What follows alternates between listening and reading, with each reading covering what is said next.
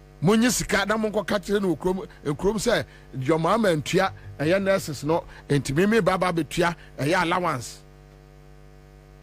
ye owi ni wie ye no ene o kape eye training college admission wono a wanye any expansion 8 years now wono a training college for allowance so a mintua so ordinary aka is on paper metua but mintua men first kan mamo dio pe bia ye. You are telling me this is somebody who deserve a respect from Ghanaians? Tell me. So you be a obuo e one or deserve obuo a scammer. How can I give respect to a scammer, a thief, a criminal, a scammer? How do you want me to respect a criminal? Even so I am a tusala krana. How do you want me to respect a criminal? How? Eya bibi memne Ghana nkwa ena yedi enyini edi bone. Ya. Eya Ghana nkwa ena ya bibi mam ya jiminti ena ya manipadi enyini edi bone. Age wanyini na otifie na odi bone. Obi antimi nka nkyere ne se bone ena wudi no. Wo sei abusua no, wo sei efie no. Adaya yesi wanyini oye pani and odi bone eye Ghana ne bibi mamu esanse ya jiminti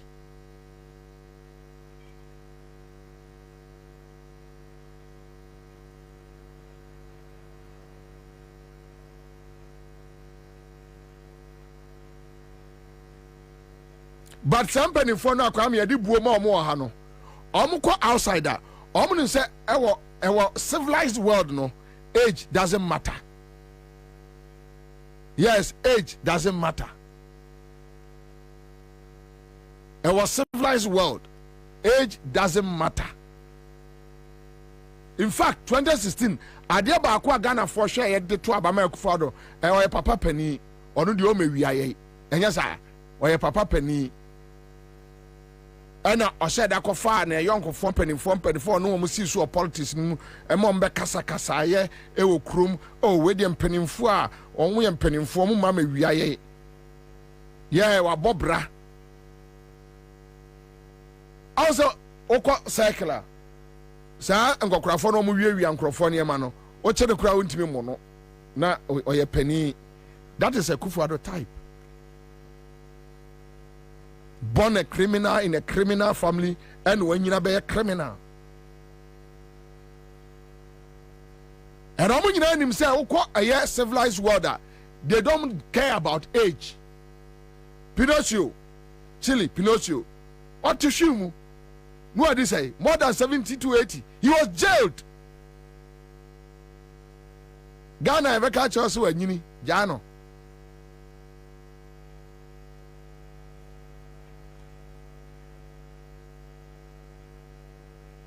Inti ya first sector by sector by sector agric me ekuani they also are incompetent no the fertilizer mame free kwame na enye oma metra last week me Bobie na America very good. Unya power ni wie ya usi introduce be a friend PFG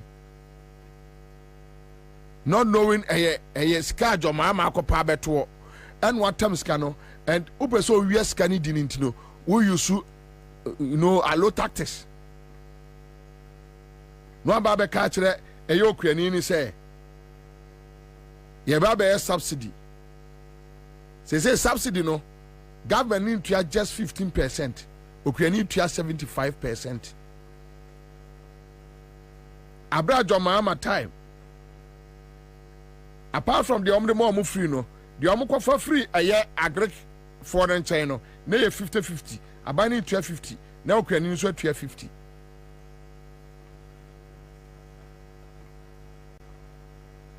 Tell me why I should hail Akufo-Addo and Bawumia. These are figures. These are figures. John Mahama did 4 years. John Mahama did 4 years. Or say me see E-blocks. E-blocks to 200. What the Debiano may I will depend on Napo figures.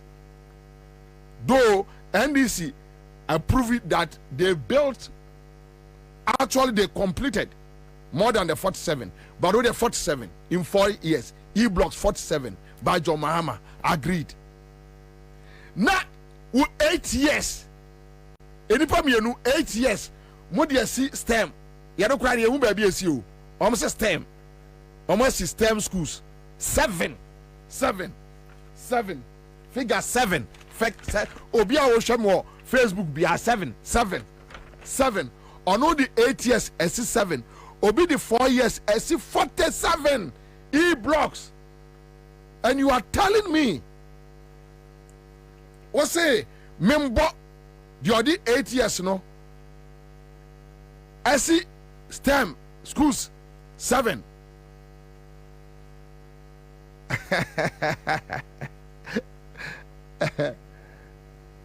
Call me NDC, I don't care.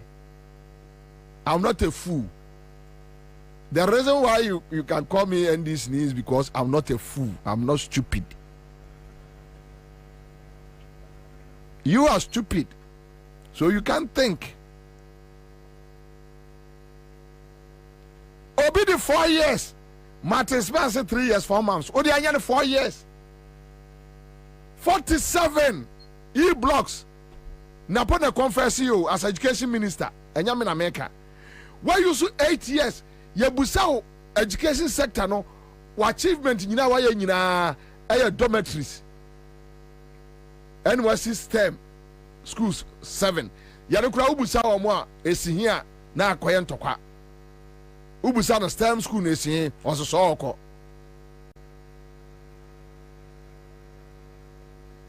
Kwame, we say also microphone mu a na obiasi radio station no aka kire ne presenters also microphone mu a wo de kire mfimfin me nyina infa mfimfin kire me infa na me nyina ai fa mfimfin na me nyina me sa phone me hu so bobo adam me o kasa apem mutimu wa bodam complete we are bodam ni. Go to CNN, go to BBC, they put statistics there. They put data, figures there. They do analysis and tell you where you are buying money.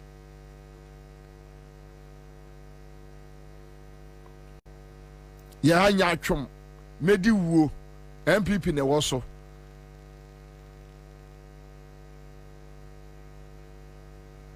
Ye media. You media is what? You were there, you didn't have it.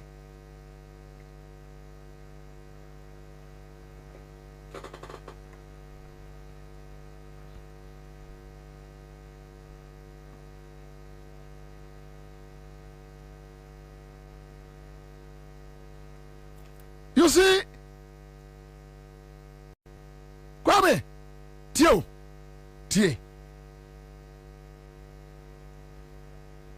Obi say me person health sector me ye wo yie enti me dey okay my far rage hospital no a survey various communities osu ada meet me boom go from what we need to do now and say yan shase na yan si new one wonanim. But as you are in term because old one no is getting out of use. Enti yamaya hunyeshe. Ghana my bebo omoniate properly. Na Race Hospital. Na esiwo. The old one was serving the people. The new one is here.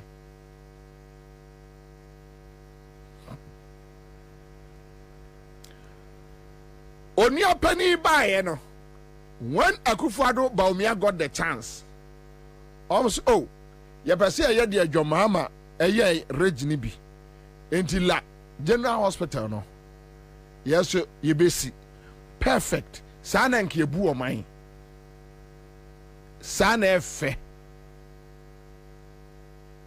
sabe Kwame okase na nado 2020 and wambu eye la de na ngu fomumpo ana nka bepem ne onsinwie a new one na obesi no and half crown or mercy no onsinwie. Do you think anybody will have a cause to complain? Why would I sit here and complain? Because at least or ye baby wabuagu went there to lie to the people. Say 56 million euros sikaba was it aba no de baba besi Emma la to abama no. He went there as a thief, a criminal, scammer, to go and lie or bonsam ketrema dintro akokra paninu o dintro o hwani paninu o dintro o ko dintro ni wie no 4 years near meboa true or false obi a wo tie mo Ghana ne office ni ba bia obi ano me pa cho twa say ya wie na mitia me ya na sesia menko ayare hwe wo la foi ye demonstrations wo mo aye den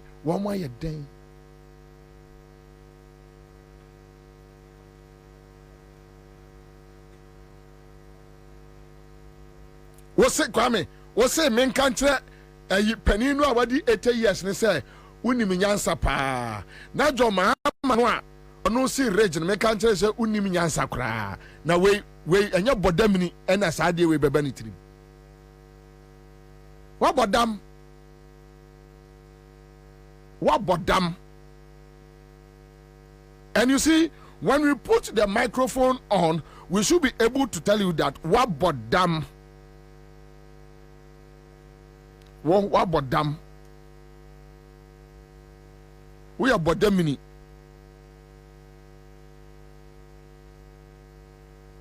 And he said, ne, ufa onipa da sani jirona busano. Adentina or support a yakufadu baumia or ne reason bia wa bodam wa Jimmy.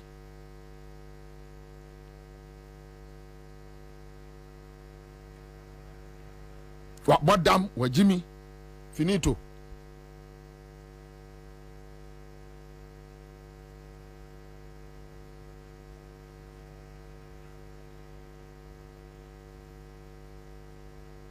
Busa almost say apieti buildings na way.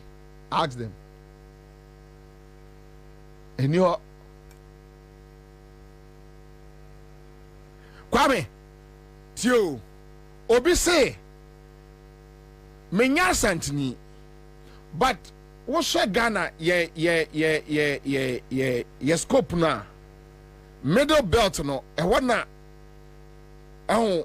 akwet say transit point free north and the southern path and so called north Ombeshia nti Kumasi akwaye center and obianim Kumasi for a year adwadie and all that pajana mo check ala no mama me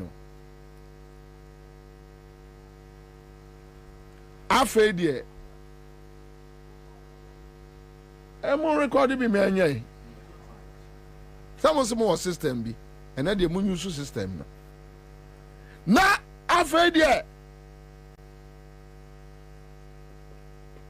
onipa ne se me ye gonjani but I say me biem what the 4 years old na say me hunu so mo boys no ye sisu amene achimoda so ame ensiwo unim me ma omato blocks and oma penti blog no anim sei enu omo atwa ni picture tembia ase me B2 amemu na you see amemu no ase me B2 you know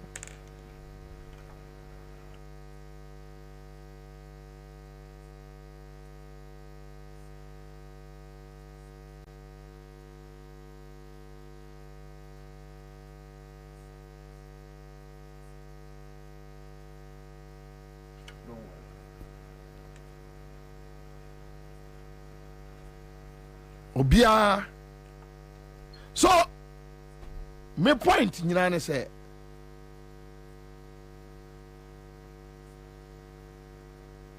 idea obia timia running on my way a year China young one.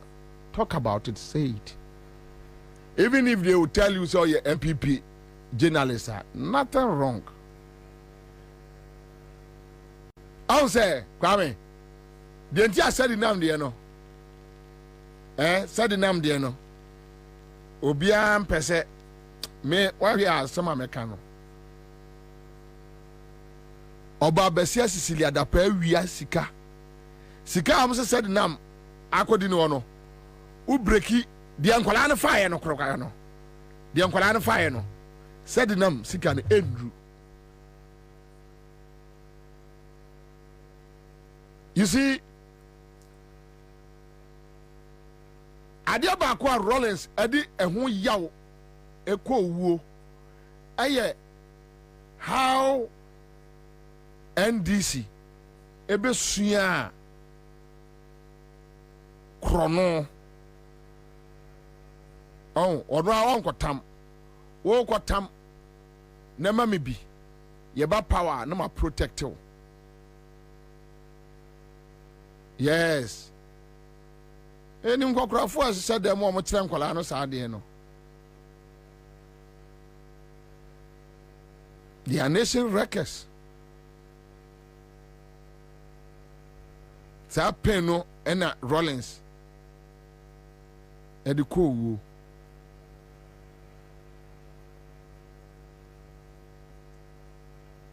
Because enema akofo no ye wo mo no. That's okay, it's okay. And you mark for me more. Now there is no way. Now say and Kakufa Atamels no Jawomo.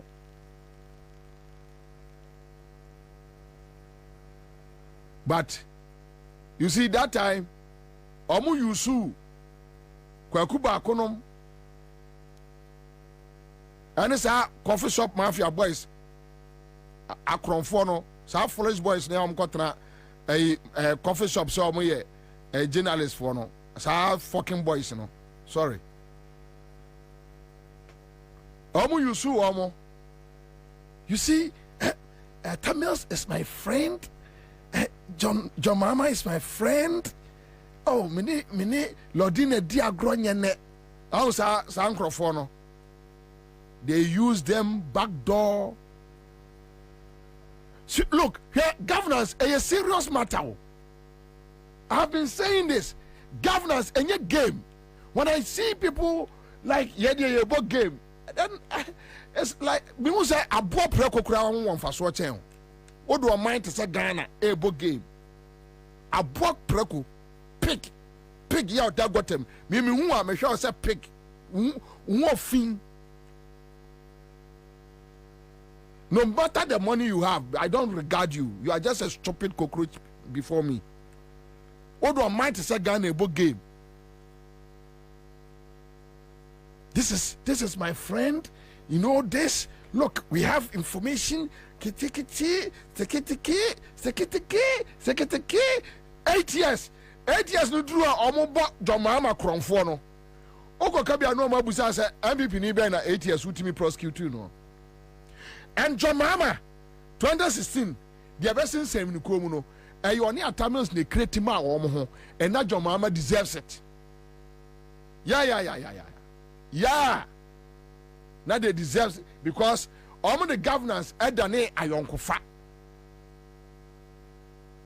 We are friends. We are one people. We are all Ghanaians. We are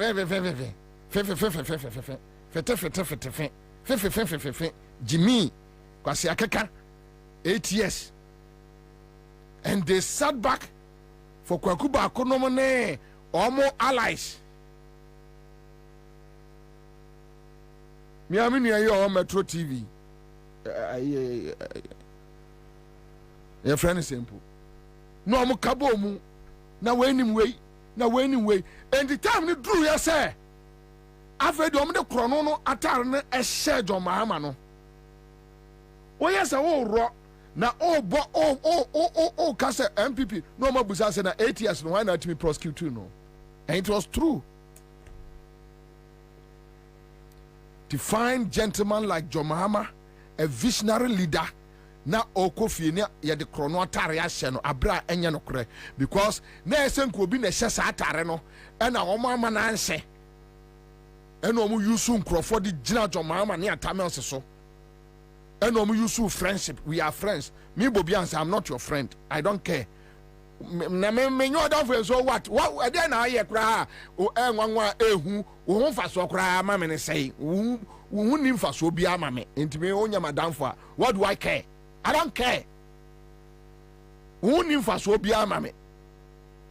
I don't care. You be a ye.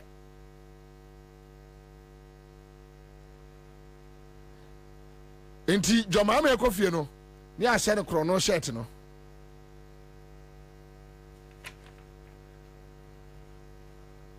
me say pick every sector. Jomama as at 2016 election year when see Bank of Ghana ankoji 1 cedi for government projects. And I know I am a parliament teacher. Hey, just canini. Tata. You just canum. Time Drew say they should account for the money. Almost say Anderson, trying about that. Catch will be access cano. Yaboka. Yeah, they quite no. Anye ye o de ye dai was me be to arrest watch me boa on be to arrest watch any day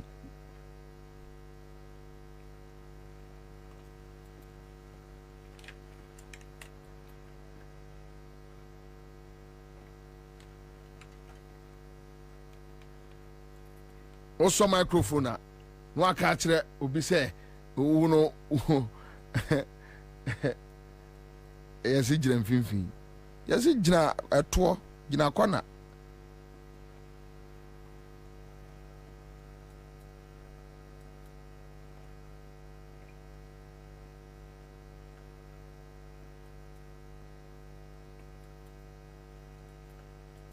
obi say o mine or destroy o mine or say o mine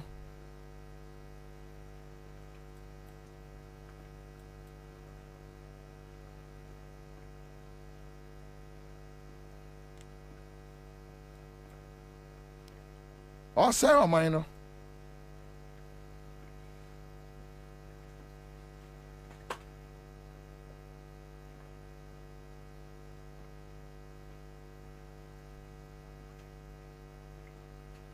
Erica said to Bobie Ansah, please, in politics, should you be friends with an opposition party or a ruling party? Hell no. Because governance is a serious business. No, some of the people, governance, as usual business for them, it's like, KJT, Toneton, you know, Toneton, KJT market. Yeah, sana binum Ghana politics so. Yani ya wasro ye che. Ye ncheni. Me, I don't respect such people. No. I will see you, I will smile with you, but at a critical point, I will let you know that I don't respect you because you are just a stupid person. I don't respect such people. One in my life. Abua crown one faso a mommy change any panel.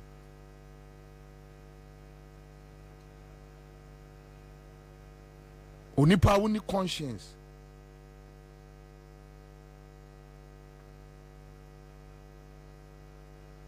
Erica said the issue is not about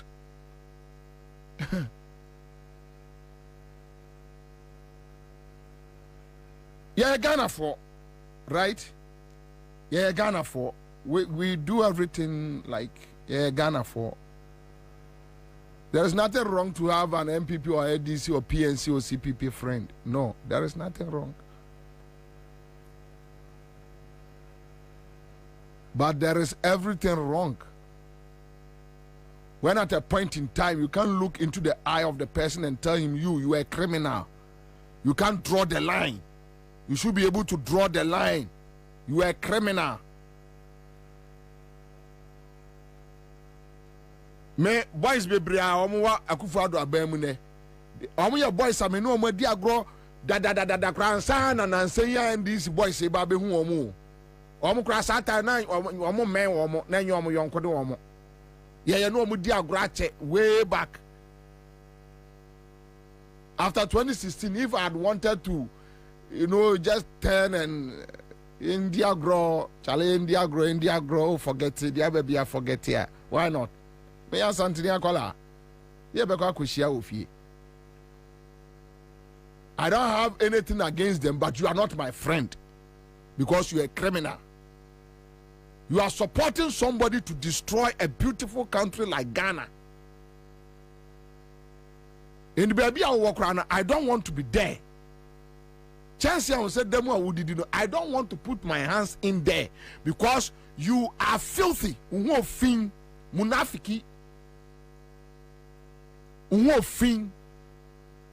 Munafiki. I can't dine with you. I can't wine with you. Yes, share friends. But many only a connection business I don't see you as a clean person. Munafiki. You are dirty.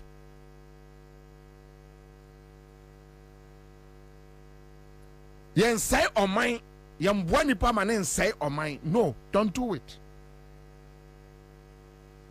You can get all the buildings, you can get all the cars. Probably me ebia kwame despite nadaruma mami hu cars wo men kola abremuntino. Maybe I don't value it, but enye hu bia. Me until I got this Fortuner, I was driving Sportage, and I'm fine because in any case, my car different beer, be different kinds of cars, by system there my out of my own sweat, me yeah juma ne ya tama me. And me to bicycle so cry and shake me. Because adia also who neno me hu jao. They also were experiencing neno me experience jao.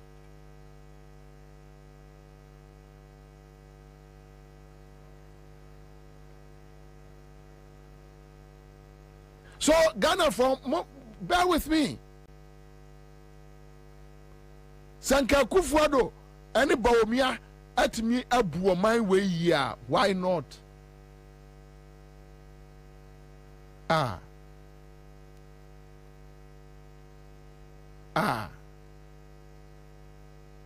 there you say tafrache na my bet na then I'm dragging them through the mud. Said the Basem. Oh, your performance tracker. No what to me akwa fa a chrome you a one project for a chrome you a man from German. One thing says UBTA. How? Oh yeah, also the 16 million Ghana cedis and a yes hard Kwamfanochi dan bugu otumfo tiem enipa mre MRI yenya bi won't be fixed dialysis machines was me atam $35 to $36 million ede fa Ameri ede akokumase $36 million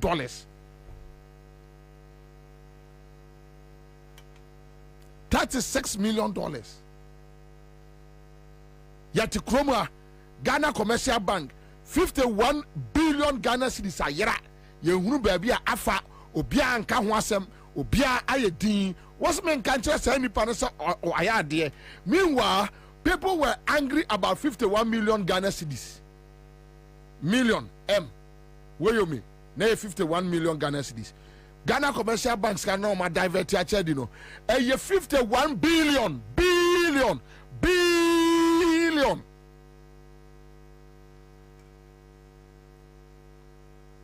What's mean Castle Wayadi? Bozat question, friendship in politics must have boundaries, especially dining with these current crooks in government. Yes, politics and friendship. You see, if you are not able to draw the lines, that is where I see you as a stupid person. Because you don't even know the red lines. You cross it at will. And you know, Kwame, in politics, I'm out when you time on rules as some for Behawa, who feels how you go. Yeah, time no answer yet. To both will be a show dean. At that time, no best no obate. The any quite saw 10 was soon now, obate. To both will be a show dean.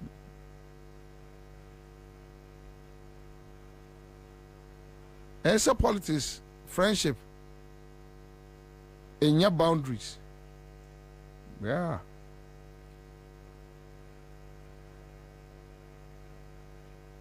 Yeni Abu Ramadan. Many Abu Ramadan dear grow from our Empire FM days. We have been friends till date. Only my position about Nakonta Bawumia only. Mesuminim ni position about John Mahama on minim.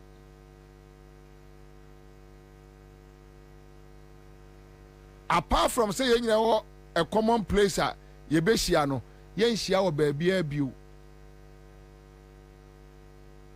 And ya fena fameko Samira fameko Baumia yen shia baby abu. Abu Ramadan onim ni fie, minim ni fie. But he is a very good friend. Obuyen, Yasu Yobuno.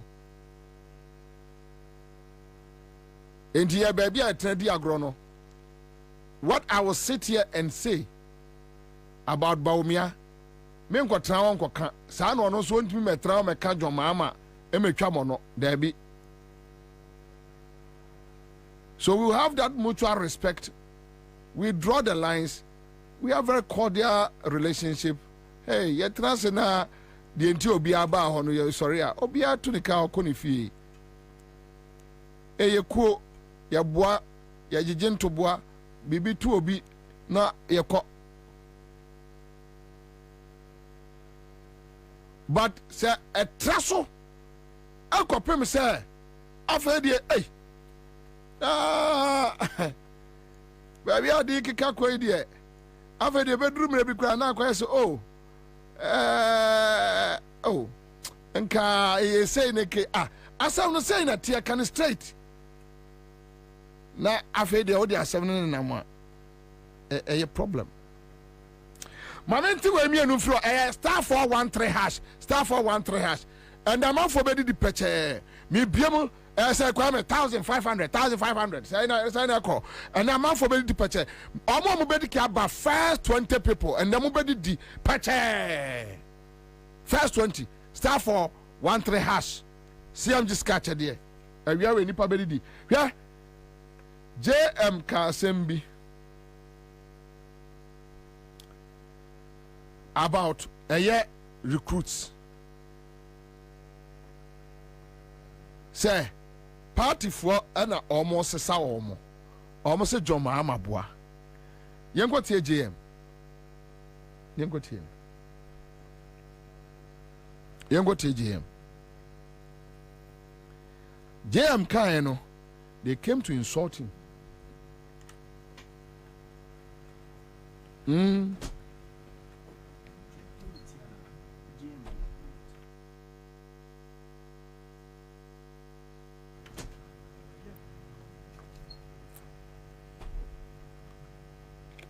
Yeah.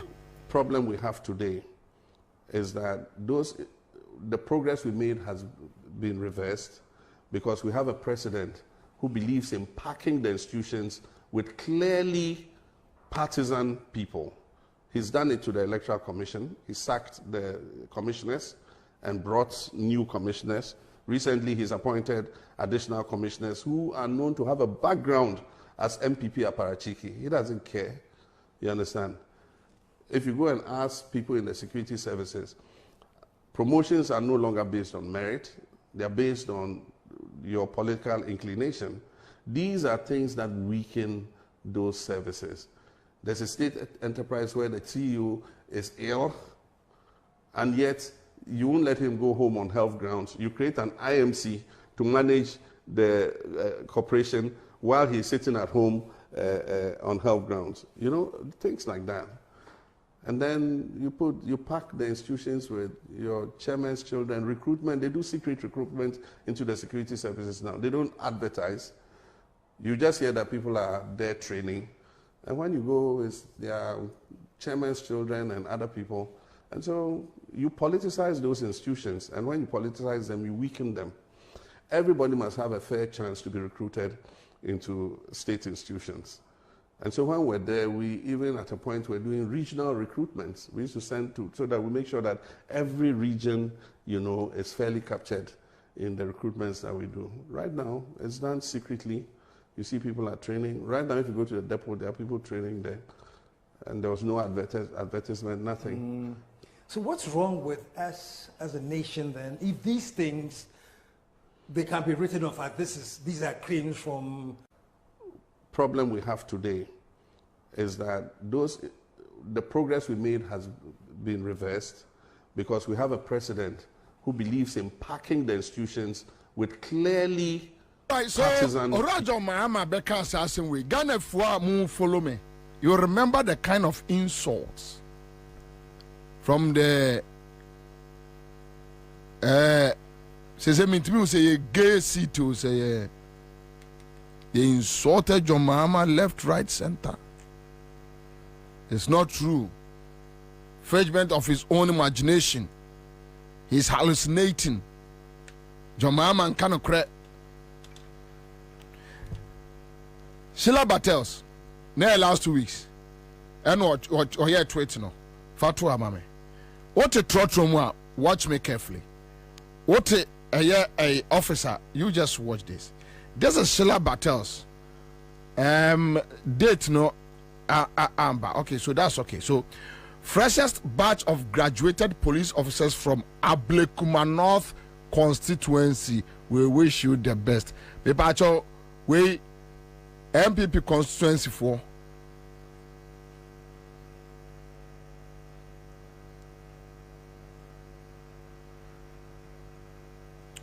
MPP constituency for, you see?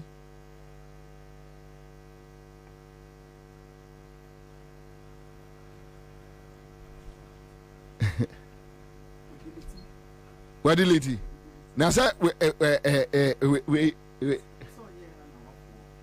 now internet, you know. Ako. This is Sheila Battles.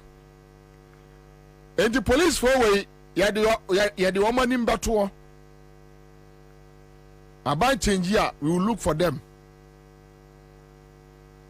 So abai a change here, you better show much that quite. Yeah, we will look for them. Nyamia du mobia ni mo ha kama fe. You better show much that quite. Na ye no ma din komo kakra. Ansah the jam can no more did not have no as well. Young got a year as soon as South DC, a Dusi Poku. You had the last week. Me bacho. We are now going to be a pop. We are better to stand near your mom. Say I'm going to say, Bobie protocol and police 100 million for them. Say I'm going to answer. They have to be something. Obiti are not young. No, I point near this kind of money. Or what are 100 cities, 20 cities? No, but here. Say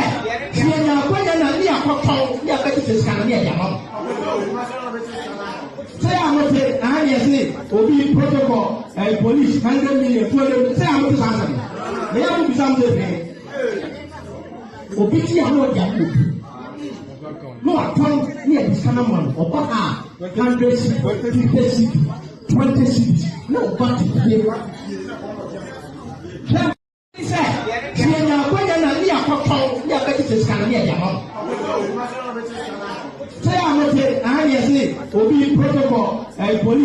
So this is a Sunafo South District chief executive.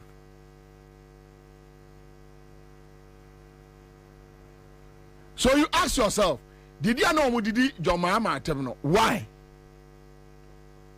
No, I didn't hear. I don't know who did not tell. Asema John Mahama eka ye no. Ede na na asai enye wo ho ano mu didi na tem.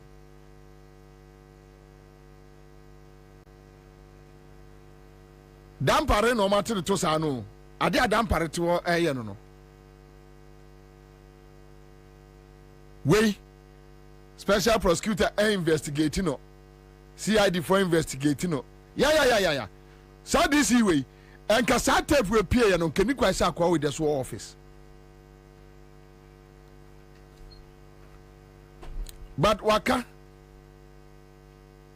was same oko obi anya no hwe. Daniel do was because he has said the truth. Because some do almost sakanwa dampare no anu se mebe piepie okromu anu. A criminal and a fan IGP. When you have a criminal president or appoint a criminal IGP, and once you saw and a DC no catch the hand. And so young got here MPP for accusations against Bawumia, Ghana Immigration Service, the Equaso. Tie, where your video? And in Kasabo be acquire a editing be where video so I can focus on no bekasa party if for minister I can phone be to one cousin of you the room kasa kasa nyame aduma next week on ye be aduma bi wa ministers are omoye notness under Nana Akufo-Addo Edumina obia portfolio. Appointees no, chief executive, deputy ministers, CEOs, Edumina, Yedubi, Yabodia, near Chre, maybe a free. Now, post a crowd, you are enough Yaba, Central Region, Yako Western Region, Yako Greater Accra, Yako Volta, Yako Uti, Ashanti, Eastern, Yabako Bia, near say, tribe bay, and on my benefit power, Fosu.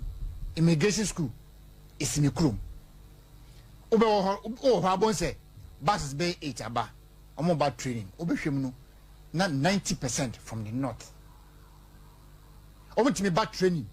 Wabra young forms in BBA. Mom young cancer. But the kind of politics he's doing here. Seeing you can see a year be a bedroom.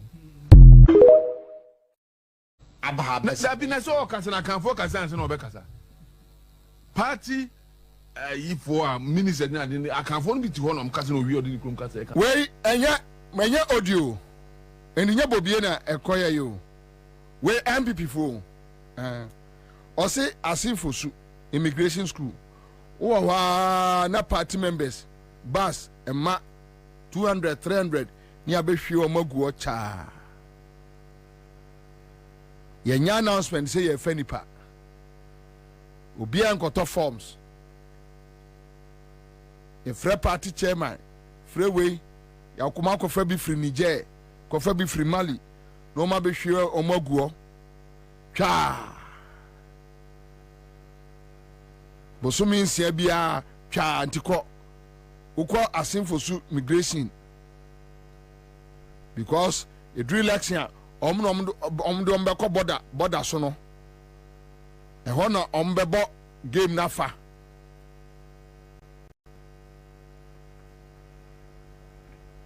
to kwa boys MPP boys na aka MPP communicators na aka enya Bobie na aka omuso kwa Samira kromufo kwa na gu immigration service ho anya me na meka nya Bobie na aka enti ya na wabusa se enti Joma ama atem didi ana omodidi no na edien ya. When your own people are exposing you, the DC is an MPP man. Silaba tells MPP girl, communicators, MPP communicate. Where and your bio and your PNC chairman as a CPP ni and now be a Tibio. And your MPP ma omodas wom Silaba tells good standing in MPP today, and she has confirmed as Sama Joma Bekaye. Or with a KSM interview, DC, you know, or a member of MPP with good standing.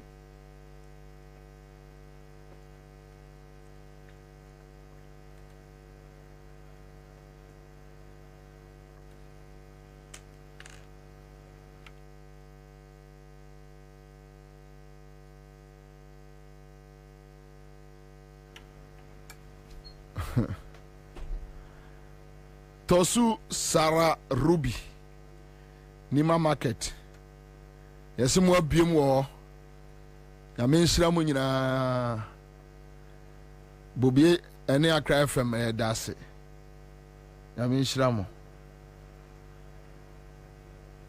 Can you imagine?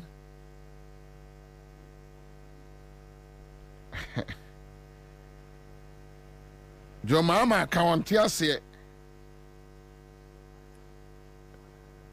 na ena nungwa Tony Steve nungwa for me damase asam nwanwa ne se ene ye friend say net 2 ena efa alanchematen ne jumadie ne live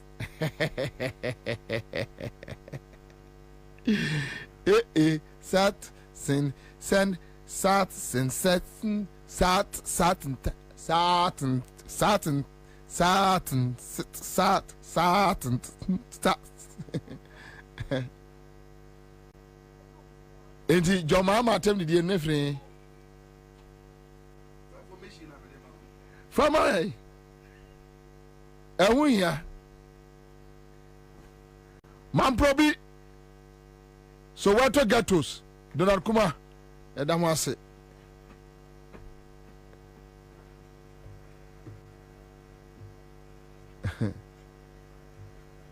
edamase pa man probi for ya me shiramo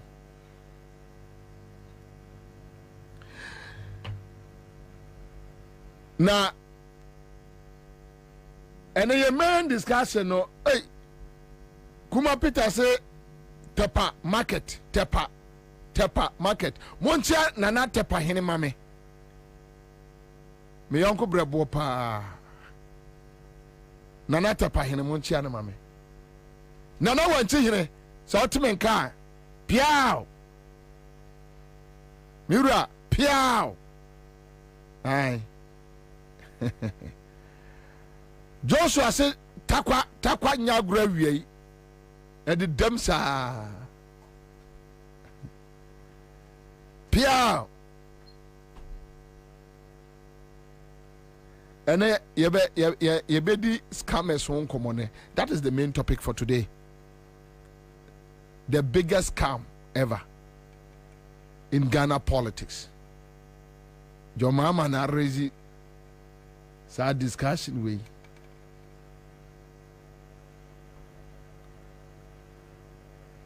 Divine, oh papa es me ready baby o Ghana web. Dr. Park Syndrome. O se dia na why ye obinim se why ye kenofurata ye ni sa. He asked the question. Yes. Well ready. You are aware of that statement. But what Busan I didn't know make it that sad statement. Yo mamichia etiefo. Unim say obey Dr. Indumwa. Oben say pressure where cause no or you be like still na no like or man abemumbu na unim say asem we nyina baaye no so oko close to the corridors of power any omo aban mu titiriw no a unim say asem we baaye on the phone nim say, well, I don't have Dr. Inu's permission to say this, so I might not be able to go into the details. But met me a comments, met me the mesa esime boa catch or say. That Dr. Inu mangasa on ten once say, like what? A day na waye, a day na si to him say, a kuo say see o kuo titrubi, e o Ghana, ye see o peniti trubi, ye see ye wo obia. Say, Nanimu nyam, ewa Ghana ha, yesi obia, oya respectable, ewa Ghana ha se ya, Dr. Inu man kono hono mwa, sadi pa kone biya yenra, eno bae. Dr. Indum, eshe de tu anamon, ankasa company phone na onim, omu kwa, no mu try some intervenir, ekodua, nipa, kufuo eni asam indum kwa kufuo o me se opanyi a oyo ni patitiri we respectable ekuo kase bia organa Dr. Indum anko ne ho no na enra no bai o de popa bobi adi wa ko bia ho ekosro mo se o mo na nado enkasa se den na waye unim se kwa na nado na ngasa no Indum bisa no na o cheche no mu se den a o ka che no se ke no foriata Akufado catch there. A can say you can. Obia what power be say you can. Ken no your penny. Even to the extent say do baby no Ken in one of the meetings or call cabinet obi eliki obi liki ye no. Ken den say born say over his dead body say onu Emma Dr. Indum bank near restore the manual free SHS in the engu no. Asamo kan no mbe kire bebia ombenya sika omre ba be ye free SHS no so no, this is a serious revelation. Engineer personal you see personal ana edu baby no so no aba be bloodline asem because second of rata no waji na mu pampia second of rata no waji na mu pampia Nini no blood is thicker than water. Gabi ocheda komo na na domo ne omo makeka nyina no. They were forced, compelled, say whether you like it or not, no. I say we'll go along. He said over his dead body, say bank Dr. Indum bank edebe no. And it na Dr. Indum no. Uni so ho no wan na ne machine no bisa say it can no munko bisa ne say then na me say me dia ye no. It unim say branches bebrea Dr. Indum unim say all the investment banks are Ghana, all over Ghana. Wow. Now Dr. Indum investment bank go coast no, it was the biggest in terms of mobilization any funds okitano. Obia machino. And now unim say na ni modus operandi ni model a use no obia operate sa na data bank anya nansan ya ni and then nansan ya na na roba power. Na kai branch no beti bi we hefa. Dr. Indum, and or retail this kind of business oko region bia ebi oko district bia or DB ko it nyama na ye na sabi o omu tumi implement omu tumi hu ye no eno ho tan e no mo de be ne send ye begu no na wi aye ne de ne bi so they can compete. So Akufado at a point in time catch the Indium say ken and yes say obi our power o de una say unim say asem na si o tram kan say MPP for no sabi despite everything nyom nyina na agimi ebi mu so wo mu kakra o ma dwun ofie una mu din komo me catch say ade om dey Dr. Indum idie on deserve sa uni nkofo bi mu din komo say no there were Protestants among them they were protesting say no ade we and say Dr. Indum ye didi no but una mu din komo protest bi a nya catch rom say ken ni catch ren say ken into ono information ni nyina no so Akufado no or the abusuamra ena na ye adwuma na so the Ghana mra me say a personal scores nyama na focus settle government mu. It won't say na do mo buy no. And now we see we took the Ejapa document for granted. Bobie if senka see a serious pan anka yes Ejapa and some of these things yanka yamanam because we saw it before 2016 elections. By the can so and just and oko kind word for word in somewhere where Ejapa document in the moon Ejapa deal say Japano. Everything no implemented to the latter say omo Ejapa ku say ewo mu.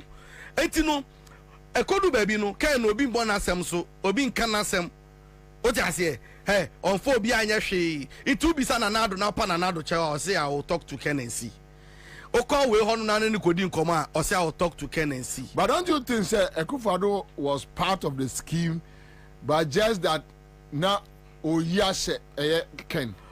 Well, me de me to me nka say me yi na film because after all Ken no hwe wase wona wo control it. Oh, but you see, and you know, say, are they unlawful? Into to me, I catch Senka will be relieved. You have the power to appoint or disappoint.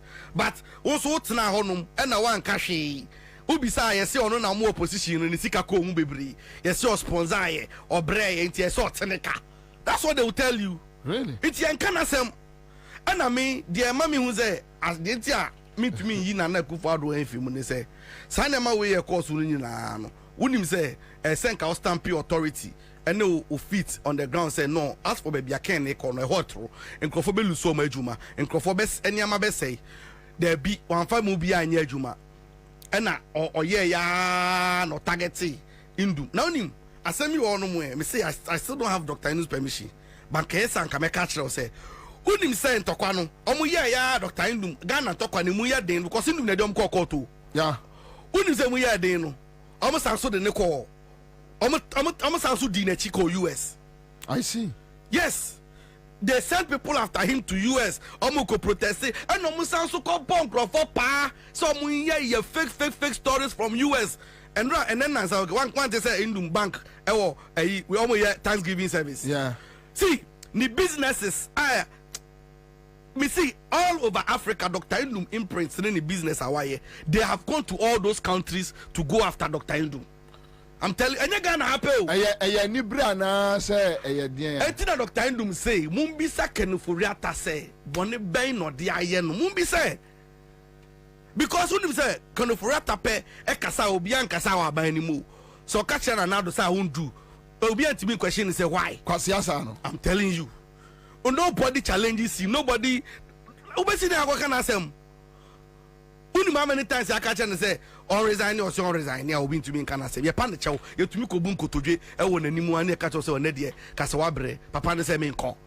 No be akoda. Or committee. No ba no muna. Mu be service and question on the sabot table. No say, "Bang." Or say me answer be. No sorry. No call on for be anya free.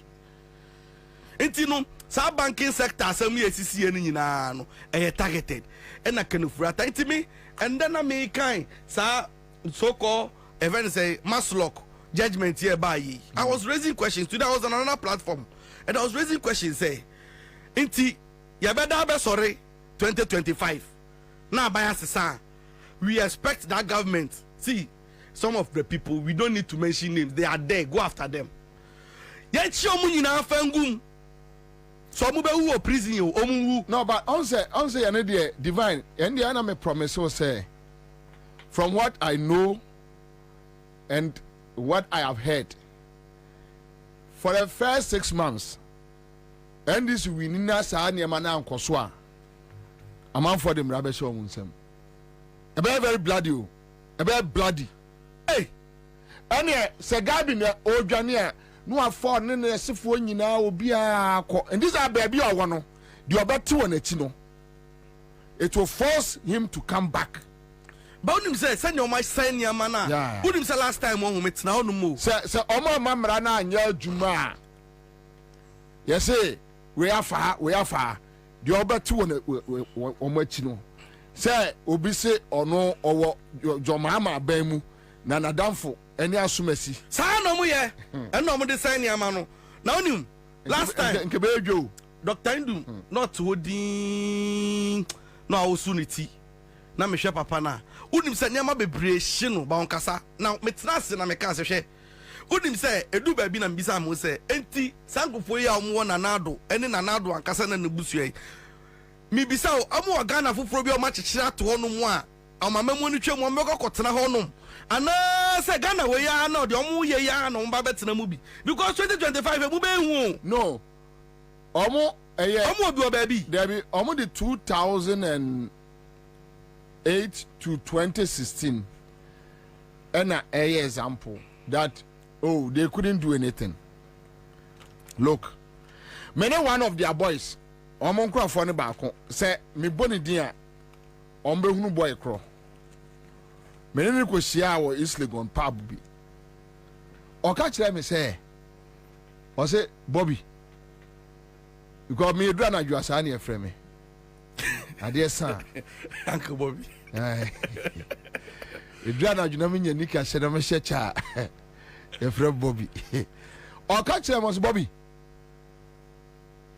o se ne boss no e ka kire ne say se omu awia ketua bi a ye beje obeko prison obewia kese and so awia be $100 million a ya pema $50 million na obeje aka 50 oji 50 you the 50 to abrabi wi a obi antimi nya hwe aso ka tell me no so you use $50 million the tuatua also ba ko de also ndo obesi dan saa be 100 ori oba agege the estate in saa sigege obajeje abre ebeka 20 no to no oni hwe no aba mu na se wafiri mu no anya 20 e di akofia ana wo gine dan 10 20 30 obi abeka so oh eye waji bi eye ebi beka that is the mindset like you know me bisa uti Ghana no wo foforo bi David no say ma kyekyere ba bi wo ho no mu a omo pa na omo ba ko tena ho because say aye die eti mu pa dia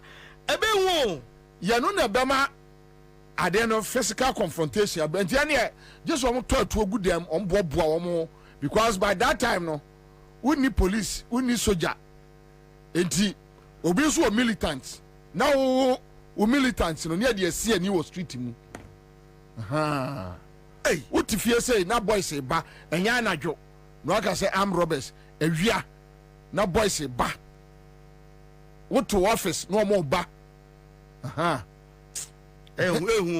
mo bonsu yeah because unim say like unim me say o man chichire eni o man ejapade eni o man sika eti set of what afre ho a na waja ho yan wi me say na nadom nkrofo yi o mo ba ye ọma keka ọma keka hwe ahwe asie ni nyina kojo hey na boni ni e enti Dr. Indum problem any the okomu nyina any ni so a osu no it's all because oru de onte ne wase enti enani na say na obisa say mumbisa Ken said den ena me de aye no osese bibi ni kra na se okyere ni mu obekwa kopa ne choba pa ne chow because onim enen na Ken yes you are finance minister Ken and a call shots in this government even pono yes you okay first near ka say Ken must go yes you okay so we thought say nkomo bi ya no kone de nkomo bi wo no mu a emu beda ho still Ken is in charge inti Ken Dr. Indum CMBisa say eden no de ayew wayo bibi aka mi aka sa medi na chi ye ba bebu nkotodwe ni apa o chew enti say no say that we Indum so enya position bi a onye o mo family same you see unim me eya some unim say to da bi so a won eya me blemu sometimes Dr. Indum so ni kromufo kakra me blemu a central region for me blame Elmina for share investments anything na papa na rising ya ma waya ana o Dr. Indum wo matache no grofo emu atache no a obi ahwempa obi anka hwi ni kromfo ete wono mo ye no phone saa ne ya be fa Dr. Indum adi free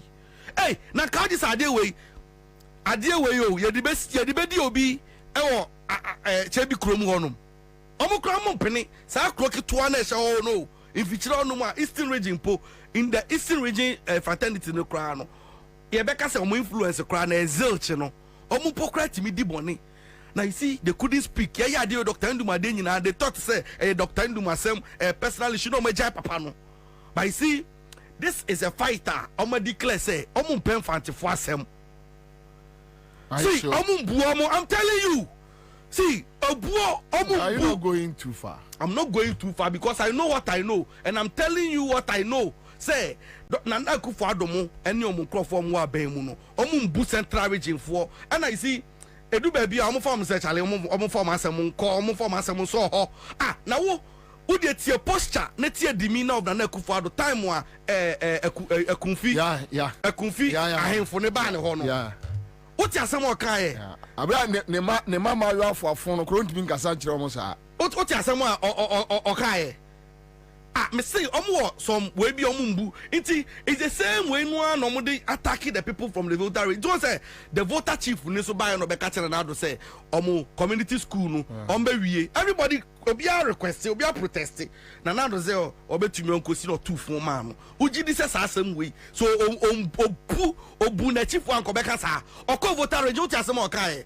See if you call central region and see uti asem o kai. So all of these things should tell you so ombu omo into omo this year central region for this year Dr. Ndum or the bedino na me dey me yan say for wa ban mu my benefit from Dr. Ndum benevolence and then omo obrofi bi omo ka say from his generosity obi ti say abenyo marking school fees Dr. Ndum o si obi antumi ntua school fees wa na obe kan say Dr. Ndum ne tua fees e san ko wie free SHS ono all time o explaining free SHS so fast no say ebi mu onu mu a omawfo oni bibre no mo bro say Dr. Ndum ne man scholarship or to be the wie UCC e the wie school. I see. Yes, I'm telling you. And obo a mo di no sa bone no. O to me you see ena make us 54 omu nkra mu diem. Omu kra mu diem a Dr. Ndum enye ne bro bebre ni ye. Naka ombeja no a na nkofo ketwa we e de abusuasem aba be say Dr. Ndum businesses. Omu ye na abusuasem because only MPP for Akukudam for Kasa from other places they don't agree with what Nanado and Kenofurata did to the man and to other people. They don't agree. But I'm telling you, Senkofo they show me say some tribes be on mudia. Omo ye bola gusu ntini eni omo ye momu enu nyamo mbomo. And omo asu kromu for na so gina ho no mu ane de adi omo. But baby one mo bi mprima ye mfa ndi omitimi ebi one mo ameka say ye bete say esi o asantefo omo ye tu no omo nye because the truth is that they protect their own, they fight for their own. What na sia na hwede dia Dr. Ndum nkrofo kito we yo but you see me de bia asem am de chichi me re ni say emre owe ye ni kaso wan yare a obewu say wan yare a obewu emu je wan na obetimi control nti ye wa ha bie nta nkrani be se bie nta yete he ya che saman say che obe dodge na no par obe dodge na 9 o'clock ya obeda de besa obenya nti boni na omadi ni tana mi bisa say ti boni we nyina achi no omo okro fufuro bia omo betina mu ana se Ghana ha ya no mo ne betina. No, that is what I'm telling you. And come on omudi behind the the curtains say omo 2008 to 2016 their course and they think NDC Ansah any match. John Mahama was vice president then. Even 2013 when he took over from Mills, the same at the comment when what they say, and they feel like they have me know be share Jolu me na share script ni be share Jolu ye dim come on catch me say or mention the particular person around John Mahama who is the main tunnel. He mentioned, he showed me a picture. I watched it like this. My friend listened now say, Charlie, can't see something. I'm telling you, that guy, I've seen him with a Akufo-Addo entourage on 2 occasions. It's here, baby, deep in the night. I said, look, Kwabena, I didn't say. This is the person they are going to use. Hey, and Bobie, as I miss you, Wouldn't say, no credit. Wouldn't say, and then Ansah, Obi, let's say, or baby, and or that or said that the two must say, oh, you're too petromo, or say, in Kofobe, say 50 Bianca, not anyone say, what has changed? But later, no, on your mudding come on, no, say, yeah, change, said December. So, like Obi Abre, it's no Nebufuo, or they share December 7th, say, at least, and that's what we were. Hey, now December 7th, but 2 year, now by us, near Behu Bibi. Ebeman go for but you see, me, from John Mohammed's posture, and then a running mate, Jena no Poku, a posture. Because you see, Jena no Poku is a disciplinarian. Why school watch it. And you know, Jena no Poku is one of the academicians of Abeura politics. We need to be a kafano. Minya sure say, even if JM office will succumb, Professor Jenano Poku office will not. But with JM poster that I'm seeing, also John Mahama Nyobia or ya dear kitty on Tessa in yes, I am a bono. Omunia Nunia Sano Motier, Ibrahim, Energy, Sano Munia. We see Anwa, Omega Sabi, what she Jimmy for? We share Jimmy for. Now, or no shall say, so no shall say, or no baby. Minimum papa, mamma to a mamma. But many and you are following in a diabro. Omukra the same posture. Ibrahim, a very hard say Ibrahim Bubefu. Just a walk pushing to the last point. He said, no, I is Mantianoa. Oh, Jimmy. And this Ibrahim. So, divine, my point is say, as much as we are getting information, Crofoni, Edim, Komo, and Crofoni had the confidence no more. You did this album and say, BBNC, we will pay our way out. But, Mimi Jiri say, when you remember for John Mama, so punishing Crofoni, yeah. A bear and send na ho. I'm any criminal family. To say Kufuado, criminal family. A bear and send na ho. Me was a GD, Me send a wakana woka say, this say, or Modimina, and this say, what should the former do? And ye, I'm one who the near before the year. You better shed the Biama to Quan. You better shed a bufama because you know, that be, and yeah, every day, you better shed a bufama. But you see, divine, maybe. Yes, the divine. Because I saw in here, Nasa and Dimina, so you're not the better. Hey, the fact that they are calm, the fact that they are calm, the fact that they are calm doesn't mean they are not firm and they are not disciplined. We see, there must be extra. Oh, you see, the Siano, Asana Yakano, Akuma, Ebufuabemo, Itino, Yampesa Obano Ababe Catches, oh, ajo bro obi ani ni fiasem na ya nya ni din da bi edin bi anu kofo mu ba ye de o ma nya mu bone kroma nya mu bone me media ne se kro amfere entu na ho a osi ombu na ho na so so obetu a wa o watu na ho no dia sawa ena kekaduro semu a wo na obefere da bi these people have gone after them. They have destroyed their businesses. They have hurt these people. They don't even care. Na mo amadi bone enim se mu esika omo ho yenim say na musu ebusuafo awu how that be it is how banana no be dealing with kids gloves na say onu omu eni ampini o me say ni omu mu because yenya hit the road running no sadano the first speech we want to see and moreover no say see no yen no opposition for no ye ton na sesa say say ton na ye say ye be compare ye be gina in the middle no atwam middle be any middle ground to be middle grounds be any there be middle grounds to be any common na this say no me there's no middle ground for me maybe somebody else but me I'm not taking the middle ground position say first na be ya no kochu ya bem kakra me ntwi obi ambem ye de ko ye ko yanim o ya here Tony Zabugu. What Kwabena did say? Shenko she. Nana Kwaba. Zabugaba. Shenko she. Okay, so Nana, in fact, that you need time to deal with the biggest scam statement from. Yeah, very important. But me read the idea war, Ghana Web. Yeah. And a sudden me heart kakra. In the man busa divine by na me busa no about Indium busa question be na kanofrata mayene den. I read it on Ghana Web. Yeah. And I felt sad.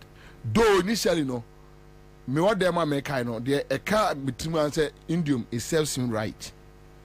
But on the second thought I felt like Onipa at any point with me a mistake in taking decisions. But it doesn't mean you should be punished beyond. A man can't even workers. A can't conform musika daho. Just affect a whole nation. Generation. And I watch me say, Sir, Indium Kwaya, Kwakufo, when you know, Kufadu Kra, Kufadu say, Ken, and yes, I only want to me, and it's sad that. Now it's not about law. It's not about you follow due process. Yeah. It's about mibusu and you know they no pay. Na yenye mano. Kwara I mean chetty for na menchia minia divine. As usual, you were very loud out there. Except that a call wouldn't let me be a listener. And I paid attention when I was coming. But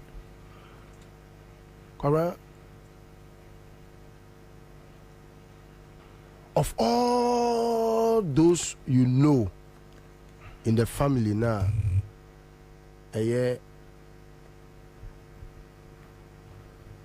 characterized with a woodism, a bonifusem, ne a tutrasem, ne sanium, a very negative.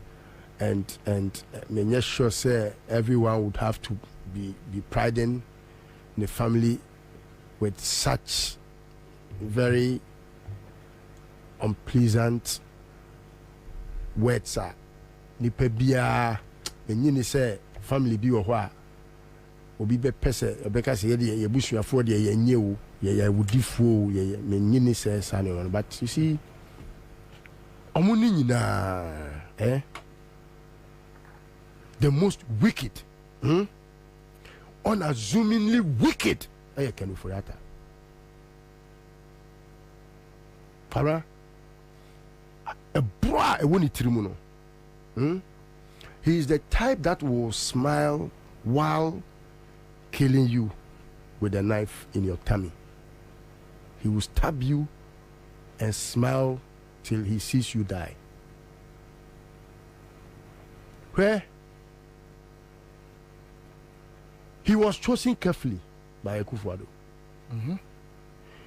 Akufo-Addo knows his traits. Akufo-Addo knows how Ken has scammed many in the past. For Liberia, he has so many of them. A criminal. He knows how Ken has behaved when he sees money. Whenever it's about money, sometimes you can't. Ubi a commodino pain.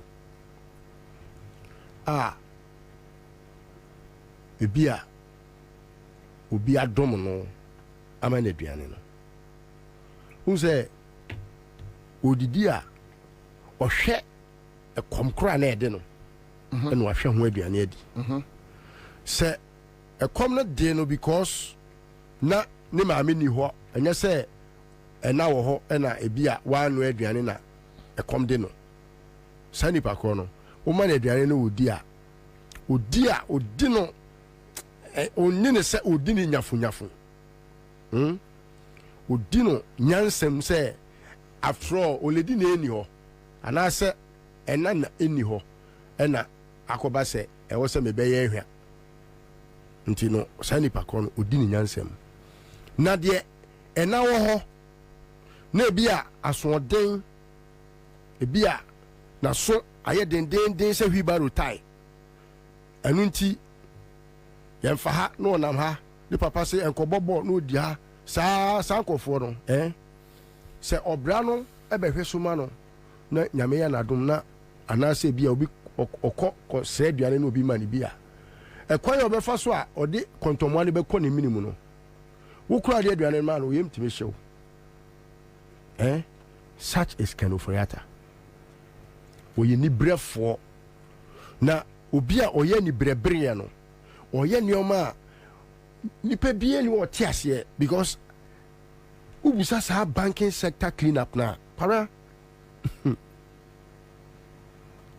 ɛyɛ subject ketewa bi o medi sika ho dwa ɛna medi sika abɔ binom besia bɔ ɛnyɛ bɔne sɛ medi sika abɔ obi besia ɛna sika no ebi yɛntwea meka akodi kam emu fa kɛseɛ na no ɛyɛ contractors a aban ɛna ama wɔn adwuma sɛ ɔmo nyɛ na aban no enya sika a wɔde atwea ɛna ɔma bɛgye bosia wɔ pakwasi ndum ne yɛfrɛ ne sɛn siniadofoɔ nom hɔ ɛna ɔmo de yɛ ɔmo adwuma enti oba aban mu no ɔmo afa nkame mo sɛ yɛadwuma yɛyɛ no ebi a yɛamɔ nkɔfoɔ bi besi anaa sese o ɔmo de kyerɛ mo yi a sɛ sika no a ɔmo de kyerɛ mo no is in excess of sika sɛ ɔmo saa nkɔfoɔ no nya ɔmo bank no bɛgyina brane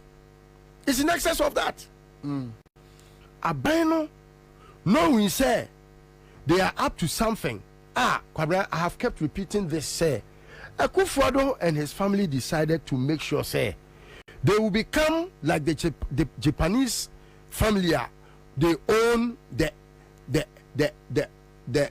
entire Japan economy, no, because that family, no, if you go to automobile, they are there. If you go to fintech, they are there. If you go to telco, they are there. If you go to oil business, they are there. And so, Sasan, Tuomune, Sanya, Maniamana, China, Nibina, Basi, China, Niben, or no business, or the Babe investor Ghana, so about them. Said China, Niben, where Jimmy said, or no, was a Sanisika, wouldn't be Bia, said Ghana, Hano Dinisikeba. So, Kenoforiata has been, Kwabena, it will shock you to know. When you say everything McDan is doing, Kenoforiata. Everything McDan. Bibia, what is you say? McDan will kunkum ni power.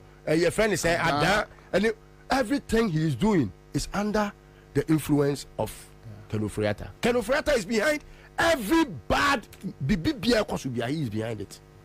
Now, his promise to the family is to make sure that the family never goes poor, ever.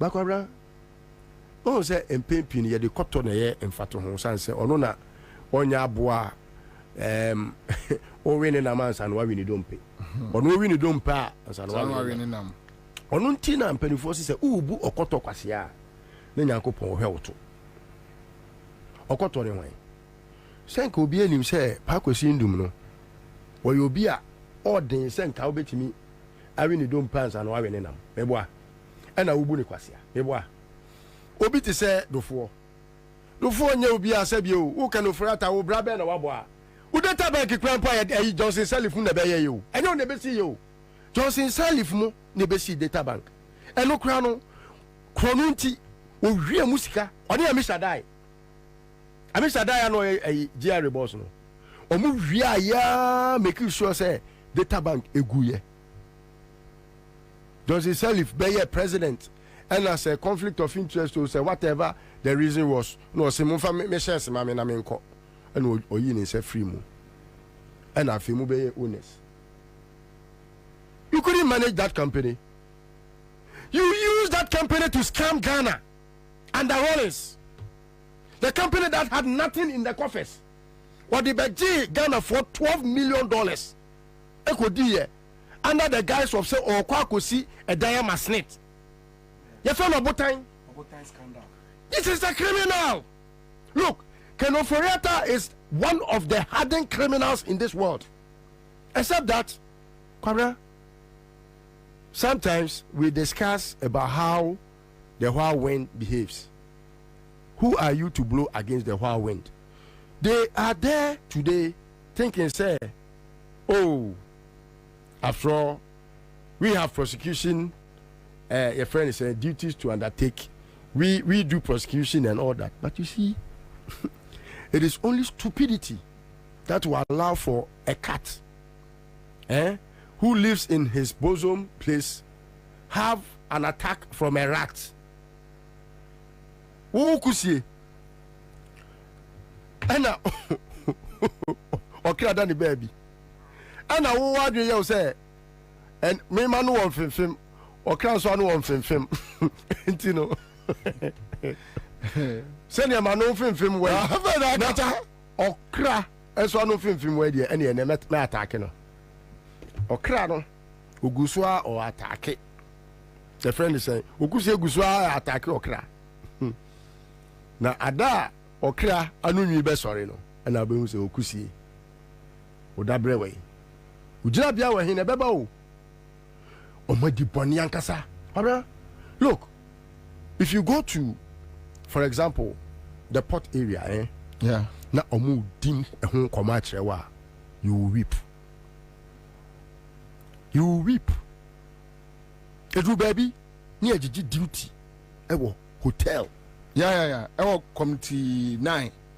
Edu baby, na bullion van etimi raga bi fie.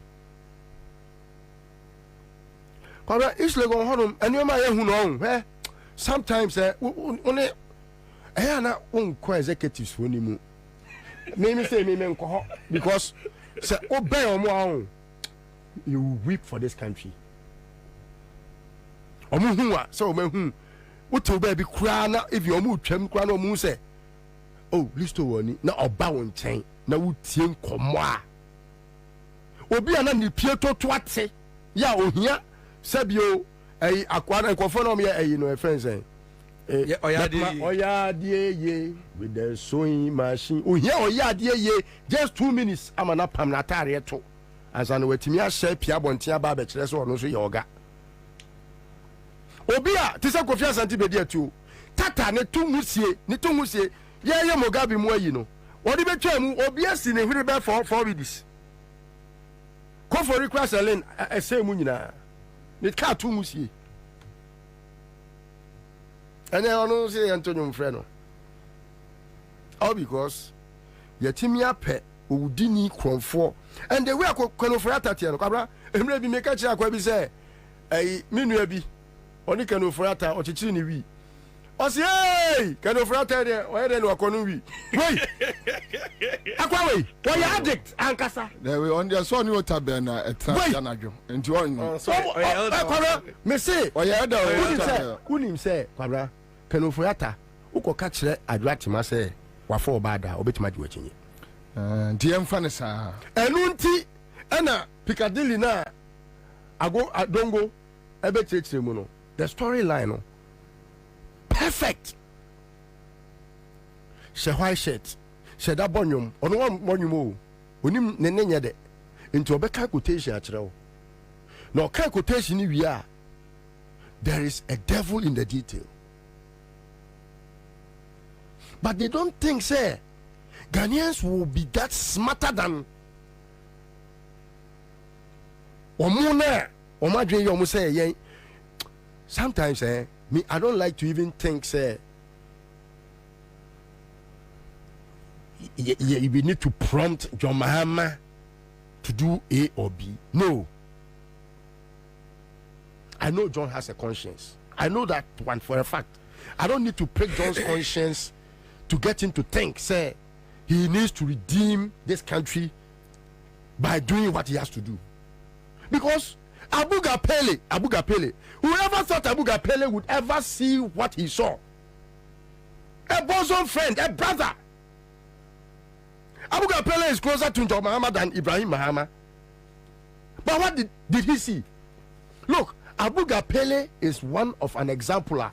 So young people would this kind of dream say, me church me to tisa magan na kwasi ampeni jimi fo we no atena kem say fameka John Mahama ho. Abuane aboa ene wo wani hu makole wani hu say dua bi mu wo ya ne nam cargo honom wo fi oyin Kwabena ne ka bia oto pa o de ayo roast o de akoni abo de akwane ka no de besia no kra fe makole ni fi bi ene wo wa nanu bi wo he nanu wo so ya mu satawale ano so hwe we nanu but na wo kunkun nipa e wo adan think say adam no Kwabena his days are very numbered. He can go to anywhere. Look, Makole, listen to my voice and keep it, put it on your record. We will chase after you. What could Nipa do? Make sure you protect all your family members, because revenge and vengeance, it will come. It will come when it must come. Guy no journalist no who yes police station no. Ni sister frame me. O kan sem ba ko pe na me yem sheme. O say Bobie ada ye be bubu aba MPP beko opposition no, I will be a murderer. She called me because me guy no story no de this or say police ni no madan man be che onua no oni no. Oh yes, commander no no oni no. Why not? For her say pa kra no obebo na she just waiting. Me nam nim ni sister no. Me kire baby a because baby a ni sister no Magdana se di o ma chi akopam ni sister na free wo di Amalibanese fo bi. Intime nkwa chi ba Bernard Mona enim. Oh yeah. O ka kire me say bra ada ye bebo aba. Yes, MPP and lose no. Hey, count me among murderers in Ghana.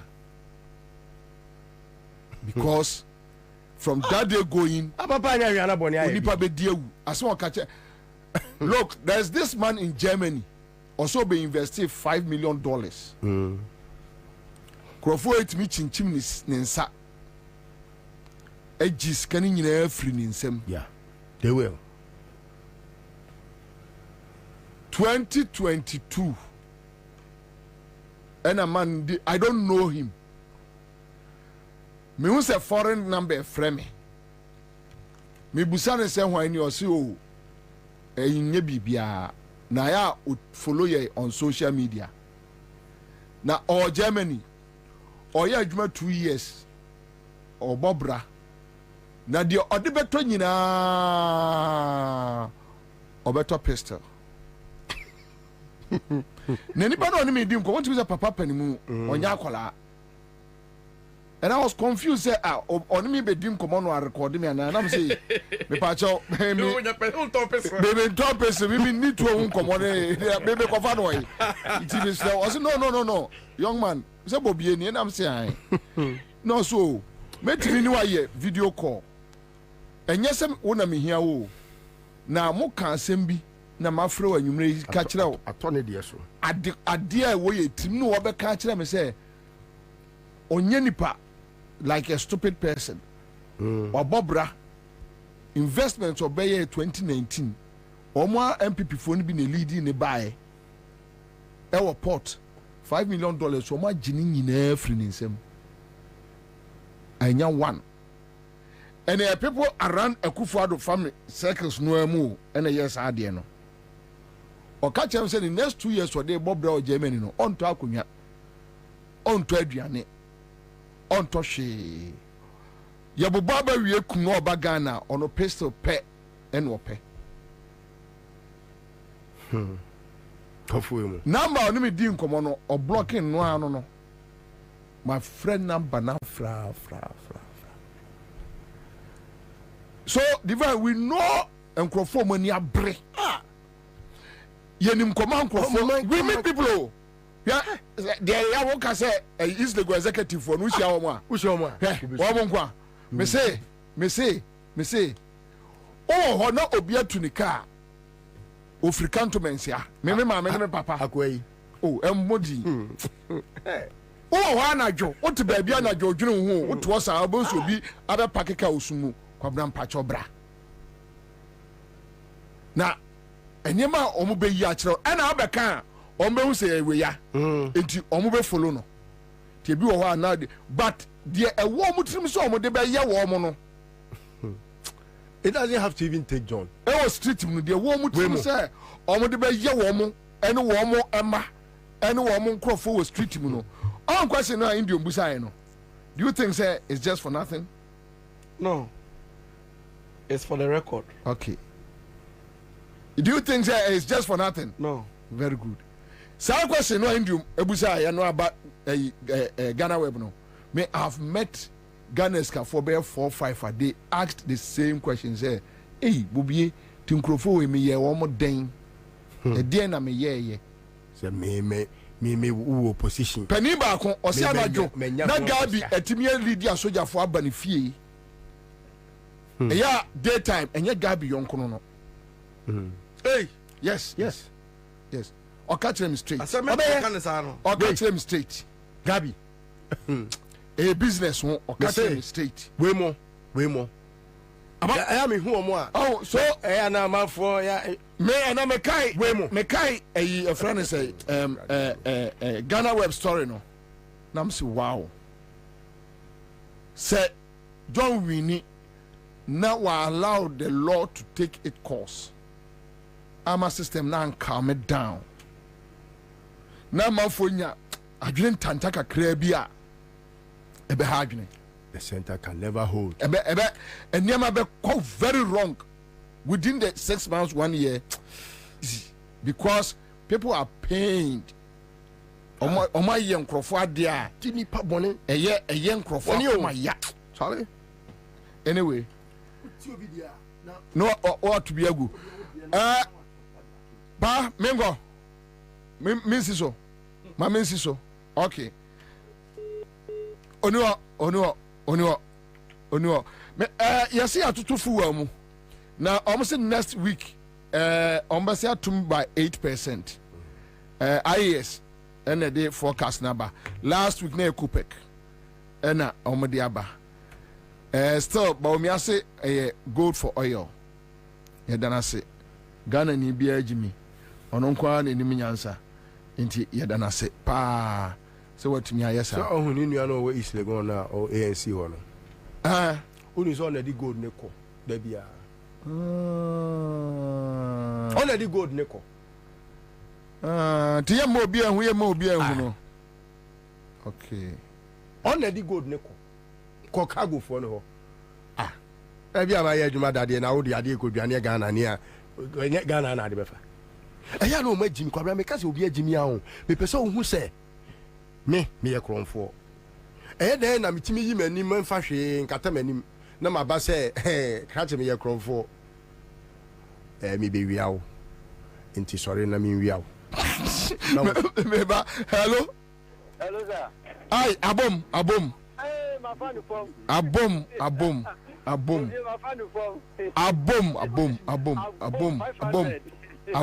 what you say? We have 500 oh. Kai. Wait, midweek. Midweek. A man yet there. Midweek. A man yet there. Mo. Ami. Koswan and CMG scratch at the entrance. Live at 100.5. Another winner. Me tungum mamus kanko didi. Ne cheska bedi di peche. Are diva opes can be. Utu atukwa ohwebesano. All right, so I'll be back. Beba. And commonly say the biggest scam. Efira, my wife knew. Venene na baba trefia. Ekia, me fira knew. O wife no ho fepa. Me da say. Na won moduane ye de. Ne nsa no bo.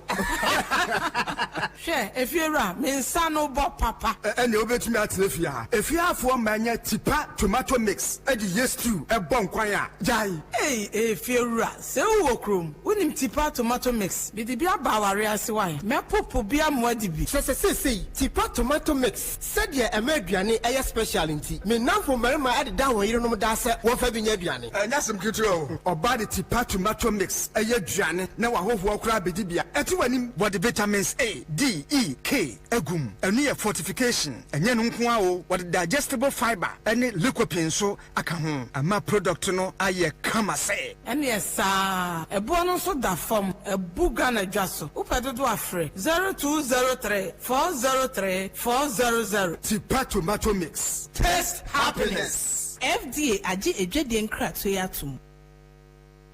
He is able to deliver. Ministries worldwide. I sign friend of the Father's Family Church. Woman a night of miracles and prophecies Ediaba and Centranene and Komse. Theme Dasuni, God is able. Reverend Sumfianko Awiye Unyamedeni Yan Centrania and that from Kra. The country quite baby. How many Padudwana? Woman to quite near our Katana Braboni and Koyen Famano. What me to quite echo America memo. The Nana Wadia say, and they were what dear papa. A fee, the Nana Ope promotion, a word Jumemu. I input woman list to buy and didn't come. Yankopon seni die no nyam am ye promotu no wo adwuma mu obi so ye chine kun wo bra na onye boni bia na so no ebra wote Reverend Sumfianko nka pe onyame ayi ni kun afiri ohawa na owo mu bra na wabra bo enye sada kwase na wei ane kwase Midnight glow where the stars align. We lose ourselves in the rhythm divine. Underneath the sky painted with dreams, we're chasing the echo. Me bra na ubanku ade a ubenya baabi a wobeda. Aye Citizen Media College, we train professional. In the midnight glow where the stars align, we lose ourselves in the rhythm divine. Underneath the sky painted with dreams, we're chasing the echoes of silent screams. Caught in the spell of the cosmic night, where fantasies. In the midnight glow where the stars align, we lose ourselves in the rhythm divine. Underneath the sky painted with dreams, we're chasing the echo.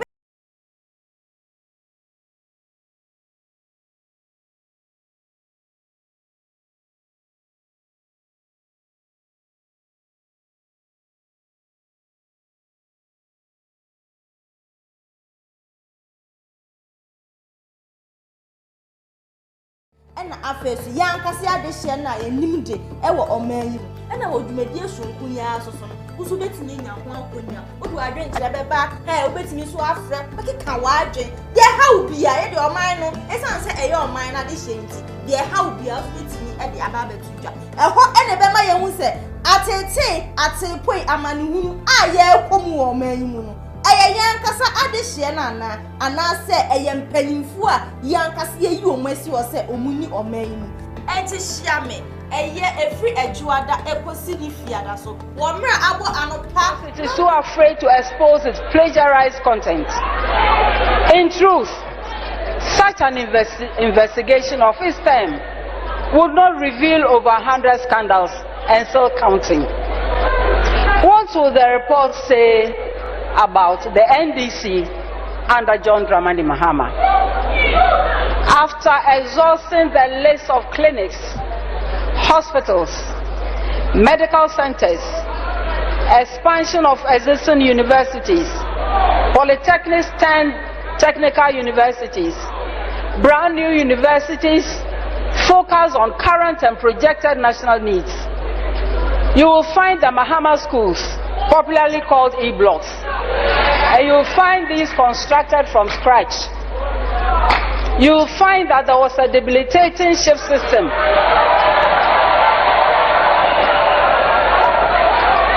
and that it was painstakingly and effectively abolished.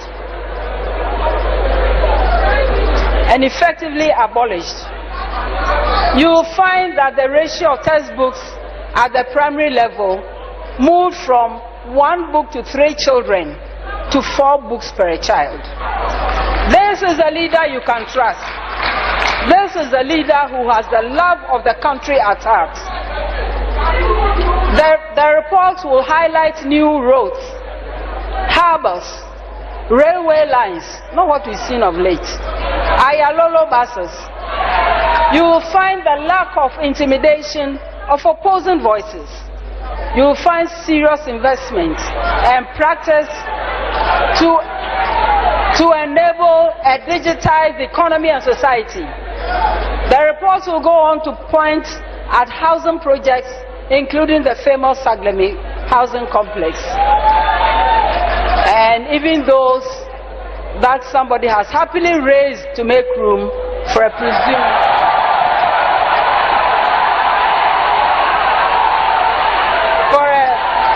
presumed cathedral. You will find that journalists were not hounded into exile. Should I add more? Okay. The report will find that once upon some years ago, the blame for power outages was placed at the doorstep of the President and the Minister for Energy. The report will find a President who solved the energy crisis that he inherited, and a minister who did resign on principle. The report will tell of a timetable for load shedding provided to respect the dignity of citizens and acknowledge their right to plan and also to learn the truth about our situation with energy. The report will contrast the existing arrogance in leadership with that of the respectful JDM, who builds the children and youth by offering lasting skills, quality education, serious adaptable training, who opens up the economy to create more space for jobs and self-actualization. The report will highlight a JDM who does not line up desperate young people in the heat of the tropical sun to march and salute him as head of state for jobs that have no head, they have no tail, they have no future. The report will explain the foundations of the principles of the policies of the NDC, that they will see that the NDC strives and thrives on consensus building, from observation, study, analysis, vigorous debates that tolerate all views, to an agreement on the options at hand, and end with well thought out implementation plans. The benefits of such approach inure to everyone. They inure to nation, they inure to community, they inure to individual, in that order. The report will highlight, going forward, the critical processes that will lead to innovations and flexibilities of the brave, timely, intentional intervention of a 24-hour economy, as proposed by H.E. Mahama after consulting widely with stakeholders and citizens across the country, because he respects everyone. I am not surprised at all that many labor groups, businesses and individuals have embraced the concept. It is a vision anchored on the firm belief that the right policies and with the right policies and incentives in place, we can inspire a new generation of enterprises to adopt a multi-shift work system and wider participation in the economy, thereby ushering us all into a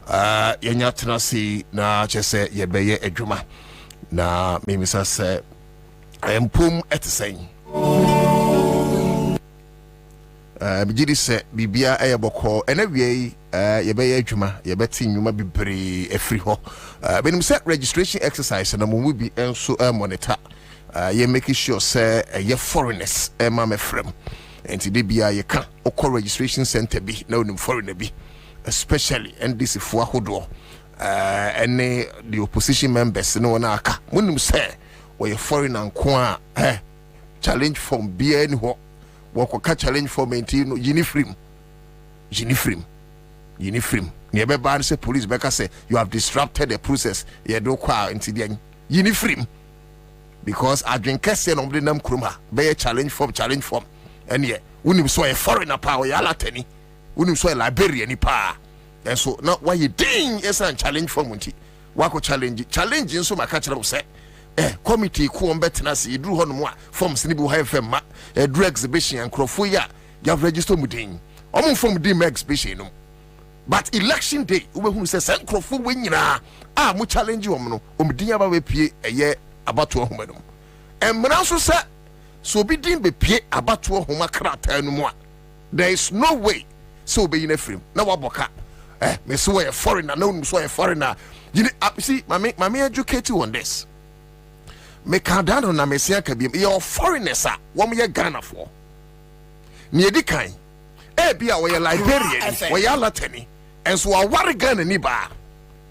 ye no me temantam ho eti se sankrofo na ware Ghana for ma ye behunu eti no de by virtue say waware Ghana ni ba no o ye Ghana ni the laws allow mane be ye Ghana ni citizenship by marriage afei obi wo no mu a ni maame ne papa ebiom ye Nigeria for anom ye Liberia for anom free Ivory Coast anom free Togo na mum ye be wo no wo Ghana adese konkron asase so the moment abehunu say ye wo ni pa ko no Ghana asase no so no it makes the person a citizen and found say ne maame ana ne papa eye Nigeria alata anaso ye Liberia ni me ba cho uteni pa ana ye won krofo bi ho no mate set nansan Stevie Wonder American but also training chia we pegana for when we pese we didn't hope boy prekope na odane Ghana ni ne sentina na akufo the president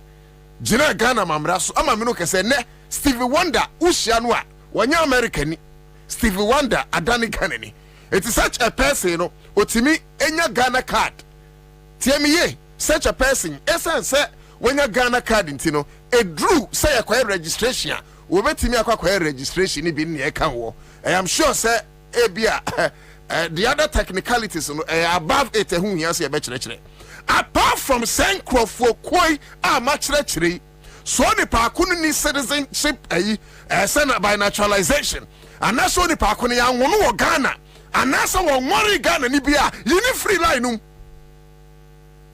line my entranum enye hwehai enka se challenge form binti ene it's a Nigeria 4,000 ebia e be for challenge form 1,000 mamunya sa adwuma no wonim se sa ni pai woni na timantem ho enkrofo ba ye ntai ana wo fa kuntuna se kwati kwan so anya Ghana card akoko kire kiu mu se okwakọ register akoto abada achi bi ama me se yini free national security better we are inciting people. Yeah, incite what I'm saying. We have to incite them to resist the oppressor's rule. Yeah, incite what I'm saying. Yeah, can't not that the former president will go on my way more.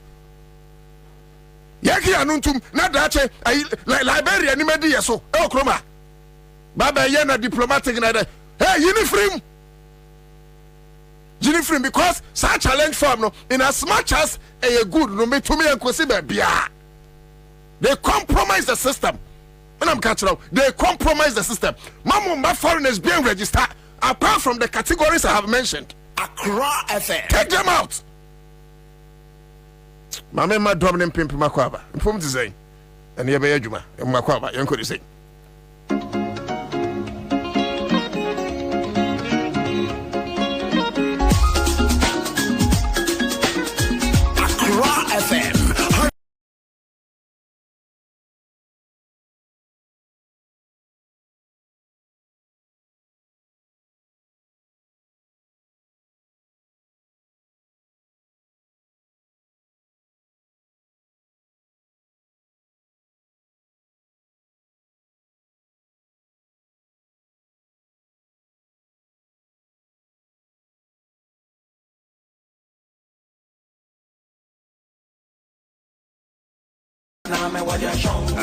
STC wager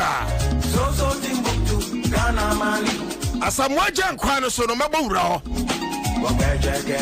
because it's unthinkable say ensuo kakra bi gu a na the whole of Accra is flooded na that very area no minima de ehye ho sa Asamwaja baby oteno sa wager kwaka so akwano so no minim ne so enwe yese bi du fie 1 AM No, but like seriously, sir, what's home, and so you're natural, you can't stop it. But because of myopic leadership, leaders are sabi and penny and they know, sir, this is the time, so on the proper drainage system. But and then so Kakrabe 20, you know, what to come when you come at 7 o'clock and I told no to feel 1 a.m. Like how? Like how? And there are a lot of places across the country, especially in the capital cities, and in this case, Greater Accra, saying so top 9 a.m. Akoko kura junso kura na Ghana yiri. Why? Me wa akoko junso wahu. So any on some kind of kaswa. And I'm sure sir what near Dr. Alhaji Mahmoud Bawumia. Owura Bawumia ya na kojina asori dem kan say what it is enkrofobidi nam.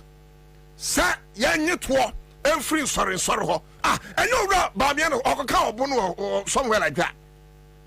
Afedia William say new video aba Owura Bawumia say na agro no di. Hey! What's in agro no di o? And na ye be wura honi akase osi no di agro. You stand in the church, say such serious things and come back and tell us say you were joking to the pastor of that church or the congregation. That's why you run a cane in a Ochobiantro, was in a gronodi, and you be wrong. Let's go! Central coming from the camp of Nigeria. Title work budget. Now, you come say a year, Kwabena, Bobie, Ansah, Commander Boham, Mammy the form. And you first send your dear twin and you know ye. Me ratty a year affiliate here. One more when you what can some child bicycle home fast when you free and take us here. Can you see? Ya debate to that now so what's me could become. Sit down and kind someone pen number be abwa for hope, abwa for Dawson. It's a to the be an almost so my pen number be near the Kojaminia. Come on. But the car to a bicycle home fast when you free. What's a mechanic or the number? Made the number be better to but see one thing crumping here make us see I said we do on our bus. Wow, a bit more bus a whole draw, you can't dress a whole draw. In any way, you be beyond a century esca. What can be a waiting me a buana yena feno? Wait me a boy, made the number better to you. Wait me, I say, any per 100 ever. Me as a caterer before me diana. Then we are coming to me a pastries me fat. When you're manning a fair, Will be all better magazo. Your bus is 2 years when Fenny. No be so afraid. Oh, men some more pickups to me Fenny. No, oh, nine cop boy in your come. It's over to me after a year number, a year commander Boham, Kwabena, Bobie, Ansah. Number ya me did today. Na yenyina yenko boane maame yi obu ho no mu a o se bass mi ni bi esansam wa bruchiri enso mi botom ya djuma send pounds kakra bra de fa ye send dollars kakra bra euro kakra bra Japan yen krampa ya beje ni ade be bia na yen konko sum yenua esanse for so many years he has entertained us, he has educated us, and he has informed us on radio. Okay, number in the say also contribute to Bobie na 0270 05 7520. Wait, my friends say 0270 05 7520. 0270 05 7520.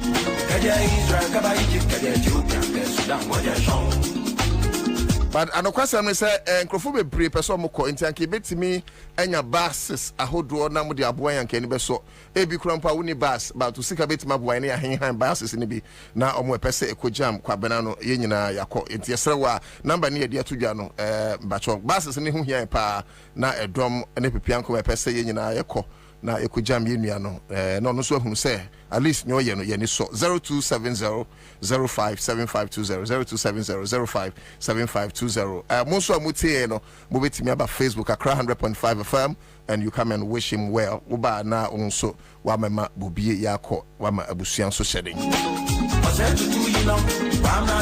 Na unum say Owura Bawumia ne so na gujemu ana say yisiji fo na ne nya. Digitalization by force. Now, John Dramani Mahama crowd the fiber optic cell from Kosi say digitalization drive ni agenda na yadwuma kora kana no atum. John Dramani Mahama Crow see Accra Digital Center wakana no atum.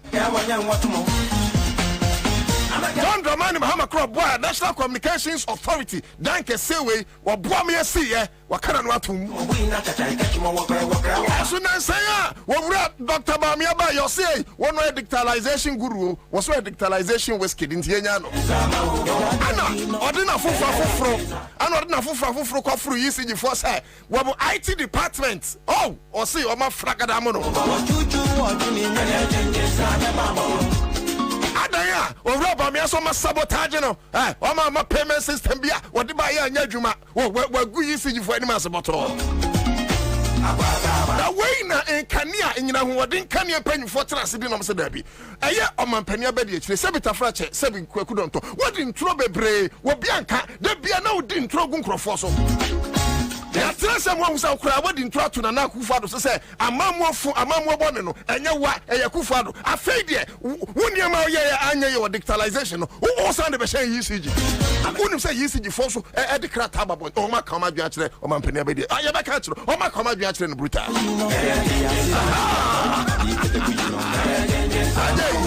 I can't say doom so eti enchane yama doom so first one o say ya nanado me no krank me ba Facebook say ya no ba churo yama doom so o say ya nanado second one yama doom so o say ya ba omia enchia say nam kromu anie uno bia o say yama doom so o say ya nanado no asia chia yama doom so o say ya ba omia.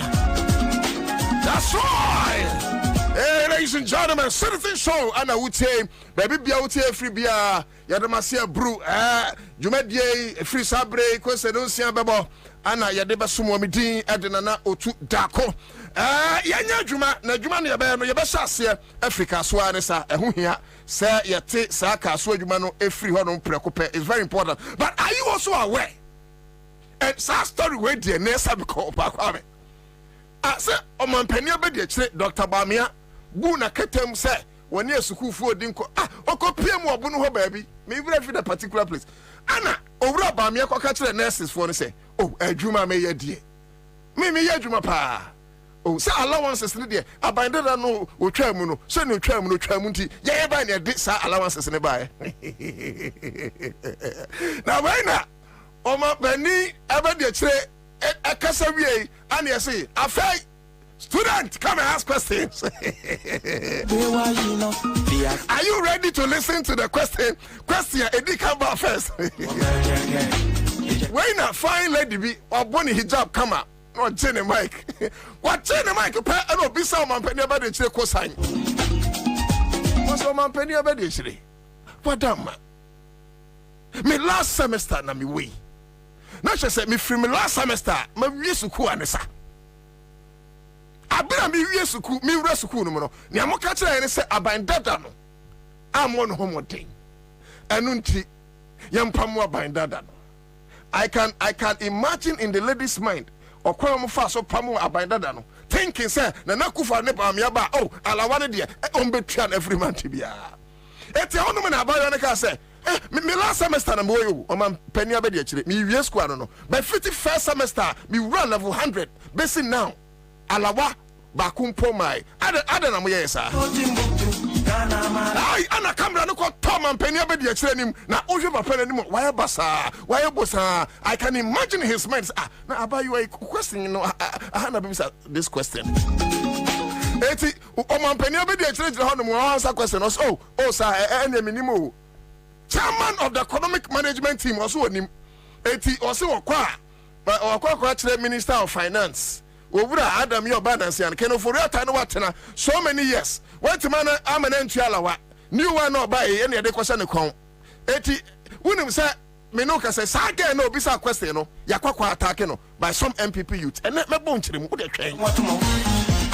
And I see that is not enough for me to say next week Thursday.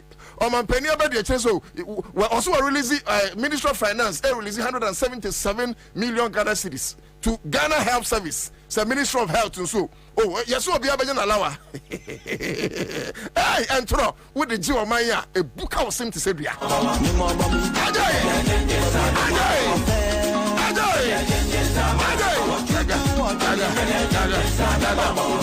quick as one in your now, meaning, sir, a journey the name pa. Yen other Monsua, a work Facebook, Munina Mahunumo, Vivian Opon, adjoining. Yadawa Cesarona, Churchman, Adolfo Abe, Maria Adam, I see all of you. Beneza Makta, Lami Zonza, Edward Ashon, Musa Abatwa, me who message at Francis Mano, Sunny Kose, Remy. Yeah, live reporting from Old Barrier, from West Hill Small to Old Barrier. You can see the flood. People are stranded, they cannot go. This is very, very serious. Very, very serious. See, look at some people.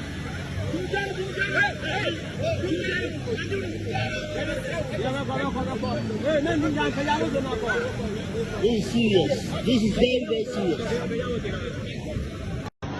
Yeah, live reporting from Old Barrier, from West Hill Small to Old Barrier. You can see the flood. People are stranded, they cannot go. This is very, very serious. Very, very serious. See, look at some people.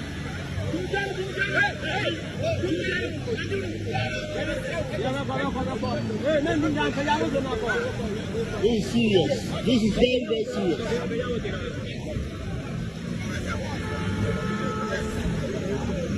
People are very, very stranded. They cannot go anywhere. Yeah, live reporting from Old Barrier, from West Hill Small to Old Barrier. You can see the flood. People are stranded. They cannot go. This is very, very serious. Very, very serious. See, look at some people. This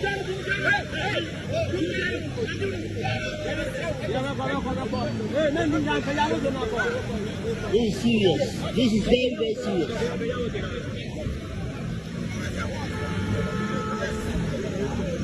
People are very, very stranded. They cannot go anywhere. Yeah, live reporting from Old Barrier, from West Hill Small to Old Barrier. You can see the flood. People are stranded, they cannot go. So I'll say, we are new, my main I'll say, Otudako, this is not Kaswa, stop the misinformation. This is new Wija, Old Barrier, Kukuribite Junction. Into the emphasis say, Mini out the buyer. There be, we are my guest, I would say, me main Kamajin Chino. Yeah, also watching, no. What the emphasis say, me name Kaswa. And I'll say, a Wija. It is a Kaswa, say a Wija. A cleaning swing free. It is a Kaswa, dear. Anyways, whether wager, whether Kaswa, that stretch is a problem. And me, my hunu say, in Swato, and the challenges people go through. You see, Your Excellency, any Ora Bamia, any penny for Maka, yen time penny beer. Can you imagine, sir? You're sorry one day, next to Brania talk. Not that stretch into Obin to me and the central part of Ghana. Obin to me and the greater Accra part of Ghana. Because you're here, now a time comes, now saying to brand way see, now you trust here as of my yanya. That is what is going to happen. And the emergencies will never be carried away. And yeah, we live in a country, Grandpa. Fire service for omni air ambulance, omni helicopter bia. So can you imagine, sir, death of water abastro to the point, sir? Hey, Bikra, Ebemim, Ghana National Fire Service car. How do they cross over? Sir, Bibi Bonnier Sikaswa. And now I've seen the other point of wager on Makokodum Jan. Such important areas, ye discover her near a proper drainage system. Yes, ye the millions of Ghana cities Kwakusi Cathedral. These are some of the misplaced priorities ye can want them. Ye train many people answer. Ye train because can you imagine saying so way after nipa go to I know the abay no sabita frache the America behunu nyansa. And let me connect you to the traffic situation. But couldn't you chira no anopa no so to now when you are to can't go come. I wish you join me on Facebook and obi a what me bia I would do me person ya there back me. Oh dear, so over Facebook now check me person oba now share program na mami. Do that for me for the sake of the station and the nation. Obi a what me Facebook bia so share back me. Oh dear, so want me share me no share back me. Because this must go. Now abani unu say yan to aba mom say mum first can not trust. Ya to aba mom for some of these things. Poor drainage system unti de bia enso to kutre junso Ghana kurampo akrabe o de makotra en junso sesia ka swale ni mpatam ni weja ebeyiri. And another place a barrier St. John's barrier hono no and the whole road and kasa ekwamuni nyina yiri. And you ask yourself say engineers ben e kwan no. Now come and look at the traffic situation. Come and look at the traffic situation. Me even omo na fa ka 37. And we 37 no. Enso ka krakra toye 37 no. Wo tra ka no 7 na. Wa wi abedu fie be 10. And we 37. Wo come a bit say St. John's. The information we are having is say at that evening no it take 4 good hours Ansah no mudru fie. But how? So we better ka 7. No akwa do fie 11 or better come 7 no akwa do fie 12 or better come 7 and 6 no akwa do fie anajo 1 a.m. because of what? Because penny bi anjena jumayi. Because if there was a proper drainage system one anka ye hu sa problem me ba cho bi a wutie me situation no net say e wo ho bra Facebook never churo because we cannot only limit the argument to wager barrier or kaswa e bia nso wo tachiman eso toy na mu atem ye hunu e bia nso okro from eso toy na mu atem ye hunu e bia na wanro eso toy na mu atem ye hunu e bia na wo gomu afete eso toy na mu atem ye hunu e bia na wo mikuram achimosi no eso toy na diam ye hunu e bia nso butu doma ana wo na relugu obu o manpurugu ana wo zebila ba bibia wo bia eso toy ye mesro by Facebook akra 100.5 FM ma ye hunu how torrent were the rains. Did it rain cats and dogs? By now, as soon as but because they don't have voice, and this is what NADMA will wait for. This is a NADMA, National Disaster Management Organization. Back at Bino, no Mayan, Sene Fata, na Enswan Yinan Fan, Crofom, Omanko Chekuntuno, Omanko chest to them mattress. Omayading, because Enswan Yira, almost woman mattress in check.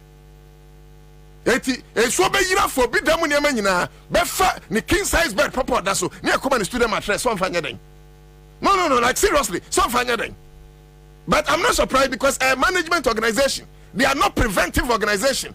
It should be National Disaster Preventive Organization. But as long as a National Disaster Management Organization, they just manage disaster. And I know what I'm talking about. Me papa or your former e will not move. So time na yewra Kofi Port of it. And the coordinator, and of course, all of this are in this country. But she said, "Not bona say." She said, "Not bona me who come and see." No, come and see the traffic situation. And my mission is be mudiaba. I'm saying, "Masha see, I do messages aba." Emmanuel Mensa. Or see, now to yesterday, I was meant. Or see, na yasem. Oh, Ima, I am Mamma who baby and a seminal. It's important. Mamma who baby na a seminal. Yeah, Mamma who baby and a seminal.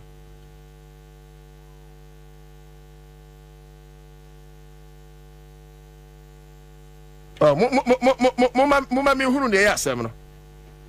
So, when Facebook, you will not understand what I'm saying. But you see, let's even imagine, and I'm not saying set me bomb fire for that.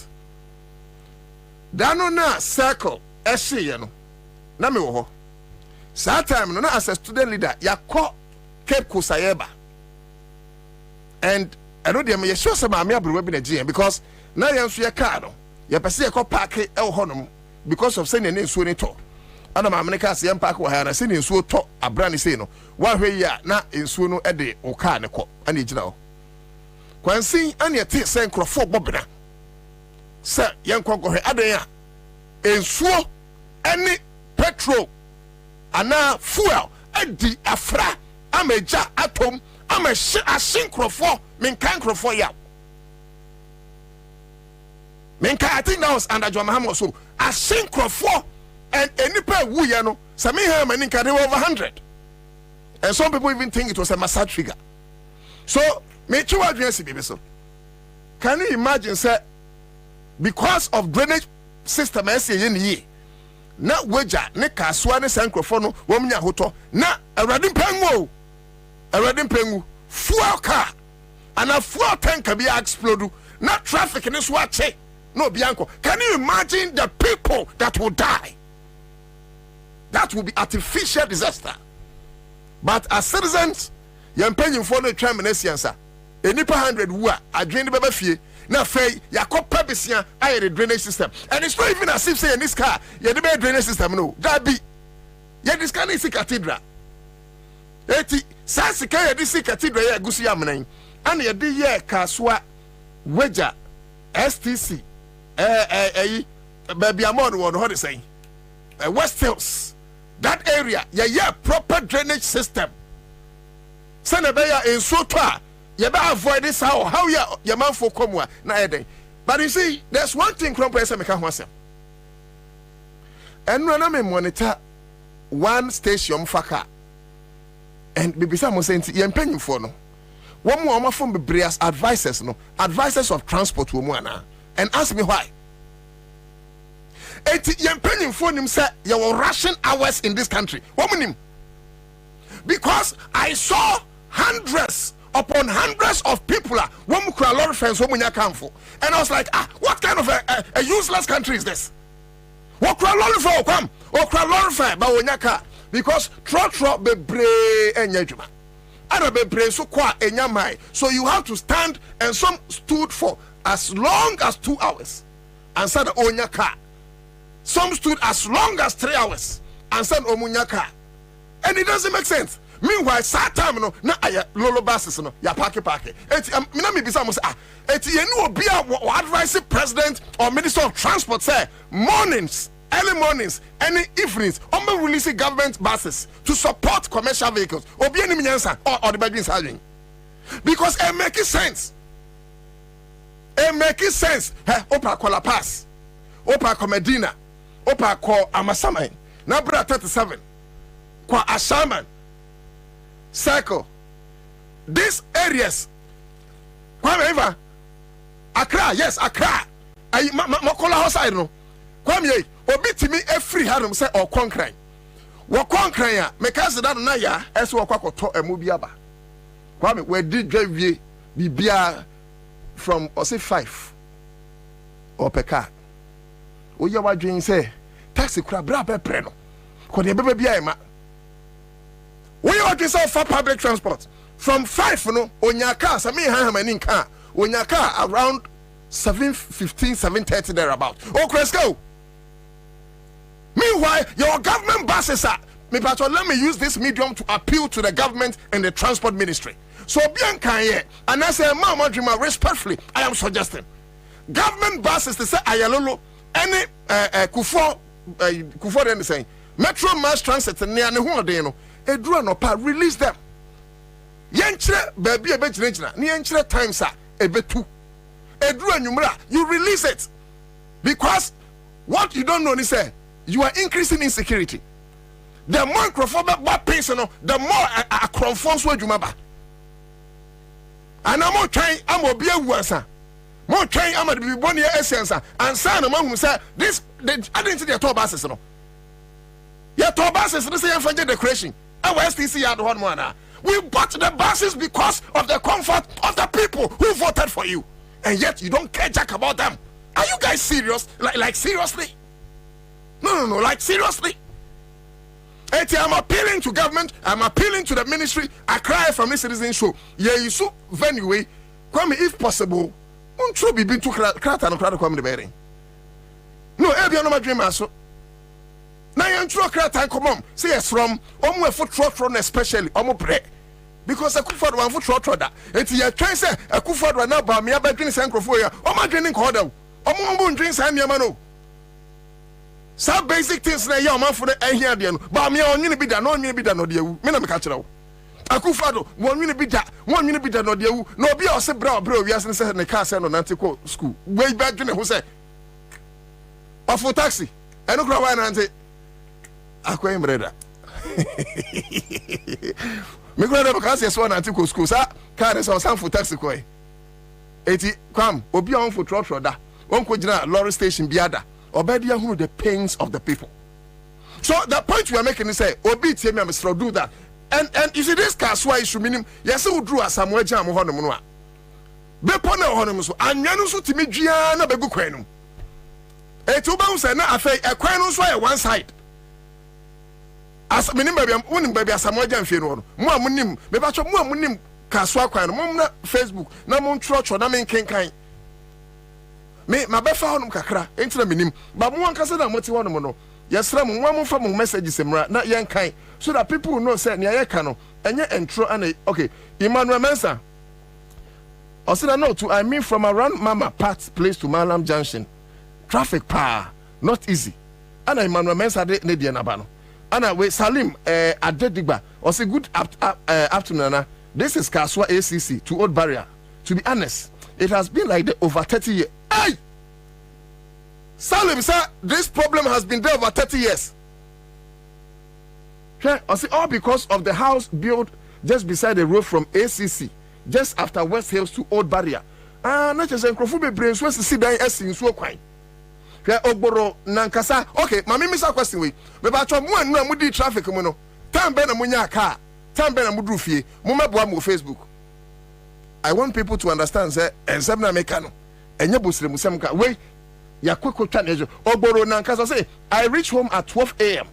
from Sako to just Sakaman. And the Enyanto Nature Ogboro, and now Ogboro Nankasa, Ogboro Nankasa Kenneth, also would refer 12 a.m. We are Ogboro all the time when you can't Kawanaki, whom you are tearful. Patience of worry. Also, say it again, oh, Ghana, Yamoba. Joyce Rowe, also, well done, my brother. You are even talking about traffic. There was no car for us to even board. Come, one year mechano. When you see me crowd, they make us about traffic. Or say car crampo omo peka no omo cresco omo foka no munyabi. Meanwhile, near Metro Mass cars, SSW. Near Ayalolo buses are enya juma, and I say yapom posisiwo na Ghana for nyaka. Also, the number of people who were crowded at Circle, plus traffic from Circle. Wabepaba Ata Junior or say God save Ghana Ata Bank for UK. Jamil Baru or say from Accra to West Hills. It took my brother 7 hours to get to West Hills. So Kaswani Muno, Sa West Hills Kwani Muno. Weja Kwano. In Swan Tompo and a traffic to say. Na in Swato Unfahono Mudanti. Obu on Monfahodanti. He doesn't feel the pains of the people. Me my father.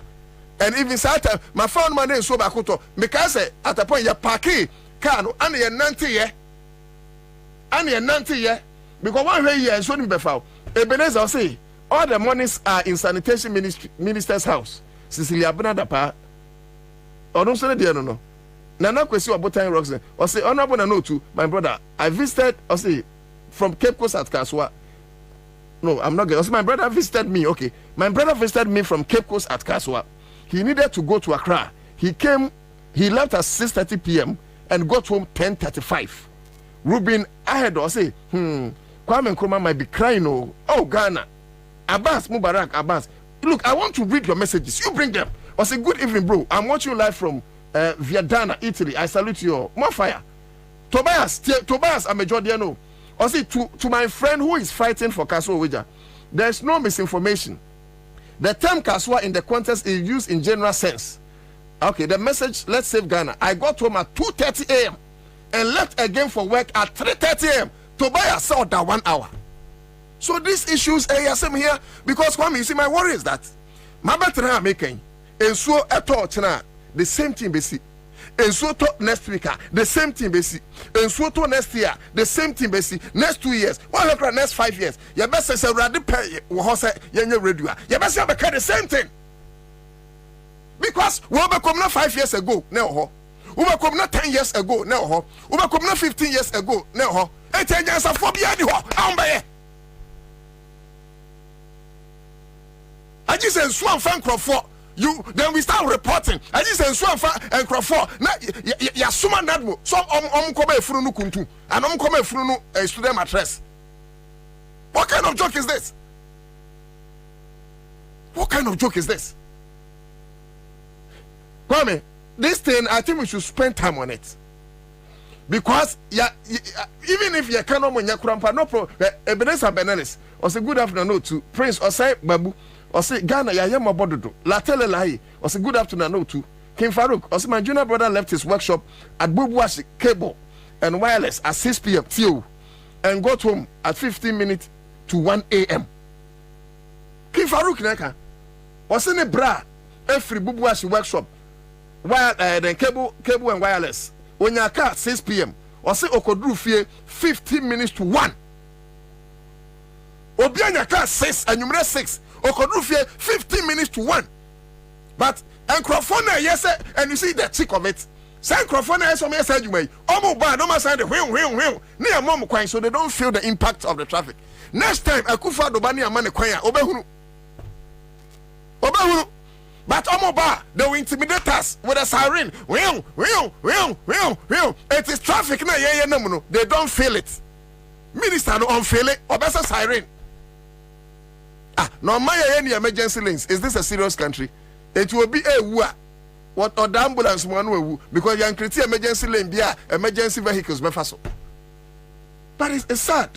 My friend to wanna make another topic. It's sad. My Shaktete Coleman, Mahunu, Louis Francis. I say good afternoon, brother. I'm watching you live from Bosome Freo. I've seen you, bro. Bananas Mahunu Prince or say Babu Munina Mahumo. But and it's so sad. Kwa mami ko fami ko yenkwa sorry them. Kwa me yenkwa sorry them. Mami ora ba me video no a. Wo ko gina asori bi and I think say buno me patro nya buno a mo betimi abe correct mo Facebook. Buno wa mo fire. O ko gina buno asori bi. E kan say onu de osusu kura say ensori wo hei. Yes, say ye tria omuka. Maybe say ye tie sa video no. Na ye be hwe another video a owura ba me ase no di agro. Ugina sorry tuo na nim na wudi agro. Na wudi agro before sebinyamo konkro na wudi agro before Allah, ana wudi agro before Yesu Kristo, ana wudi agro before abofo no, ana wudi agro before sofo no. Wudi agro e wa sorry dem ho. So why didn't you tell them in the church that it was a joke? Now trying the J fans, I was sorry. And NDC must be smart on this. And I think that one of these days, so how to get we get John Dramani Mahama. We'll try and get him. John Mahama should not allow John Mahama, listen.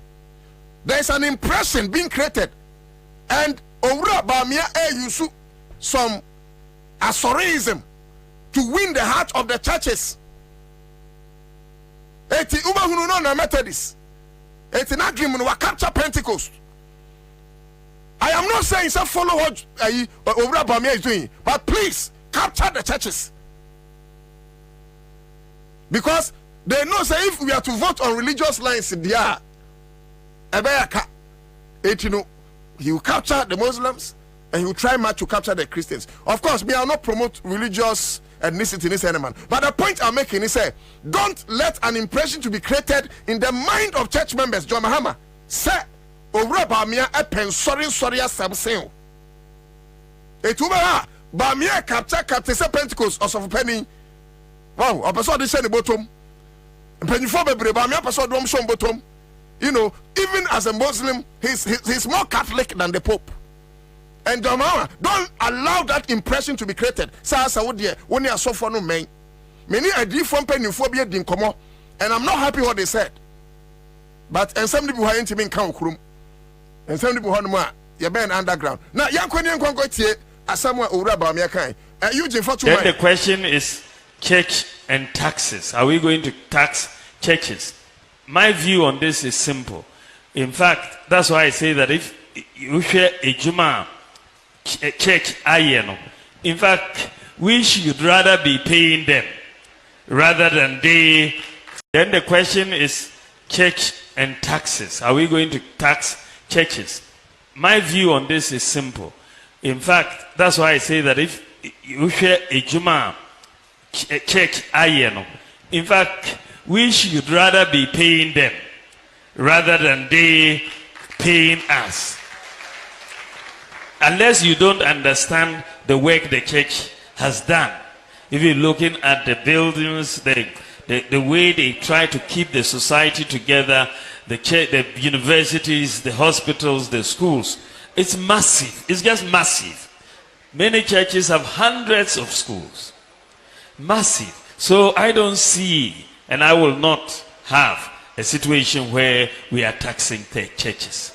We rather want to give churches incentives to support what government is doing. I want us to be partners in the way that the development partners are with us. You are our domestic development partners, and we will give you incentives to do more. Then the question is church and taxes. Are we going to tax churches?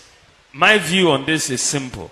In fact, that's why I say that if you share a Juma church, in fact, we should rather be paying them rather than they paying us. Unless you don't understand the work the church has done. If you're looking at the buildings, the way they try to keep the society together, the church, the universities, the hospitals, the schools, it's massive. It's just massive. Many churches have hundreds of schools. Massive. So I don't see, and I will not have a situation where we are taxing the churches. We rather want to give churches incentives to support what government is doing. I want us to be partners in the way that the development partners are with us. You are our domestic development partners, and we will give you incentives to do more. Then the question is church and taxes. Are we going to tax churches? My view on this is simple. In fact, that's why I say that if you share a Juma church, in fact, we should rather be paying them rather than they paying us. Unless you don't understand the work the church has done. If you're looking at the buildings, the way they try to keep the society together, the church, the universities, the hospitals, the schools, it's massive. It's just massive. Many churches have hundreds of schools. Massive. So I don't see, and I will not have a situation where we are taxing the churches. We rather want to give churches incentives to support what government is doing. I want us to be partners in the way that the development partners are with us. You are our domestic development partners, and we will give you incentives to do more. Then the question is church and taxes. Are we going to tax churches? My view on this is simple. In fact, that's why I say that if you share a Juma church, in fact, we should rather be paying them rather than they paying us. Unless you don't understand the work the church has done. If you're looking at the buildings, the way they try to keep the society together, the church, the universities, the hospitals, the schools. They should rather be paying the churches. My churches be anywhere. My churches be into tax. Now dream or the quadri funds. I'm a body in some way. Or rubber me done in the hoa. Was some quack baby for say as some no cacao sorry them home. Now dear grow. Now dear grow neighbor Musha a numa be bra. Churches na ya hanum to say schools any hospitals near dear. Who here say so much taxes. No dear gross or cancer. Using some tape So this time umra me hano Facebook wakasa. Yanko the next step. The next step wakasa. So can say churches no tua taxes no. I can say churches no Ghana krampo de say twa mkaro. Wose na odi agro. Eti I can imagine Crawford do ma dwen edi agro in his campaign tour. I can imagine him for odi ma dwen edi agro. I can imagine a software do ma dwen want to have a golden age of a relationship between government and the church and faith-based organizations. I believe, and I said this the other day when I was, I think, in Bono region or so, when I met the clergy, I said that the church is the foremost development partner of government. Is the foremost development partner of government. The church and faith-based organizations. Why do I say so? You look at the number of schools the churches have built. Look at the number of hospitals the churches have built. Look at the number of universities the churches have built and the faith-based organizations have built. Look at the number of people the churches and faith-based organizations take care of on a daily basis. Can you imagine, just take a thought for a moment, that you wake up tomorrow and all the schools, universities, and hospitals the churches have built disappear. They just disappear. How would Ghana be like? Ghana will collapse, isn't it? We will not survive in this sort of situation because there will be chaos. You see, so at that point I was joking, and I said, "Oh, people are talking about taxing churches. I don't believe, and we will not tax churches because if you look at the work the churches are doing." So at that point, I was joking, and I said, "Oh, people are talking about taxing churches. I don't believe, and we will not tax churches." So at that point, I was joking, and I said, "Oh, people are talking about taxing churches. I don't believe, and we will not tax churches because if you look at the work the churches eti owura baamia se momfa ne se meeting bi ankoso because ne okan ni nyina he was joking. Eti mo a owura baamia beba mo nan so monya very careful because you will not know ne odi joki and you will not know ne okan is serious. But say here will be at the enkanya, we need a serious person and not a joker. A joker is somebody who jokes. He said he was joking. We need a serious person to lead this country and not a joker. No, you see, the height of no, can you imagine? You just envision. When we say vice president, the boss, sorry. Na, when you know money, sorry, 20 years, and I saw for other districts, any other regions in Abeba because of vice president. They be a head of the church itself, Beba. Emma sorry da. Woman in Abeba. MPP 4 Beba because Raba, ye be ten sempa. And ye rabbi. Na ye catch this. Oh, ebi mukure kase. Yenji asore na to. Any idea. Na yenhwe schools ahodoa. En sorry na sie ni ade ni. Meso Tabel Central University on school fees. Or they are sorry for one once in the sea, and so you see, we know, and here for what sorry, no money to school because they don't have money. So if you say they should charge off the, I mean, what are you talking about? Oh, Bamiani in sorry no Casaviano. Just imagine, oh, Modia Mukofi. Oh, yeah, that vice president has said, yay, near Sankia, but yeah, tax. So was what may tax beam. Oh, Munna Momon Paimano, hey, would be in Shrano, yet an Asian Yanwanki. Few days later, if you imagine this, oh, just envision it. Ote wo radio so crash bi say your friend no to that ko say vice president send your kind no nyina wo boa no di agro obeka so ja oboa ancha ana abrantie no friend to that ko no ebo tape of vice president no e ka say wo boa empire bona boboy no mabagu na mbenden. This is the kind of person our person to abama to break the 8. Just think about it. Now we are doing these things because on the 7th of December 2024 ya pese yeyi onokwafo. Now ya ti say ababa wabia enkwa me menim se obetimi anya sa video na mamia ye ko nursing training eno so ekosi wo bono. And medical bosso in my initial commentary say owura bamia ko shia a nurse fo bi na you know in his attempt to woo them no or convince them. And this nursing training thing aya owura a wetwam president wetwam wo siaba aya John Mahama ayi free honum for certain reasons. Okay, your friend said me so me ko university. Jenyina a sort of tertiary. Me apply to student loan trust fund. Sikani adema me nenya free. Listen. Me beya djuma aban better to me as a tertiary student.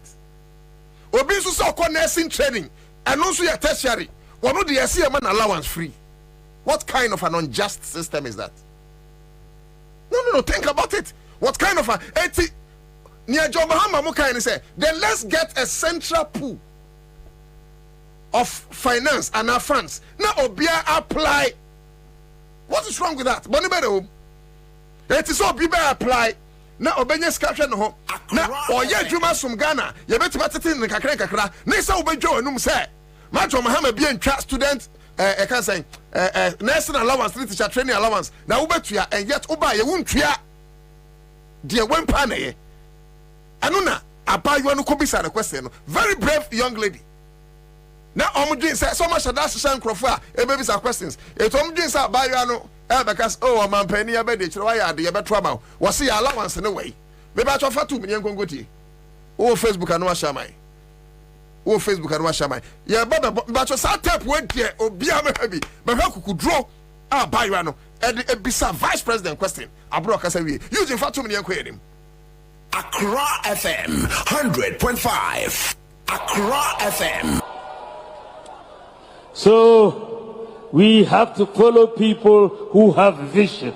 We don't have to follow people who think in terms of impossibilities. We think in terms of possibilities. When my opponent was in government, he abolished the nursing training allowances.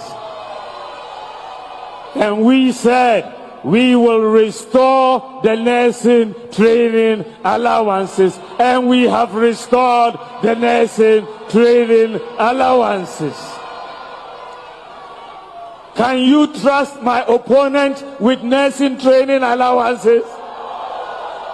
You cannot. Ubodi Nawabo School. Then you ask your question.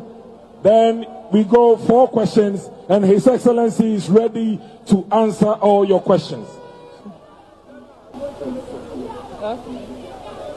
My name is Abdulalim Jaria, an nursing student from Techima Nkobo NMTC. The question I want to ask is, when are we getting Alawa? Since I started my school, since first year, I've not gotten Alawa until now, and I'm in my last semester now. And some of us are not being able to pay our school fees. Next week like this, we'll be writing our exams. Those who who will not be able to pay their fees will be sacked. They wouldn't be allowed to write exams.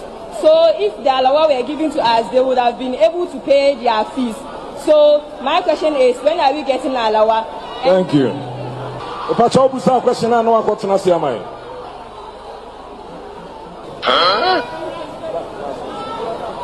Thank you very much. Your Excellency, these are the questions from the youth of Bono East region. Thank you. Thank you very much for those questions. I think the first question had to do with when we are getting Alawa for our this thing. So I think that is a question I will take to the Ministry of Finance. I wasn't sure of where you were with your alawa, but I think that I will check with the Ministry of Finance immediately I return, and I will make sure that they pay you your alawa if it has not been paid. I will push it. I'll push it for you. Alawa until now, NSC students from Techima Nkobo NMTC. The question I want to ask is, when are we getting alawa? Since I started my Abdulalim Jaria, NSC students from Techima Nkobo NMTC. The question I want to ask is, when are we getting alawa? Since I started my school, since first year, I've not gotten alawa until now, and I'm in my last semester now. And some of us are not being able to pay our school fees. Next week, like this, we'll be writing our exams. Those who who will not be able to pay their fees will be sacked. They wouldn't be allowed to write exams. So if the alawa were given to us, they would have been able to pay their fees. So my question is, NSC students from Techima Nkobo NMTC. The question I want to ask is, when are we getting alawa? Since I started my school, since first year, I've not gotten alawa until now, and I'm in my last semester now. And some of us are not being able to pay our school fees. Next week, like this, we'll be writing our exams. Those who will not be able to pay their fees will be sacked. They wouldn't be allowed to write exams. So if the alawa were given to us, they would have been able to pay their fees. So my question is, when are we getting alawa? Thank you. Question I know I got to say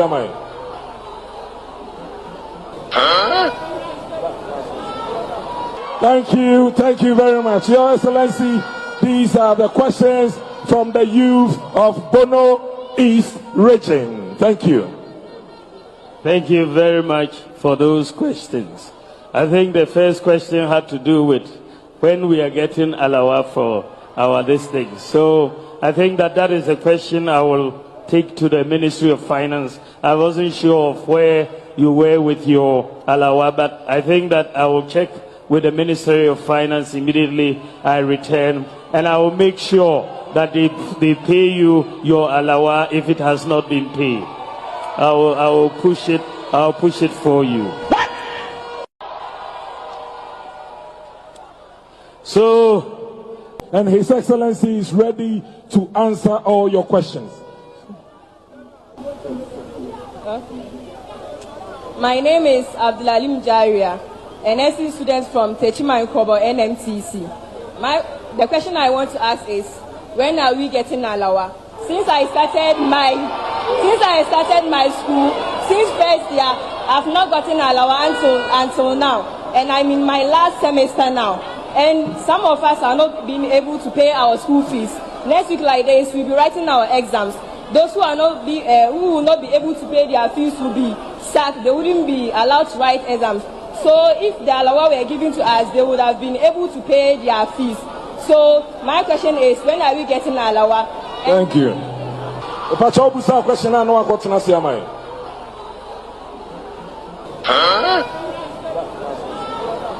Thank you very much. Your Excellency, these are the questions from the youth of Bono East region. And I think thank you. Has been online, and one of the Kwame was a flyer no carry to Facebook number hey. Because Abayana Kubisa and somewhere no kure. And somewhere no currenti. We are hearing say she has been attacked. That is a journalist from Kwana who can create attack. So see, they nursing training for so. They nursing training for so. There be no kabaya no mu dwene say or be kan yam de. Na eno kura body be roye. She's asking of her allowances. Mo na mo say obi atwa mu tima restore. Mo restore so a wo se fiti say oba school. The last semester we be school alawa no nya ba kumpo da. Na che say mo be data Ghana for be gi to me. It's about you bisa question pe e bie Ghana form beto about 7 December 2024 e bie ya dwenem say en 20 amo because mo ya trofo come den tro na beji to me. Yeah, Mary Adam was a very brave girl. young girl, keep on growing with your bravery without fear of favor. When I make count on Facebook, now buy you no following ya, or can ya ascend and crying? Wait, and I'm count on Facebook. Precious also was a fantastic and brilliant. But can I drink a Salim at the deba or say if majority of Ghanaians are bold enough to ask our leaders such questions, they will do what supposed to be done before going to campaign. May God bless the lady for speaking the truth. Or be a president lady, no. Albert Bracco was at least when they send you the message to go and post on social media. Okay, I know you're different thing. But Mamin Kwahanum Kurampu and Sana Yewi, not YMBA phone lines. But and then she have a cheska. Kwame my cheska akra. Baby, I'm a person me kone who hear me pa. Chief Justice Tokunu. Yan kohon mansa me tse ho. Sir Nana Akufo-Addo is a true definition of rule of law. Chief Justice say you can rule of law. Hey, was it rule of law? No one Akufo-Addo. Nana Akufo-Addo is synonymous with rule of law. Was it so rule of law channel? No way nyanoa. Unya Nana Akufo-Addo channel. Na ebede na Chief Justice inka say one woman aduani die eso president.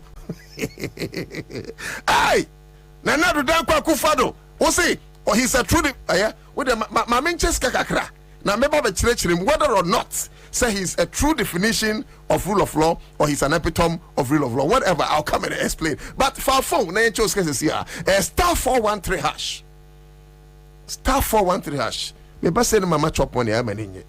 What I say? Intina say bi mo na say me ma chop money kakra. Star 413 hash. Na choose option 2. Option 2 ni Accra FM. Send you dey bia no. Empaba we twa woni ye nyina ye twa ni ye but still ye gusu twa na me nim say bia jackpot 10,000 50,000 no ye be dibi 84 ne twa sese a ye be draw no star 413 hash star 413 hash na choose option 2 na ye ko enim Tanko Abubakari was say good afternoon. I wish all the students will learn how the lady spoiled or spoke. I think he wanted to say Nila Te say Ghanaian youth must emulate the example of this young brilliant lady. Makachra oya beburu a memfa hu hye omu because mu na mo benyin abeje oman no. So when you grow with fear, how can you sit at the negotiation table with the West America and lately the Asian tigers to negotiate in defense of your country? Anuntina yagudia bebre Ghana yenya 5%, akoswa 8%, 10% because we have grown timids, cowards. And a negotiation table. It's a number of say, you 5% usuro at the Wahumbruni. It will be some don't grow with timidity, grow with bravery. In our country, when you are brave or when you are outspoken, don't care about it. Me say, me can say, me back class media, me come out, me come out, Madrid, you say, ope tenny, a buru, no way, I will say, I can say 10 in Tiasemase. Oh, Pedaburu, and one more Quamuno, and also on Tiasemase. Ghana, how you are spoken at? You say, Umwadie. I just say, for instance, our boss and come be no one challenging. Hey, why are you challenging? That be will your boss always be right? Is your boss always right? No. Until I know say will be Mwadie. But me say, instead of me papa training me, my father trained me to be outspoken. I have trained my children and continuously I'm training them to be outspoken. Oh, my allow the children to speak their mind. But baby, and yes, you grow timid. One day, before you don't have people to fight for you. I have before to that. Anyways, it's a young surgery. Okay, you being so the messages about my camera by young surgery. What do you make of the president, His Excellency Nana Akufo-Addo, as far as rule of law is concerned? That is my first question. Free sir Omampeni Betna Abenyaso. Free 7 January 2017. Bessin ne. Edim potin pa ana Omampeni aya. Usu say ye ka rule of law anagana mamra etwaseebonabaso. No. Maybe so. Because Chief Justice the greatest custodian of the laws of the country say na nado dan kwa Akufo-Addo who rule of law no one who check Akufo-Addo because Akufo-Addo dey pembra get into Facebook na wa ba kan na Akufo-Addo onim say in our laws the laws are against unnatural carnal knowledge. It's against Rumutu. Parliament of Ghana. Okay, and now I'm the one. Mamin kan answer. Mamin kan. Okay. Oh my bad. So I'll do that. What him said, the laws of Parliament of Ghana are passing anti-gay bill. Yeah, the anti-gay bill. Apakoto. Nana Akufo-Addo enim. Ghana 4 person obesai. Besine wabu yenimutia. And yet Chief Justice said when it comes to rule of law and Nana Akufo-Addo, how? Yama menomani ye papa no kwakwarafo bebrebi ho no mu a ye kunkum in the northern regions. Because ye so me ye manfo a create witch camps near there.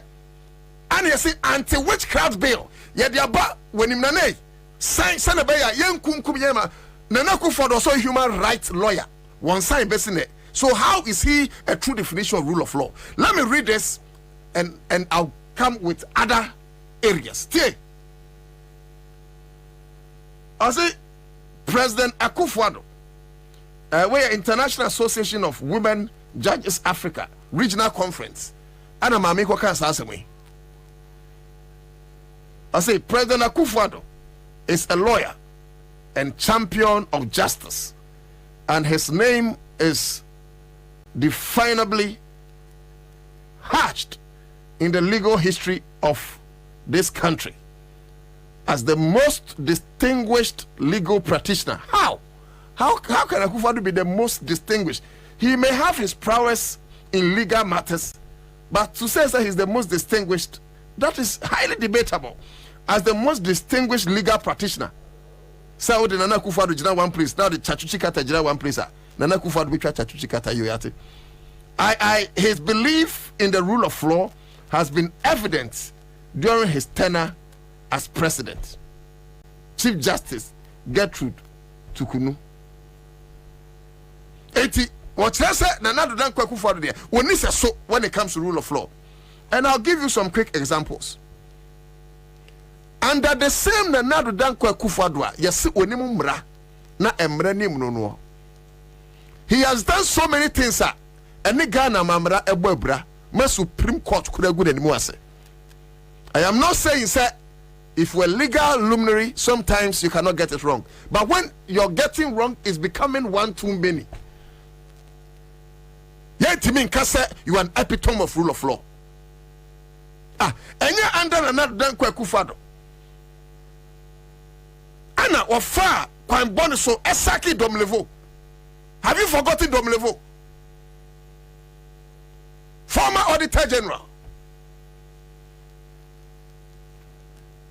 Because I crew an associate for Papa de saying, or Rosa Fumafu, or Kwaya Mufaswa, or Mubu Ghana Fasono, or Domlevo Coca Sensibility.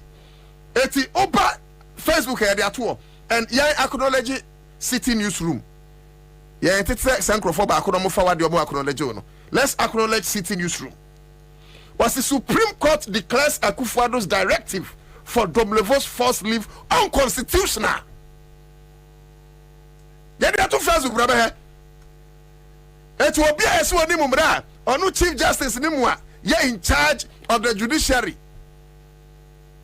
Court of say, Wakwaya Akufo-Addo faso, a pamu Domlevono, and Emra Bebra. Na lawyer Okosuwe. Okosuwe. Yes, so on the Emra, Ninsam Okwaya faso, a pamu Domlevono, and Emra. What do say at a pointer? Domlevo cra, Eddie Bimro, no international assignments. No international assignment. Ama Akufo-Addo, and Nim Gwasipoto. As if that is not enough. Mubakai, I think on March 12, 2020, Anna Ghana, you recorded your first 2 cases. I stand for correction. But I think on March 12, 2020, Ghana recorded your first 2 cases of COVID-19. Yamaka, your first one. Ubekaya, Nana Akufo-Addo, you soon the authority restricted Ghana for say. Ya timi mpia basa. What are you gonna man penny? Oman penny akasa okwai. Former one de quarter na kwam. My enchi former wo baby wo bia face the country. Ana former one de quarter there be. E wom se kufa de penny. E wom se kufa do ye law jabe. But ebi kufa do law na wo ye na twam. Ye na say new laws. It in the minds of Akufo-Addo no. Laws na the win trip. Eti mama fan court. Na me contest Akufo-Addo. And also ye de atoa. And also modern Ghana ya acknowledge mo. Na Akufo-Addo restrict Ghana for. Obi ntimi kwa de get ho. Obi ntimi kwa de yere ho. Obi te say ya restrict Ghana for me ho fire. I am not saying sir it was a bad attempt. It may have been a good attempt, but was it legal? Was it legal? Because the same person no more restricted, you know. Omu ko parties ahodo. Kwame, papa ya your diagnosis of COVID-19 or share mask call ye MP what they say. Oh. Yeah. COVID-19 MPP on the diagnosis of COVID-19 and yet on the campaign.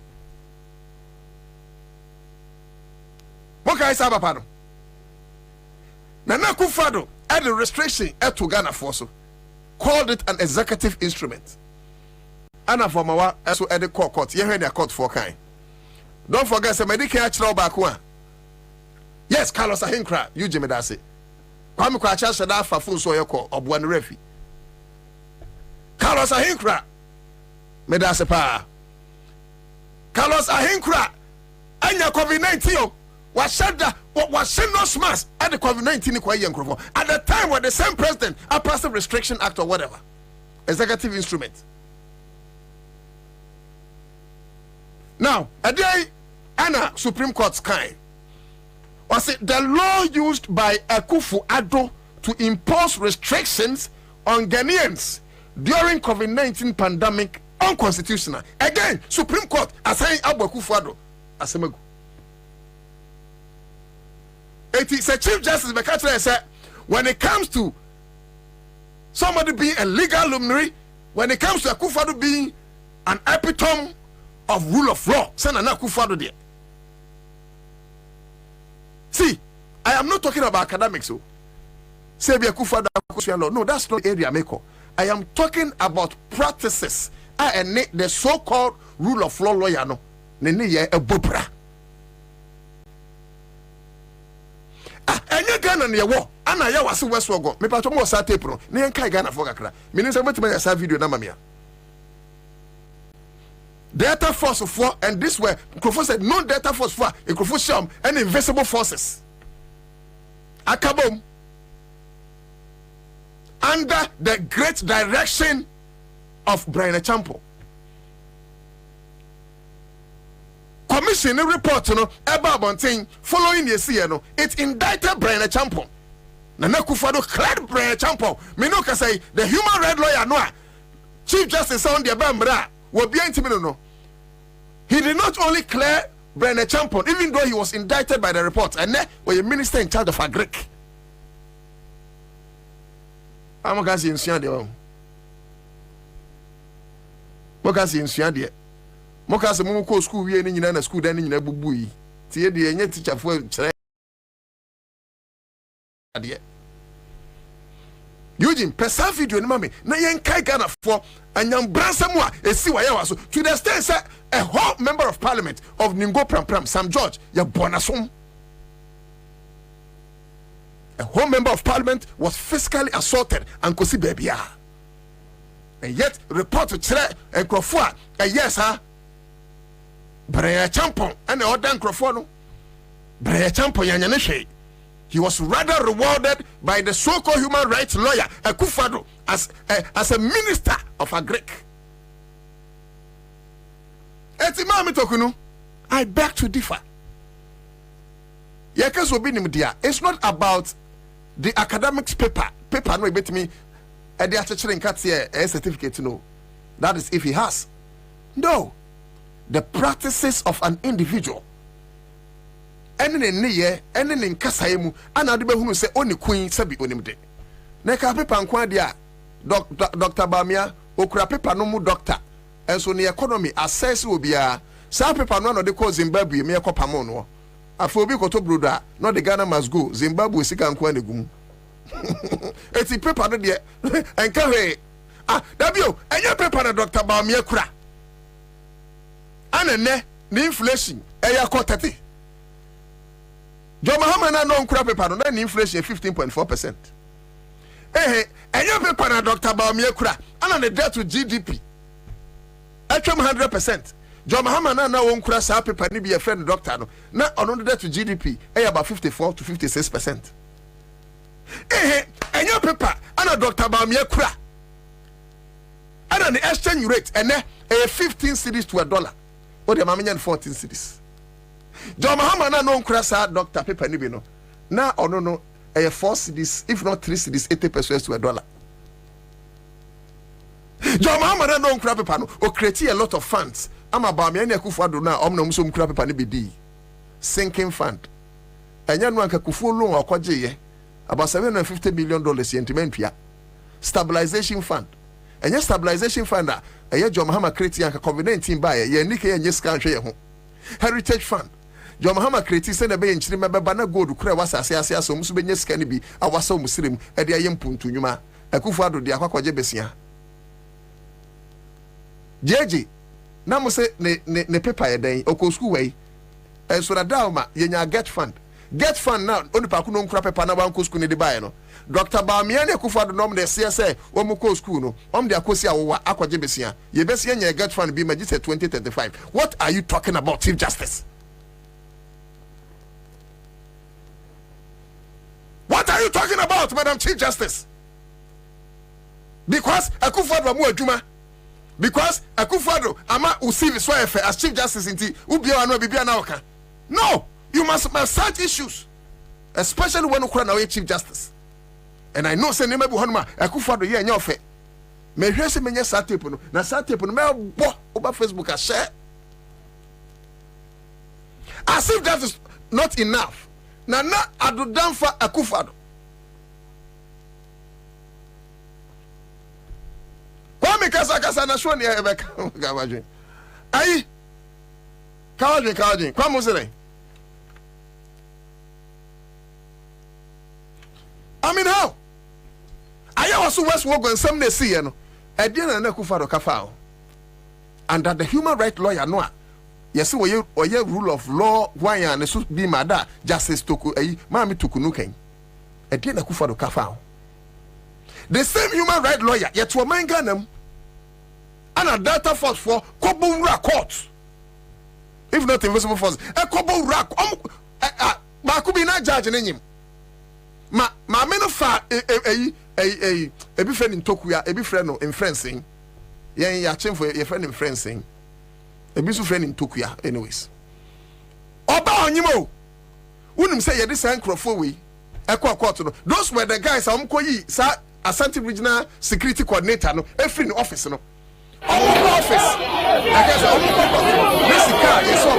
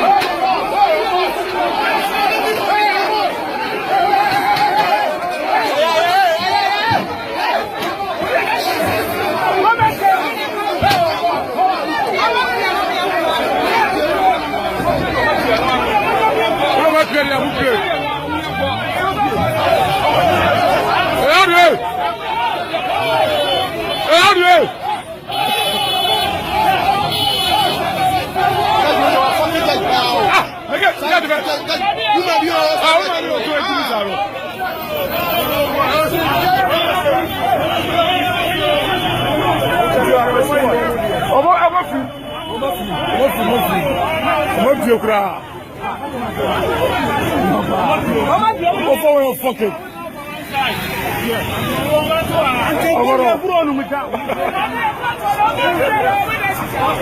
Oma pie.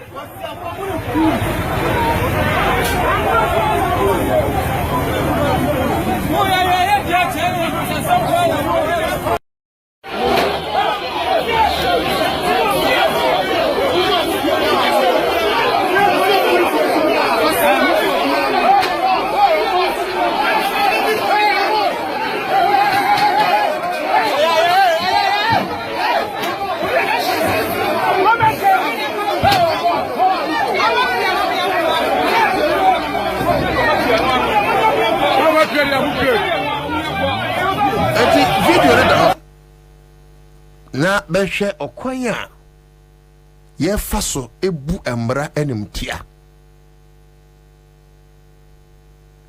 I've told you, I'm not against the personality or persona of a Akufo-Addo or Bawumia. I'm against their actions are ebo Ghana mine. And some of these things, they keep clearing them. Pius Hajide, former Deputy Minister of Information. Now me can't now. I know me, you know. Australian visa fraud. Now me maybe Ephraim and to me funti. And say what my minka. Australian visa fraud. How many anymore? Na Akufo-Addo, more clano and ne on position. Okra position. Eti rule of law ben and a rule of law ni ben mapa. And now human rights lawyer ni ben mapa. Na okra kronosa. Why a clearing agent? President how you go boy? How?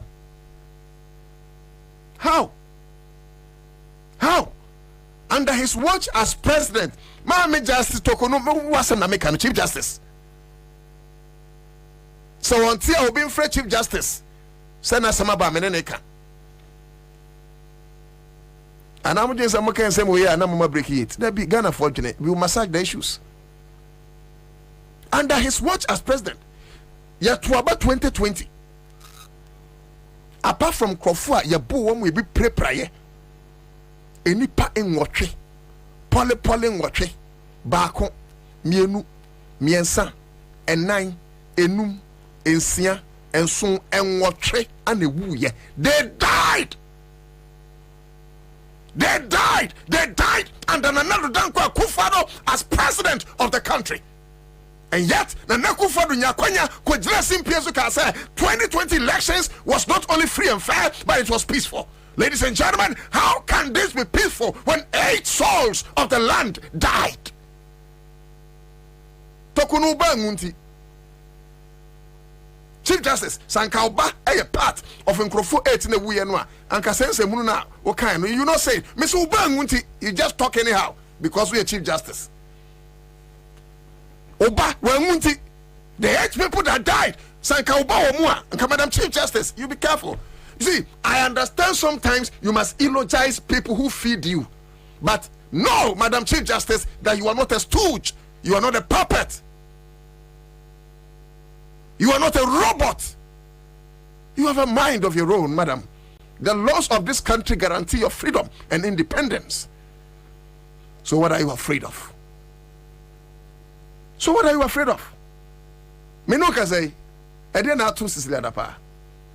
Kwani nominee Office of the Special Prosecutor or the MC any break akra, even though I still believe it's a charade. But as part of the charade, no say usu, no say chere say wabre.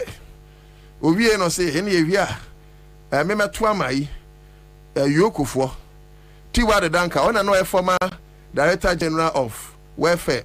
One a Kwabena or Conway Adriana one fan amount to swama police no Okasa woman. Says you in charge of Yoko. Some story men am out. Some kind story bia. You could try soldier for ni police for being near na could basabi. Yes, I raised that story.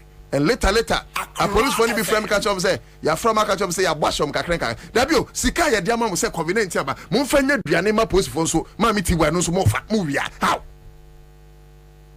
Police ni bia what hear me? Soldiers for the near moment duane pa. Oh, me na me catch up. So you call around soldier for the mean to be in command because the soldiers were taking good food and now Satan me bought a soldier for authorities na baso. But police for the phone and the mom during COVID-19. Me na me see and you be na me call Rams as a journalist. Yeah, that son of mammy tiwa on na wama kwaje contract some kon ready and phone mom. Obi papa bajuma wa kon ready and phone amade de kosua to so. Pause ni. Obi oboy ho bai. Sisi la da package ya making.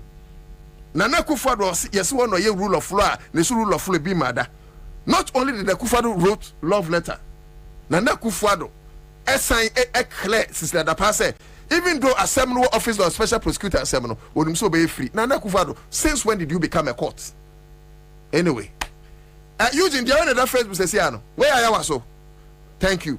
Me pacho video na me peno. A fade menya. Will be a Facebook Accra 100.5 FM.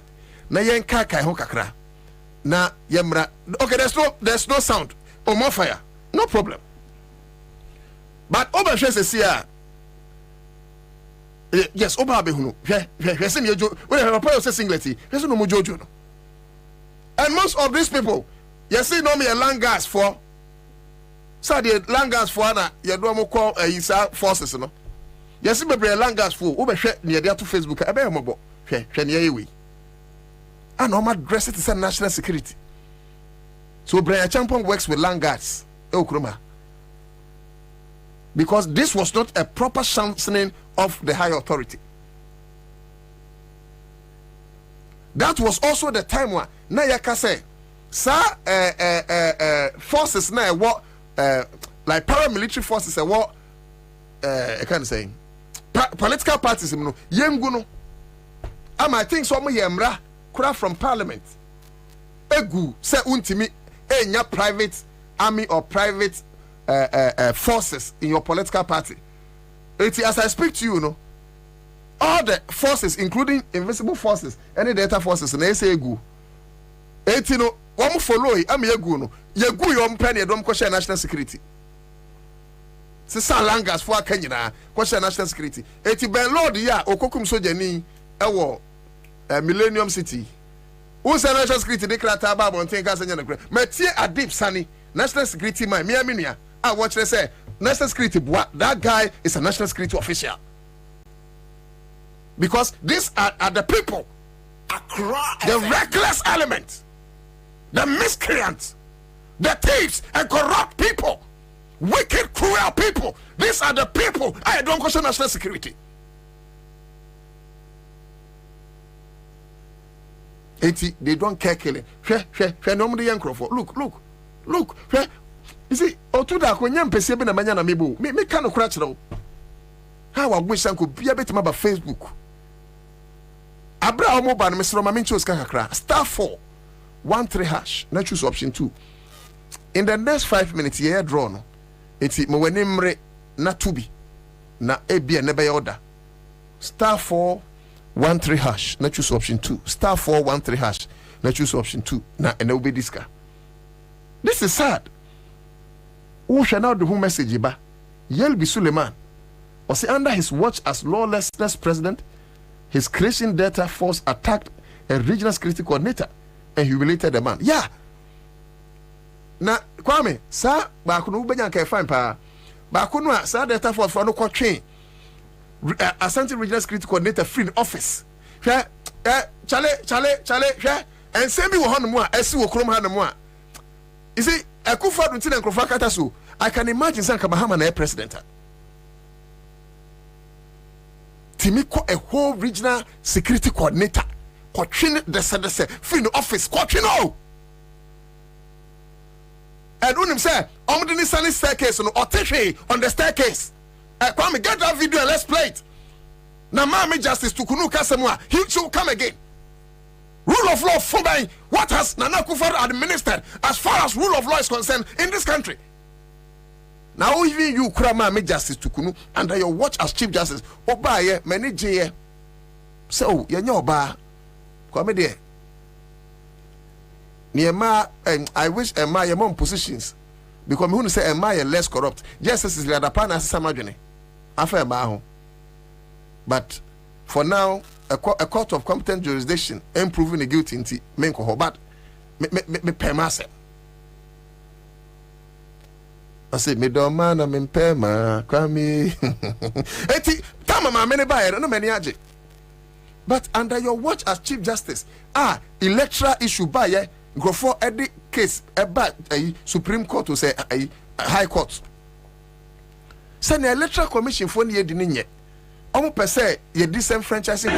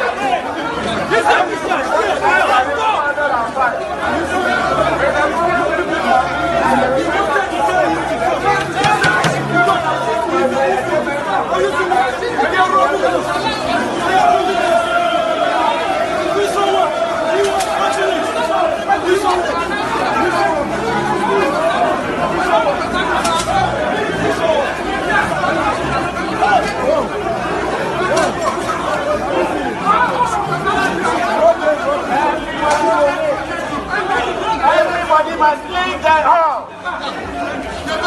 Everybody must leave the hall, please. Oh yeah, leave the hall.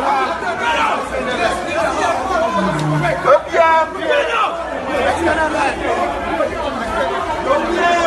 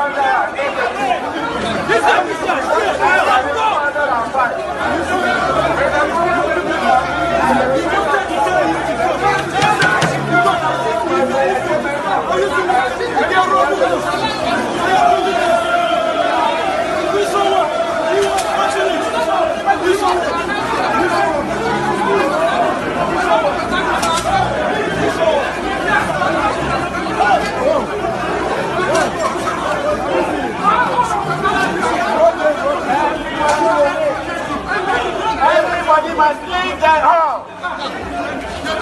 Everybody must leave the hall, please. Oh yeah, leave the hall.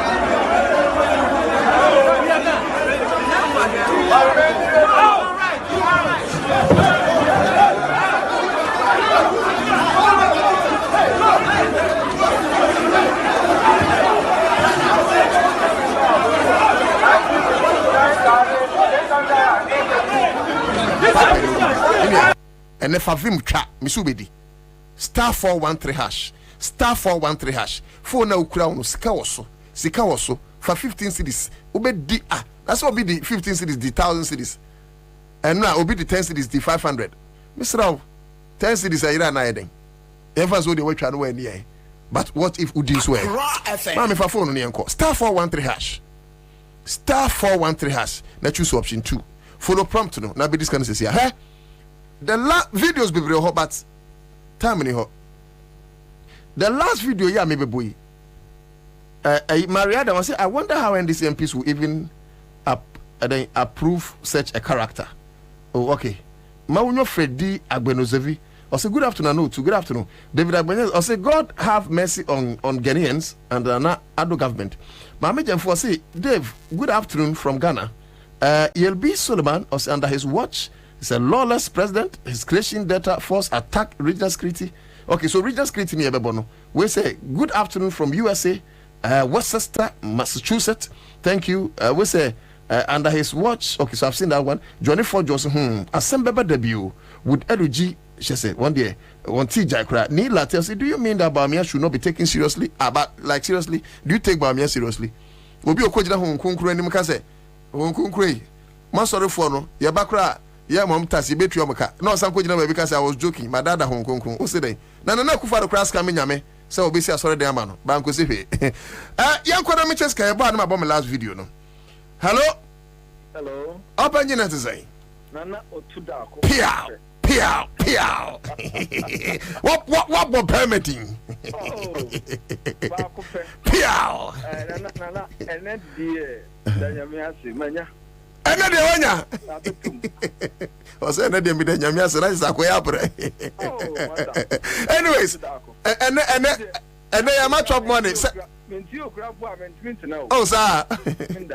That's it. Yeah, that's so feel you better get it. I chop money in Yama and take a crab. I ain't beg phone so. 500. Oh, 5. What is any try in there? Me try 50. And when you're 500. And then I catch you be a one trap ye. I said, dear, my dear, to say, hey, now first, now, no credit. Because me trust, Mate, it's your video, no credit. Mate.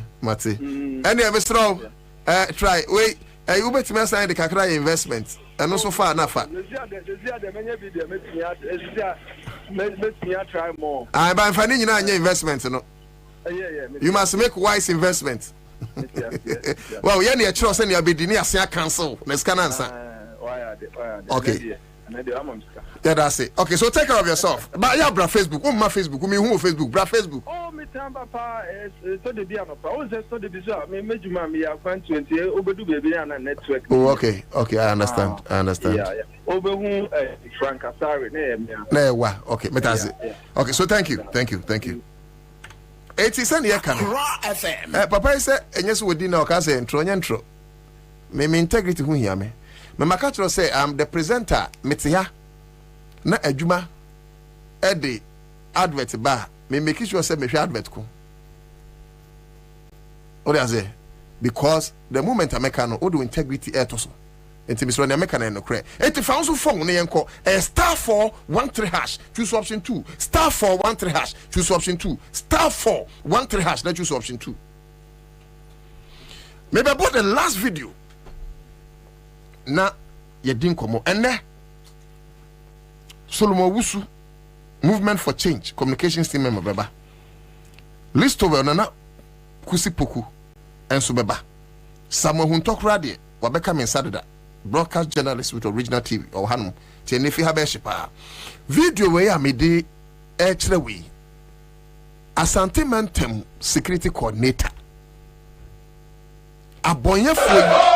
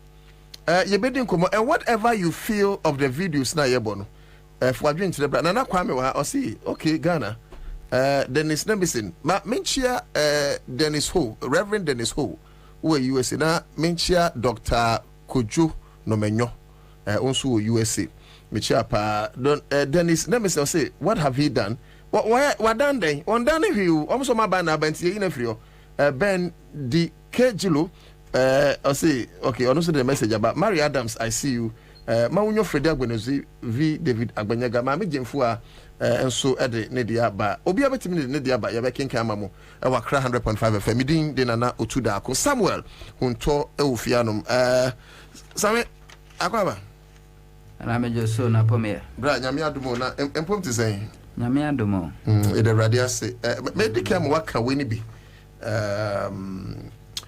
okay, of course, it is a major topic in Tino. Say Yebeka Honman and for Preko. It's very important, say Yebeka Sensem. We rub mia and soon some Ronu Shada and you too serious. no kakra free hon mo. Otherwise, let's spend all the time on this. Sorry no. In the enemy justice to kunu aka afana na Akufo-Addo say by rule of law there only match or justice asepa. Me makwan ni aminim fa ho. Enti no yebehe Eda Akufo-Addo the law now a champion of justice or otherwise yebehe na chief justice no so obaye no ne krakra ne say enti ya hwe ono bonsa Yedinkai na na menchia o na me enchia atiefo ne ahwefo ene awie yedinka ma mini kan share program no on my page enti hunto share no me pacho obia share na so share na so share na ko na me ba na pressure wo monti no ma enti me share ma menchia Ansah okay Mr. Monitor my feedback. Check it. All right. Is it okay? Yeah, it's okay. Okay. Nana. Medical chair at here for near her phone in area. My men fancy more than comma. Mammy Electoral Kurugu. Oh, a Kurugu on any team. A Juma Moye, our Dome Kwabena. Na. And somebody be brave or. Now, let me say, this is not the right time to talk about them. A brand swan, you can't want them. Dear course, who end this Mumpenisi account for do a frono, near come for a chacha. And Tibrand swan, you go there, but it's the Mecca say, Mammy Ellie Plim. We need few of the constituency executives, the organizer. The deputy youth, the women organizer, and if you na vice chairman also. My yam besumo NDC. I would make a benyanko pon shramo. Monkoswana Momajuma. Na honorable Emmanuel Alote. And also a PC. I will announce with Tuma Baton Pesuaso. Oh, Alote. One not Alote, it's me one of Yanko pon shran and in a Juma power. Now honorable and as Adomako. Akion. On so ayo kankwe south where south. I think kankwe south, right? Okay, south. On so abadjuma. Kankwe no fear ladi. Yeah. Any mechanic say orphan constituencies are a war and cran hasia. PCO ho no mani abre eye adwuma. Omonkoswa na omonye adwuma. Across the country, ubia anya na famudie. Because a concra see a qua ye with generals or mudi dominanim. Generals no aye the PCs and the flag bearer or money di a dominanim to this a year war and tea yankopon kobibia. Nana, you see Justice Gertrude Araba Esaba Saki to Kunu. Nensam no kaya no a Kamen Kwan can discuss it, especially at this time, because your electoral commissioner, the robbery activities ongoing. I was say you pay much attention. Yeah, why you now you making sure say at every step you be exposing near stopping from a rigging agenda. Yeah. But when we now are a part of the Enyama or mobile just to sway the public attention from the Electoral Commission because they them catch or no a organized crime. Akufo-Addo abine a organized crime.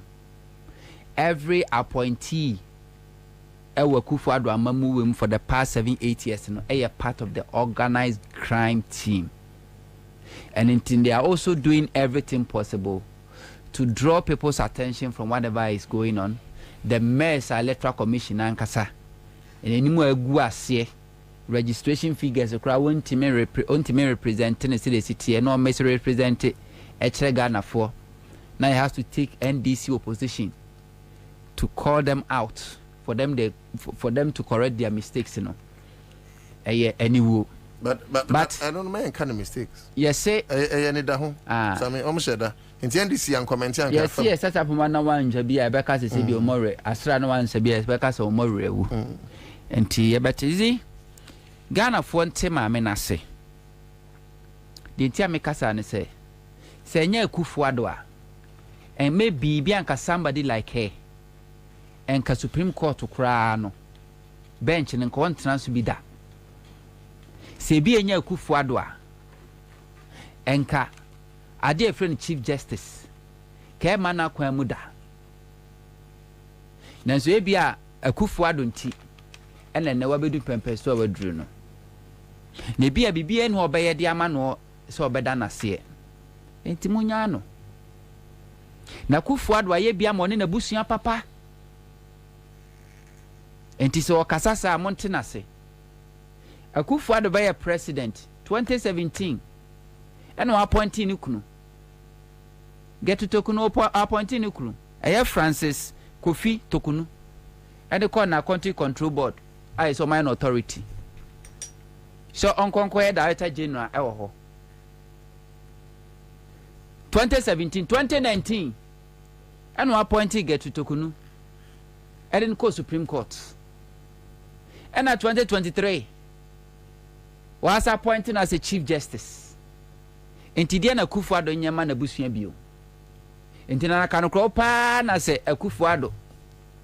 To emphasize am robber kra na emphasize komodi onu obusua no akọ robi obi dia brewo ela we die aduane na kire kra akọ hu se sa aduane ode bre mi kwa am robbery na ya chini pani na tuma okọ awu nka se nyankopon hira. Enti monte na se nya Akufo-Addo anke bi oni ni kunu abobi a chomare na eya nkofo ya omoka se ema wa badaye sen memma no. I disagree on in terms say emma wa badaye oba ni timu odin no ni timu odin sene bema oba ni timu odin no ni timu odin sene bema ni timu odin ewiasi awudi akese pa ema na edie ahemfo atitu ni animpon akese omahwe ase ye be poison omo ye be ku omo ye be omden eyema ema kroya na woye no bibi obeka cho say ema enye corrupt say mema no. I disagree. Ema binom ye corrupt chen mema na kwese oba Ghana ya mamuo no appointment no your governing system no mema appointment is over 80%. So I likely so benya mema dodo mo committee activities of corruption as compared to ema mopa ema so benya positions dodo said the mema ekuta positions in there and you see corruption. Mumusa First Lady Rebecca Akufo said the properties are what are massy. I try to she no. Or shall say that bang. Rebecca Foundation was in that bang 2017 after saying Kuno a Bayer president. 2020 in year Enna a year Kevin Taylor expose. Sika you trade free China. You do fan account to buy $600,000, $400,000, $250,000. Ajuma benwaye Rebecca Foundation omudua bro omutu galamsey anomya construction Accra FM 100.5 sika no efrihi enti ema woni mu a ema ye corrupt papa na omo no they say this is a brother pa say the brother pa say be ma or the girlfriend be ko Dubai or the girlfriend be ko Lagos or be ha apartment amano enkrofo be hu aka say hey ge o na date on abu yo sisi the brother pa onye entino eda ho na ni ti da so or the secretary no da so corruption and I beka Akufo-Addo mamumo ko Ghana Investment Promotion Center Authority oba besia timi sorry na ono na appointment ye de man no a ya kire how much yentua ne ka no woni timi de sa appointment ne to no ono a twesika o de betu ono an ho ka Akufo-Addo mamuwe Francis Esiam, Ghana Gas Cylinder Manufacturing Company. Ghana Cylinder Manufacturing Company. What Tonya Tonya Menina to even reception in Kunya is your TV a board reception. Our who about meters or Tonina.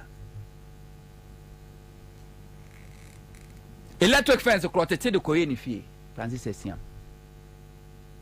It happened under Kufuado. Onyoba.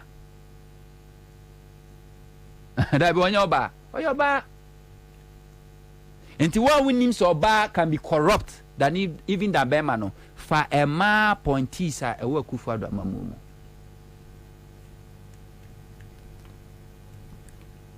So, Sarah Josafo. Yantam Ghana Sika. Over 100,000 manam fan charter flight from America Magana. Enye bia, enye corruption. What you want me nani entianika? Sarajasa Fokot na abruchiri. Eja na Jumato as a member of parliament as a minister for more than a year. Ni entianika. We corruption na yedien. We enye corruption na yedien. Enye MPP parliamentary candidate na me hu se sa COVID-19 kan kwache momudi. Wanyi bi. Ayedien. Yeah. But on the reference here say Nana Akufo-Addo a epitome of justice. Me ka ba ho. Okay. Entiamanso corrupt. And it is never true say ma wa badaye say mema wa badaye papa. Say dey wo mema omo ya irresponsible no sa so dey wo ma omo ya irresponsible. Oba bi ntimi won ba teche enkoja ne to bola so nwane. Ensida. Enti be ma ono so ahye oba nyensen a wanye difference be na wo mu. Na mamo nka Getru Tokonu enka ema omo wa badaye ho. Woni abadaye. Last year sa Ghana Law School omo pa omo ho no. Na ne baba eka ho bi. Enti ne baba ekwaji ne certificate no. Getru Tokonu na ne de share ne baba ne nsem. Na ne ni age ne sigu so na wosre. Ni 34 nyina wa mini nyina wosre. Obi baba ma a onu suko school. Ya to aba. Wako eho a Ghana constitution yemra ni nsi obi akwan se wuntimi nko ba bia ye to aba nko hwe de ekoso. Okoso okwa akohwe bi. Osojani police ni e de Ghana sikatua ne ka atwutuo kum nipa baako enwotwe including opemfo. Ene di Akufo-Addo be president a Akufo-Addo sa president ni bi no de appoint Getru Tokonu as a chief justice. You couldn't say sorry to the family because or a product of an organized crime government led by Akufo-Addo. She's a product. And what do you expect her to say? Who could not benefit? One can benefit. Akufo-Addo nama go Supreme Court. Akufo-Addo nama be a Chief Justice. And today be na wonye. Now me have said this woman say any yeboa de Ghana fo nyina hu say one any de so e kromfo sana no mka so e corrupt obi bo no kwadu say $5 million bribe when time anyi ne ho anu de kwa ahomegiem ba be hwa eda parliament everty Getru Tokonu na nipa oti na chipa ebo ne chidom eye kwesi ani ne yeboa no kan sim gu na sum enaniama kwesi ani yeboa ya wanya nwie no esoa na wotoa eno soa na wotoa metie ne vet na mo say no this woman can be dangerous than even kwesi ani yeboa. So MPC ni bisa na asemo a it was very evasive question e de open obey ya no de open onya no na no ye just last week sa LGBTQ won sense omo de call ye omo settings Ghana for mon kona mon kotie bi how Getru Tokonu was talking to people's husbands as a lawyer Teddy sorry dina ne na so kasa how she was instructing the man, shouting at him, asking to shut down, sit down. Is it not part of court proceedings? court proceedings. Because court, some of those things sometimes happen. Baby, show respect by a court. Busa says, and can you Kunu Francis to Kunu Nejina Adakam as a lawyer and Okasa? Is that how he was going to? He should have even ordered his husband to act. We don't play morality in court. We do. It's very. We do. If not because of that morality, once a man can kayen jeli equipim polo. So we're breaking law of obscenity. No, me come about procedure. It's part of it. Now so be committed law of obscenity near the Nikudina court na say against our societal norms, immorality, and I say immoral acts. Now catch them say who judge now the motor morals. They have it. Anyways. And clear. Na no na me catch will say. Nana every crime beyond there were 3 stages. 1, conspiracy. The plotting. I don't want to Ubo trimupo, obopo, say ubedi bon, and any 1. And a conspiracy. And a conspiracy, no. Then who execution.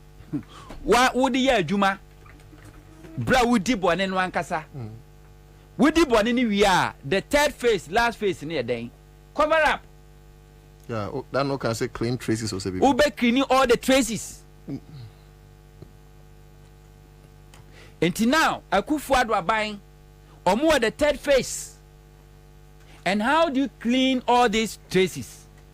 It's through the judiciary.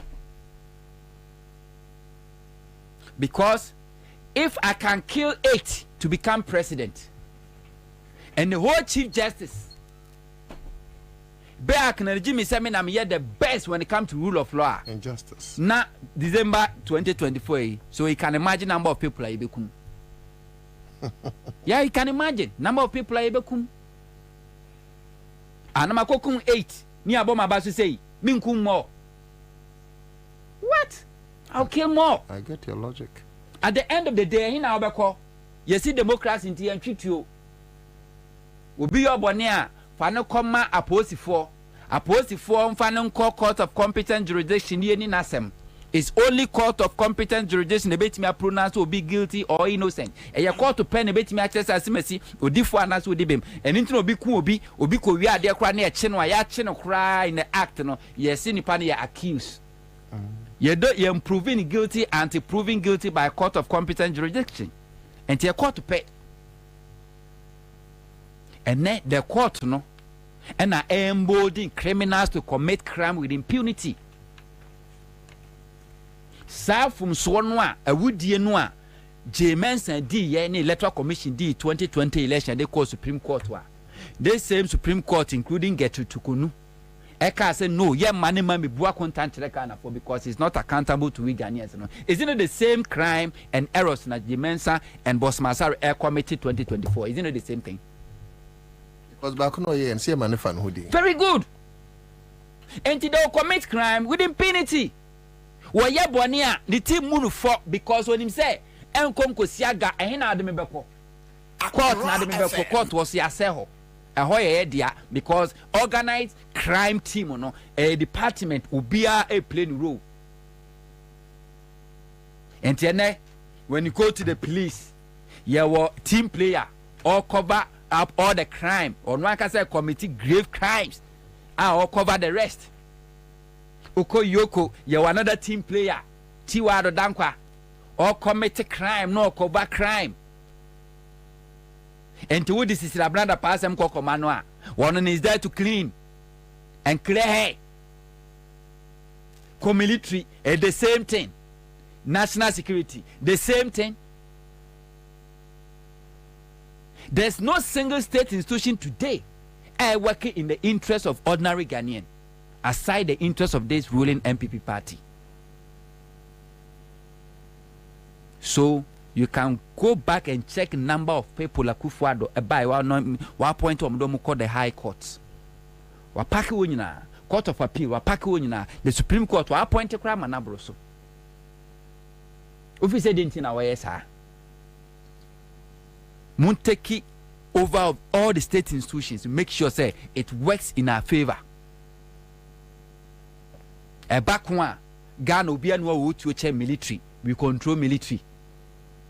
We control police. Even the criminals, we control them. And to be a baby a back crash no. En konkusiaga. Obekwa hina bekwa kudu Supreme Court. En konkusiaga. Into obeba Kufuor abaso. Until say Nyankopon be ma ono so ne baba no anano wa wie law school no. Wonu so be wuwo ya te say omo eku omo e wo Techiman South no. Getotokunu will never understand the pain of abusiafo eku omo de hye. You will never understand. She will never understand until say Nyankopon be ma ne bas wo would that kind of tragic death.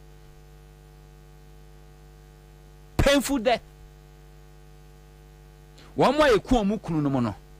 Until say Nyankopon be ma onu sunu kunu awu sa wo ya ne bi no. One ti sa ya na se da. Because it yonku ho a etuaduam. Tigana for mama yen for attention ko ho.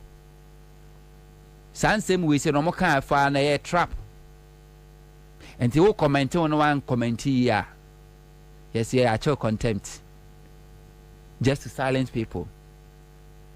But o many atia yes ye nia why. Ye beka ne pepepe.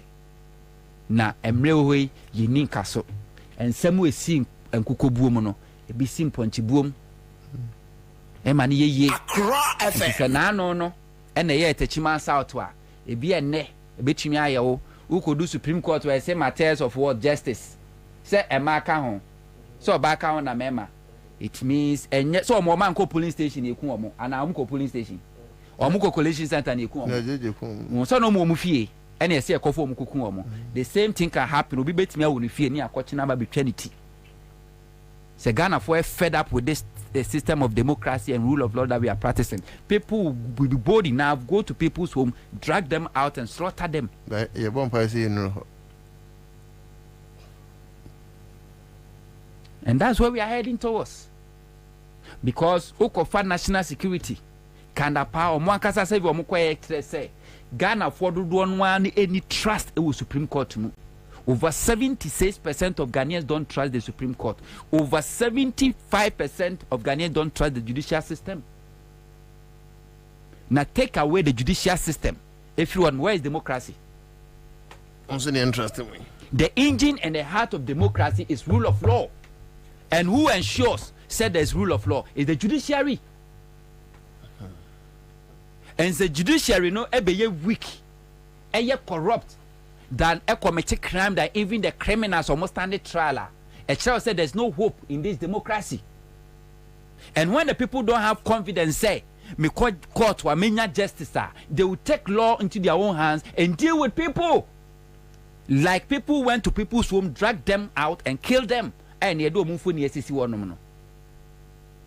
Omurefi, ene bi mfiri say de si brem no. Ewiase on eniama bia no asi ade fufuro wiase o.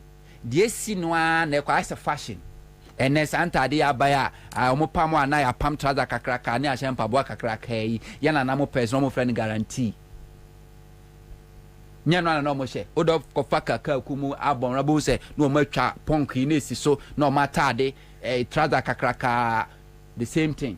Ewo mu a ebe sa akọ bonse na achechire me pampi na eno asaba na ewo mu a na asakọ sa na crime so tie. And nobody should sit somewhere and say the see baby atwam a ekwachi ajaji bi ku no, it can never happen again. Mo bi ntina bin ka say Ghana we beyond coup d'etat. Ghana fo ani ate ewo democracy mu a chebro ni ko di democracy bae eni ntino Ghana there's no way coup d'etat can happen in this country. Wo kasa wo boa. Tell me for 2 minutes Rabbi. So they should think twice. Now like I said, you say ka di oni ntuma nko a nanka de bia ya grass afo. You say Ghana hey say edatomu a you and I ade a be protect your life. Ye ni fie bia e protect. Sa to itakula we nye we untina me kaze go protect me to itakula. The only thing you and I and our family can protect is our lives. Wo mo ena ewie sika kese. Aye all the investment akese. see all the apartment akɛseɛ a ɔmo protect ɔmo property na Bible kora sɛ baabi onipa agyapadeɛ wɔ no ɛhɔ na nakoma wɔ nti sɛ wonim sɛ agyapadeɛ wɔ Ghana dɛ meme yɛwo a I will do everything possible to make sure that there's rule of law justice system no bɛyɛ adwuma sɛ de be protect me be protect obi ana protect yi nyinaa that's it. But I say ode wano see Samuel hunto ayen century messages about emphasis that say my bills micro credits I can near from quick credits say from bills you be doing more than see actual Greenfield Scientific Herbal Clinic and so also you send it in every na ye na top choco a chocolate for so I say you see you know seahorse engine coolant and wana ubi Solomon wusu about Ansah obey akupebi de gum first no de so ne kuka nim so bra ye nyane sa on so sere me promise ni say men kan me sorry why Tango Prime washing powder so as asene ya do ase ma men kan do messages na me rangas Kwame Jamfies Galaxy Drivers and Concerned Citizen Association bubuashi I say I support JDM. Okay, thank you. Eugene Bordeaux. I say I like Unto's analysis always. I say, but Listerwell always argues when he mentions Gentle Jack. Ebenezer Benelis was a great submission. Hunter, Mary Adam, we need a judicial overhauling in case NDC should win because without that, NDC can't jail any of these criminals. No, NDC can't. Don't worry. NDC will appoint a new chief justice. Some of the major cases is the chief justice who empanel the judges to sit on it. So you don't worry.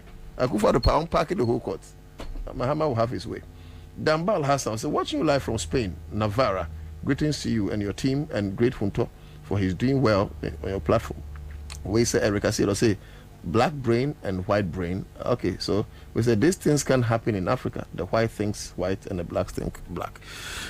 Me patro ye chis cancel entino ubiti me afa phone wa dial *413# *413# na what choose option 2 *413# na choose option 2 solo Bemena I think Samir raised a very important issue. Was it on the face of registration ekoso? I mean, enkwesi baby, you know. Say ekoso aka na krono bi ebekoso bia no yebugu. But Ansah no ne da paswa yeka kakra efa chief justice se wa kafa kufado se Accra FM bi ani ho. Eno ho asem ne yeka kakra. Into bia na yahwe ba fufuro ne afa. Yentio. Me da si chia wati fo nyina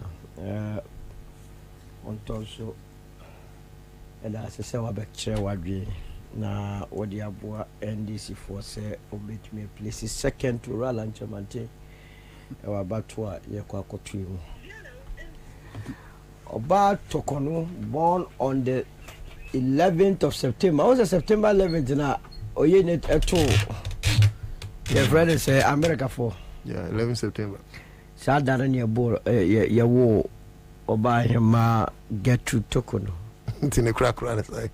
Na say da ye wo no. Ye da America form pese on betini. Dabi na ya ngona Ansah na bombe neba. Say no na just sa dano Tokono. Hello. Na enokro mu say nanim su ye dadwa nanim edadadwa ntino ya na me kana semwa na akoyese me hwe nanim a na me de wada ba na me ka de pempen. You see, I don't blame her because as I before say chief justice no abe judge bia o Ghana bia na niso ade hu no and they say obekwa ko PM Supreme Court na opiem Supreme Court nso a dachi bia wa ba be chief justice. So chief justice no be ya o article 71 holders no be anamwa o retire on your salary ni ade e hon kwan no ede enunti apart from onya go pontwe ampo a o sori a oba hima to kodo de nase be mano no. She will forever be indebted to Owura Kufuado. Esanse Owura Kufuado and the man akonya se omameye Supreme Court omameye Chief Justice.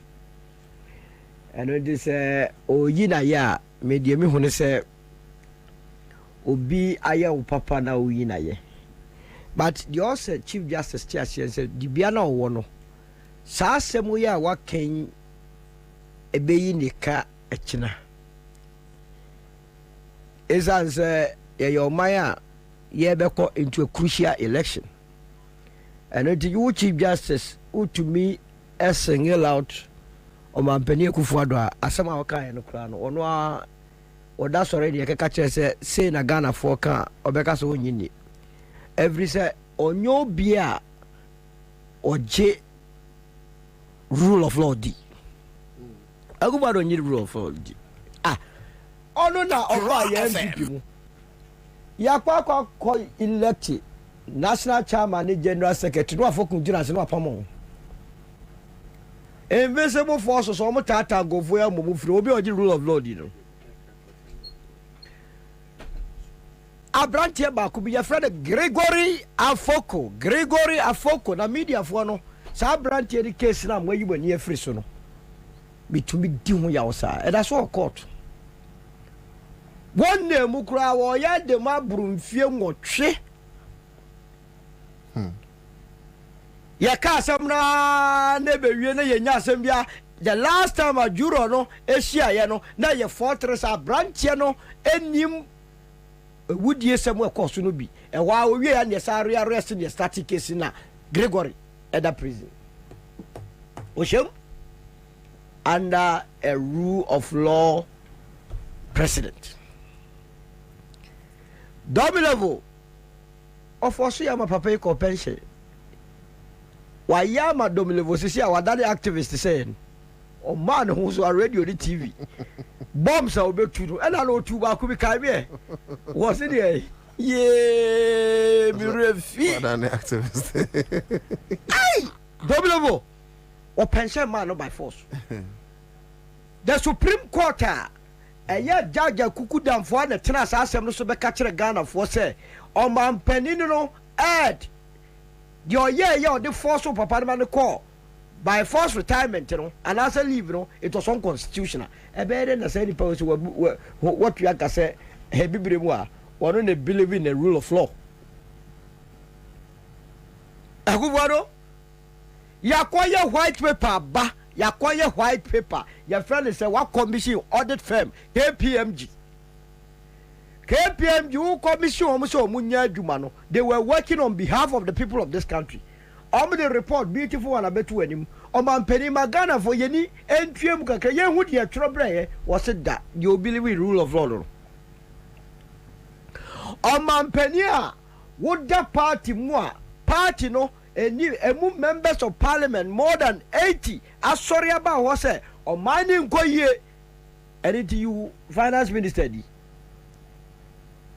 wa mu ongra wa mu wa fa boga anya so ai wori rule of law no o mampani a ye nyina ye representatives our parliament akwa tena se turumu ye nyintum ye ma boys ne kwa mo mu ni on turumu and ye be semra I be preventing go for a true musi bedie. Ya the sambre na kwa to the table so was say notice of injunction is as good as injunction. Accra FM. And it me no ka say and that's on the table so one sign and a boy say ya di omope. When you mampani a wo betumi dia dada yen say wono no waje rule of law di. That be you see wo betumi akamfu nipa bi. Na Ghana farmer mu abred nipa ne deserve asemo yo kan yi okọ abonti ko busa nipa 10 emu na be ka cho se madam tokonu wani no kure ama Ghana fo na emu mesanse ama na sa dibia kakaka yi no eye ne nase a ode ma na yete ase so betumi adana se but me feel say oba ahema tokonu must concentrate on her mandate me wo appeal case bi wo hoda dada ye de koto wo ya mo ho wakra ne ahwe enkofo dodo o mu cases good court wa yentumi nie eno ni adwuma so ye enye ye ba betia ye be da sori ye na ye bogbomome yes Sanimrani Niasa Mampenia since 2008 I'll be a candidate of the New Patriotic Party and an adjunct no a man by yes a Ghana Hano Yenya and Quasia for Gidio Perobe. It's so sad. It's so sad. And into one Casacranwa and Kaye. On Mampenia were believing in the rule of law. I would say, yeah, quite a crucial election. One man in this opposition was opportunity was me hand over. One was had in some Kikanitino and the police stations near you can I can tell you, say, confusion air cost for registration and first warning movie as one penny. Then some Kikan, then some Kika. I can't care, walk a casa media minje. Anna Ghana for episode much ready bibicacra. Say, Wunyem. Ya the second for so, not so big man as a Wunyemwa. And what you won't say, a buyer dead the Bermuca Crebino, but tippies can't fonka. That meant 2 moody and 2 onka. So, through Suyano, peace council like casa. Meanwhile, on my penny, the beer walk out a gun of was there. Me hand over. Hey, won't hand over. Accra FM. Ghana walk for Obama, take Gamo, Rala, Jamatinia, Koya, what's a hand over? A gal on that Tom will say, Jadu. Alam better. Oh, my penny, what are you talking about? Alam better who for that. Alabama, take Gamo, never heard also hand over. I didn't talk size. Oh, size. We will not land that phone when I go for the zoo. Sad you way your problem you could see. Never aquatic grab of Miami Park, one can take it. But Tim and this will throw me now funny. This is guys. Yet to Kroma, Anna, or more catch day and day and day out. New Patriotic Party members. I catch say, what would you may be out? Or more than the strategy to be with election. Hey! Rule of law, ye baby, and I offer. Yet, ye knew baby, or rule of law, dear. Anna, BVR machines, I one more. A rule of law, no. And to talk on dear. Meno, if he say, why yet, not dear, but on Tiasie, said ye, why ye? Any future case be involving the New Patriotic Party and any other institution, and as I buy versus any other institution, also recusal. It's answer or your bias towards the president. Now, yet to be chief justice or your bias. But as I want to talk about business, Ninka, so that one must guide or public service and our civil service. And until our office be a no albecono, one more need carbon on pictures, and for tourist attraction. And also a reminder constantly. Say, answer na wobano. Now, Sumesua. And I know me share. Your friend is a former Chief Justice. Any abua. Mansia, which has a comco. Why you ordinary to say minumino? There are so many people now, baby, buy no me a Jima Wukruma. And you know, you know, what downtown was you often a no person. What Indian who to you? If it's a reality, I don't it. And I know Judge be out this and when you be heard him say cut the father forgive him. Official minor and the 2 minutes action is as a form funny is a munu but enter nothing. That's uncle for so omomo brono SBBA. And ultimate position and the when you know and the do tribunal case as soon as see a bottom medal is the finest the echo for the case papa will do kruma. Oh, just no, you're something lawyer. Send an something. Yeah, mono. Yeah, that's something you can't do that. That you. That's something I can't cast in a Kufadi and lawyer. I mean, I make a case ben defending. I know they say could be something. Or two for personal lawyer or your sentimental lawyer. Or you're something in a personal lawyer. The personal. Let's get the distinction clear. Who knows something besides the cases be? Oracle for by the first term. Send out to Kroma between 2001 to 2008. One and Attorney General. Akufado. Yet to Kromana, Tatuti got a dribble. In fact, case you know what I well Kumseno. Yamia, member my jail Kufan can see so I'm Pampa Bay and Frost 300 more and go say, oh, mine. What's why I ya wa lawyer for kuku jam. I will Krum one more. Mother.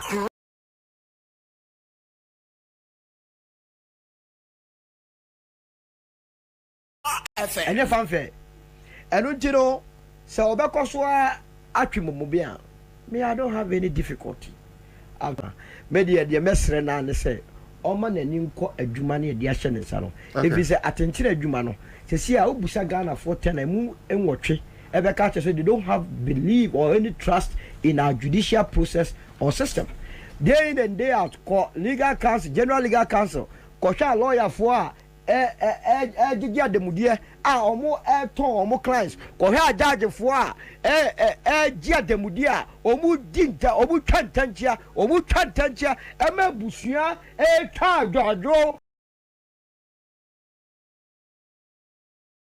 ɛwɔ mu fie na wo fie sɛ moyɛ saa nneɔma wei a mobɛkɔ scot free.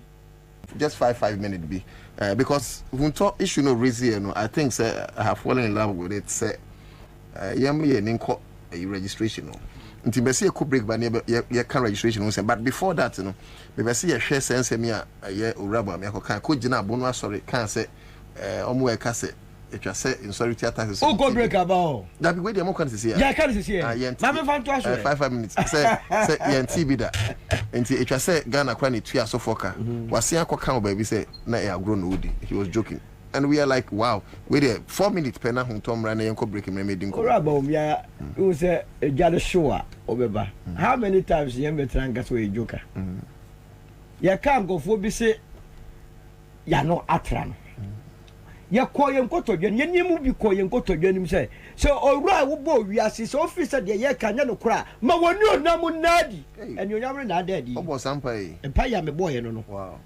say o man nyonyam nya dai endadi me nam de mic ko say na kaka say no joki and he spoke seriously yes o si boye no odidi agro now the seriousness of it they say abra no o ka kire asofo no wo hye won bo say oba yɛbɛbo aban bɛbo akyi dɔm no asɔfoɔ no fa ne serious ɛne nti asɔre bebree hɔ no ma ba now no mo the change of mind bi sɛ wɔn bɛtumi kora to aba ma no ɛsiane n'asɛm bi a ɔyɛ dɛ wɔbɛka kyerɛ wo wofiri hɔ a ɛni na ɛnu ani na nsa ho wo sɛ you were only joking so ɛnneɛma dodoɔ sɛ na wo campaign trail yi waka a ɛyɛ jokes he must come and clear the air ɛsiane sɛ google aka da aka kyerɛ yɛn sɛ one the normal one liar ama yeni akase da bi eni se ye man penya be di chesa now what you are saying there you are only giving credit and now no akotena your friend say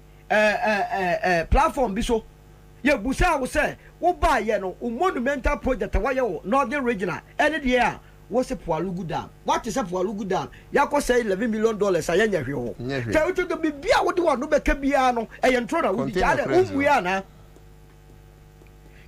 ɛnyɛ nyame na bɛn mu na abayewa mo sɛ friend sɛ ne wabɔ hijab yi a abayewa ya wakɔ busa question a nkɔfoɔ ntumi musa yɛ papa no start here ɔkasa we introduced teacher training allowance we introduced na tempo no was very high it took that young girl to humble the vice president avena tempo na balo eba down na students na wo kro mu ano yɛ nneɛma bi a ɔmo humble no ma pa was it last year or last 2 years ɔkɔyɛ lecture bi wɔ Valley View University ai baako yɛ wɔ ɛyi Valley View ana baako a agye di private one ni otuma sɛ ɛwɔ hefa area bɛn that yes central de onko bi mu ɔmo yɛ adie ɔmo yɛ Pentecost University that be ɔmo yɛ adie kɔfo yɛ adie Valley View nye Valley View dodo akwa ayi asase ni dodo asase okwa bi nyekiro no wase no wɔkɔ yɛ ɔkɔ rate a young student bi busa no a simple question dodo wa de na yɛ in Valley View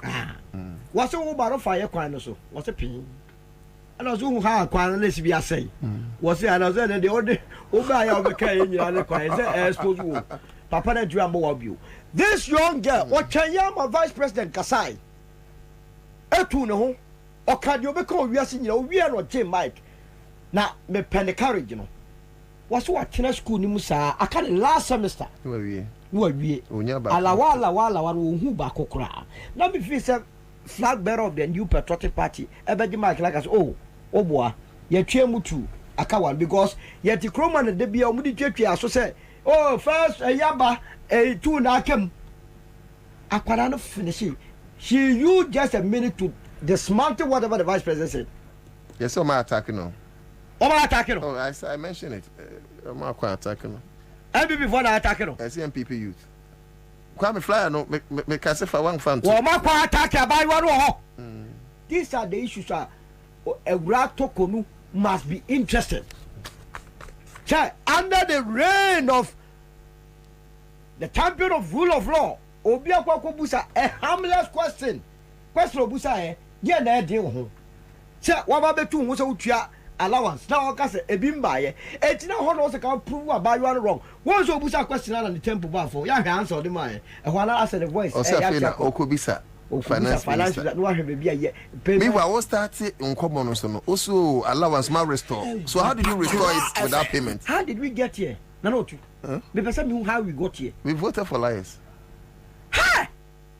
Sir, Vice President, what to be Ghana for him? A diatro, ma quadaki toa, me yamba, to me expose you. Now for apology, my. Nay, won't penny for Kruman more. I talk to Akoswa Katre and say, we will break the age. Break what? I buy a woman be okay, so Castle mid drink and MPP woman organizer. What the break what? Ube break it, and just like a top form. Touch us here. Not just say, when you Ghana for 9 days, and nearly ye. Anything as someone walk catch us off for now, and the soft will be friendly. Or can be ama a Kemagini China be so say. Was steady rubber me, who said, or per se, or Yano Krama or the Krama who brassagy to me, no Cheragana for Yansa. Because, or could be I have one or church out the ashe. Baby, this will boom beyond expectation, could boom. I said, that be. You say, why not you so capture a soft one? Saxophone, Yamin charge away, or I knew maybe I don't know. It is saxophone go to want to be offering me to grab maybe. First, me call a Huntona only 4 minutes. The one is Vice President, they will live up to expectation. Okay, yeah, say, they be a cassette or can and trunk for 4 minutes because now you try home registration. 4 minutes. What's a cassette democracy very expensive? The cassette democracy is expensive. I don't know drink could see. Say about it takes a lot of money to conduct election. But before that, my main settings are a year record straight. The Chief Justice was Tokunu no. The name Tokunu a every name. But on young Reni, a Yenukunu, Francis Tokunu, Edino no. On one casa de way Fantini. Okay. But I disagree with you on this one. I disagree with you. So, man, I said international. Onye angreni mamenka as a mitro. International. Offer tribe bia your special character bia every tribe it possesses. Do what you're saying. Do what and go on. What you're saying. Yeah.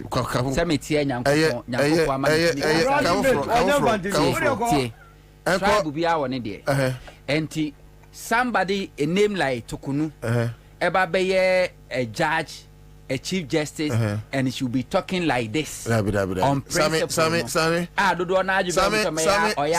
We should not even be encouraging that. Oh, you don't get my point. Oh, you want my first one about them. I say, man, I and you forget about it. Speak to them. Don't say I should forget it. Don't say I should forget it. The point I want to make is Ofa kasakuo bi a wa Ghana ye wade bi su ban bi woni panimu a ema ni deadi enti sa suban no yesu ban pa ema ni deadi enti ne krakra ne say wa wo free say somebody like Eve Aigbeni wo ye principle what you say o pepere ye no na wo free say get to Tokunu wa disappointed Evers because ni din Tokunu no yangreni na me cho so onyangu na enti fantifo na was a threat no menka sa santifo no that's the logic because say okay me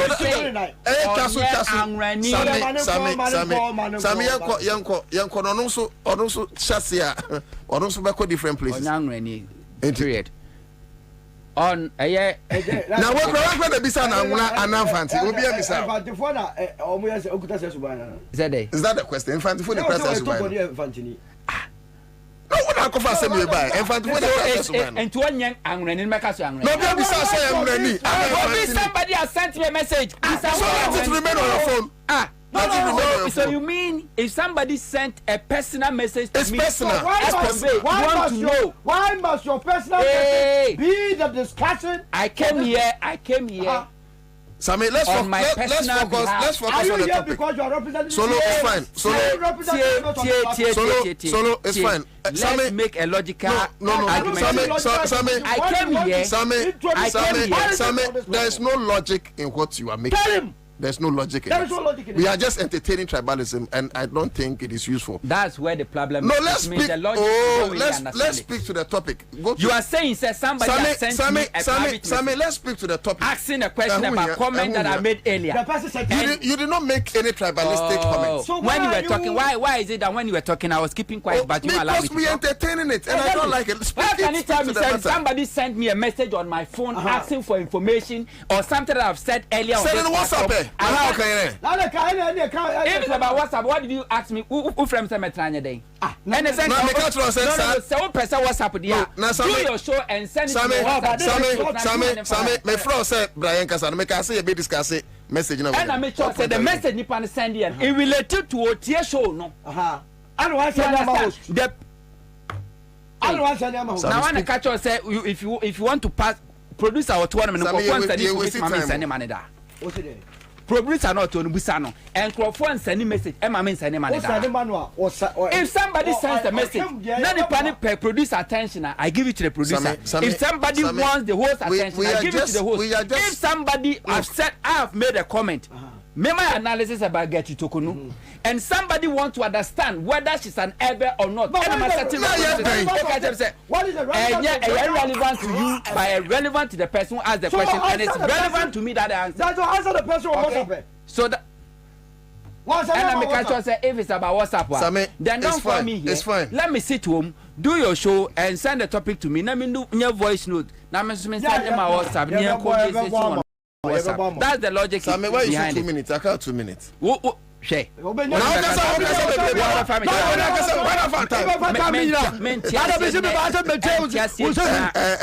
cannot share my time. 5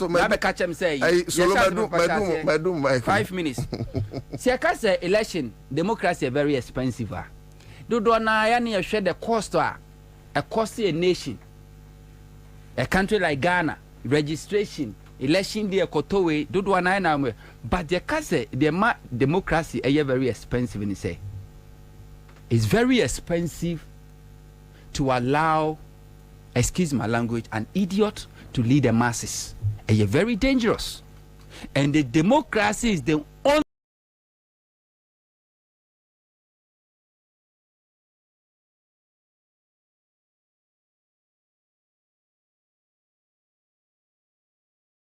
system of government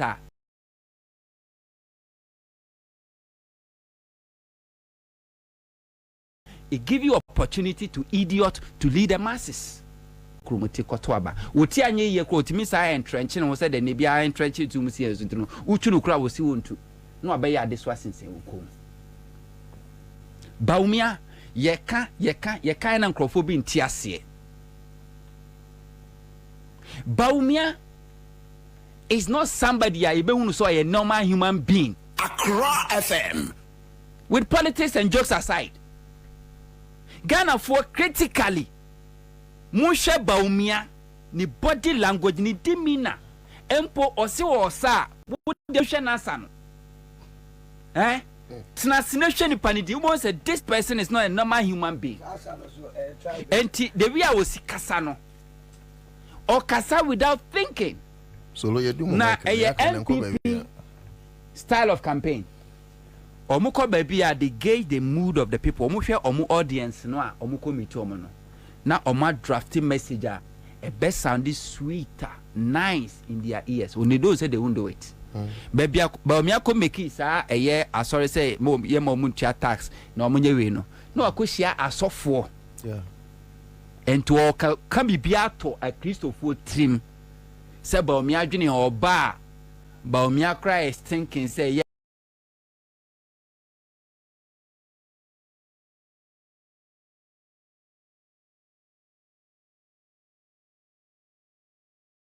My sorry Nisika.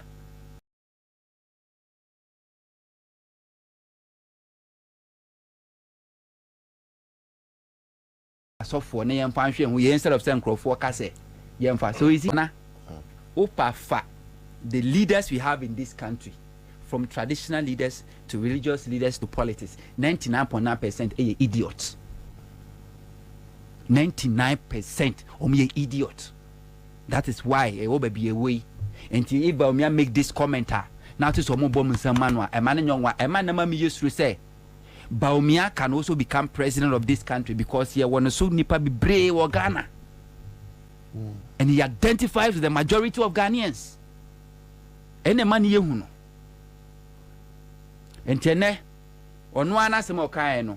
You be telling Ghana for the Baumia is a joker. Oko come so withdraw. Wait na tem Baumia is a joker. Baumia is the most expensive comedian we have in this world. Look at the new Baumia is the most expensive comedian we have in this country. The highest paid comedian.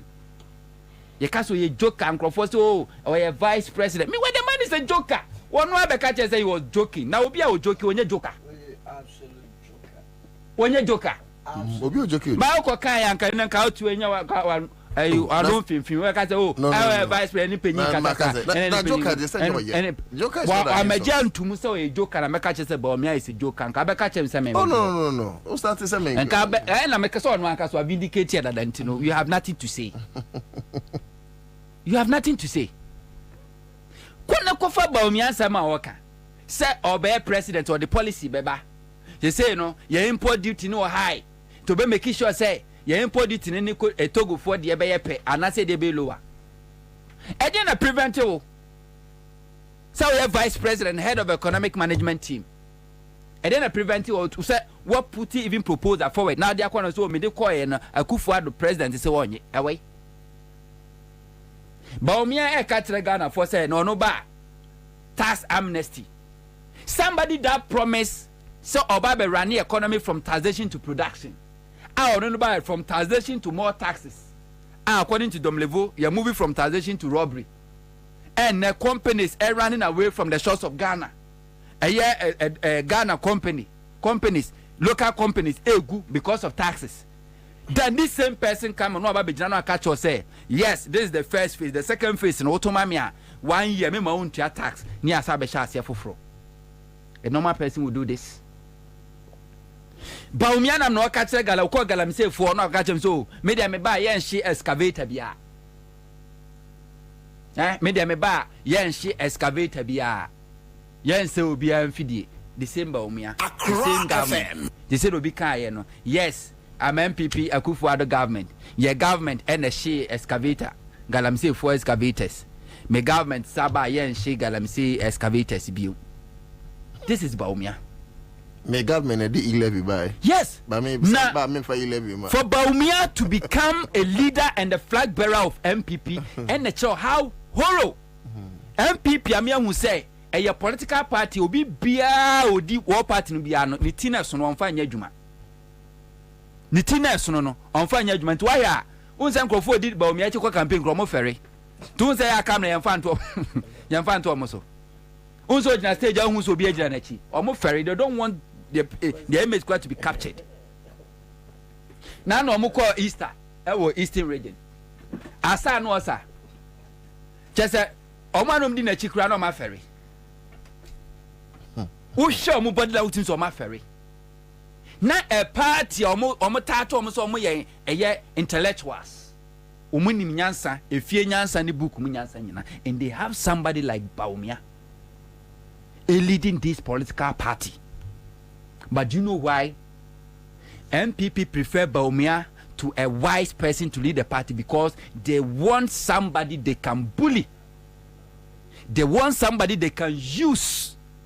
If Baumia mistakenly becomes a president of this country, hey, Baumia need the obey what is a signboard. And to all these people who didn't cheer, most of them Kwabena Japan, and who didn't. They are just using Baumia as a bargaining chip or two to get political power, so that they will use the political power to do whatever they want to do. Because there's no way Baumia can even control. Who is Baumia to control Kwabena Japan? Some for two, we in a Baumia also an Omian campaign advisors. Why about maybe to control? so mo piano say yo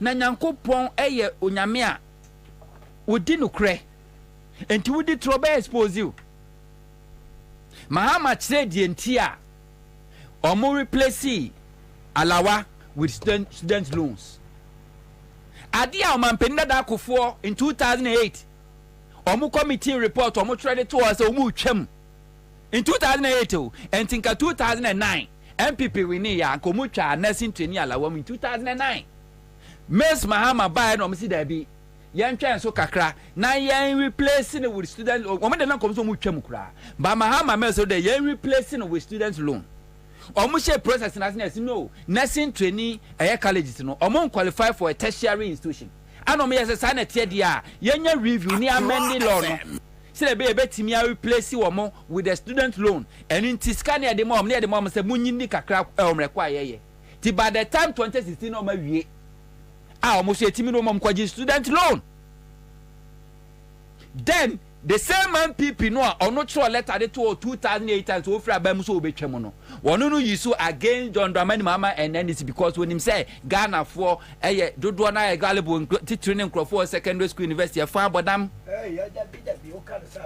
sa afa mo damu a obi a wa wie university tie obi akwa university 4 years wa wie university obi abody degree na a government aba say media juma ben ya wasinapko permanent job was there be metriaka was metriaka 699 Ghana cedis na out of this amount no to 300 Ghana cedis e be launch program no obi entua 300 Ghana cedis and omuji obi 300 Ghana cedis and ye mo t-shirt and ye baso omo from all the 16 regions in do mbegu awiem e wo Independence Square a graduate. Sometimes they're frustrated. A graduate, Obi University, a graduate, and you don't move Gina, a Riano so. And a Omobato, Minshira, Nabe. Sometimes they're frustration. When you're sometimes maybe bread. Well, you know, Nakrano Benyano, Obetake,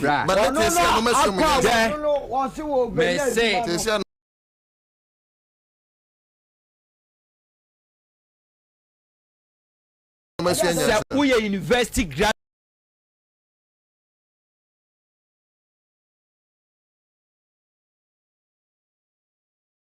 What na university them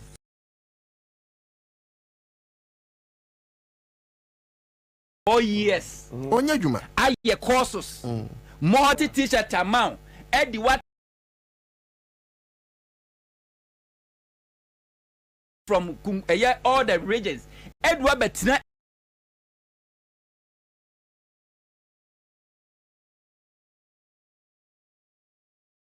if you're Independence Square, Emma Otonyum, Michida Naba, unye idiot, now you're dear.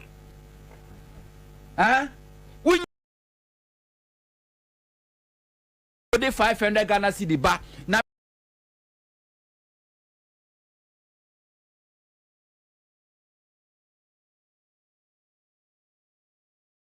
Print a crack t-shirt to the mouth. Now the China crying, you know, will be on the so by a crash stuff. Who bears a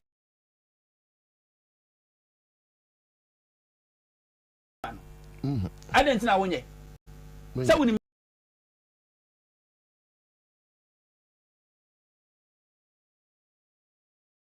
t-shirt just a second. Edu go from theater so.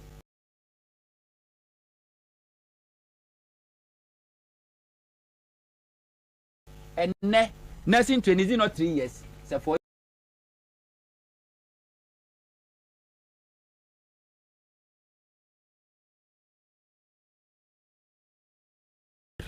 ye twa ho ba ye be hwe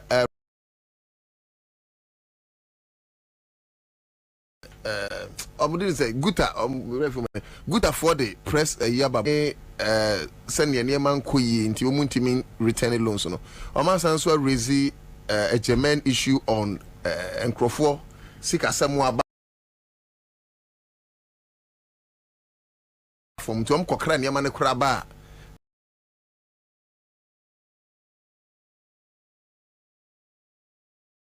na ayedin anoma san raise issues on the exchange rate.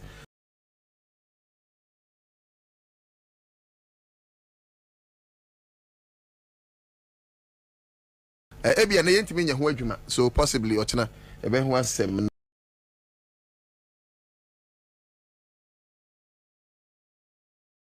Right after the break, you better enter into the registration. The question.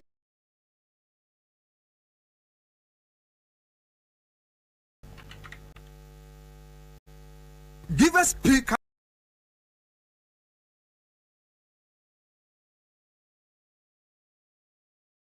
To me, baby.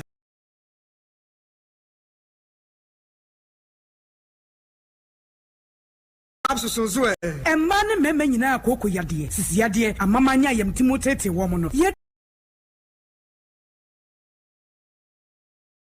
give us in row. A man, Nigia Bebusiamu Papa, na Bemaka give us P capsules, and they give us core capsules, Bomunum dear, not a Nigenia. Core capsules. I pay for a bag.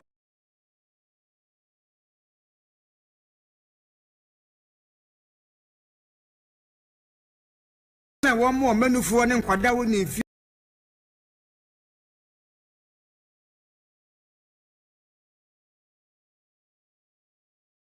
do me no home. I will just to be a motophone. Give us Herbal Cent 35. FD.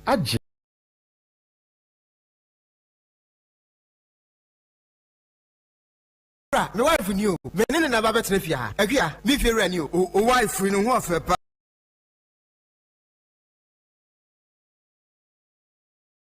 Not with Modriani.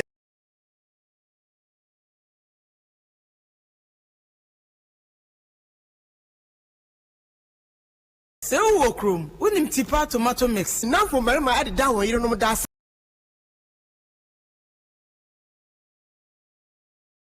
Body tipa tomato mix. A year Jan. Now I hope walk grab it. What the vitamins A, D, E, K. I come a say. And yes, sir. A bonus of that form. A book. And a jasso. Upa do a free. 0203 4 03 400. Tipa tomato mix. Taste happiness. Catch the final days of the Premier League, La Liga, Serie A, the UEFA Champions League, and other major cup finals from May.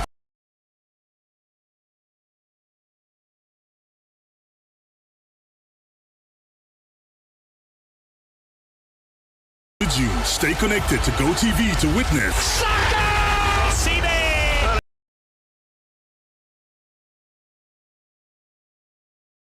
TV, love it.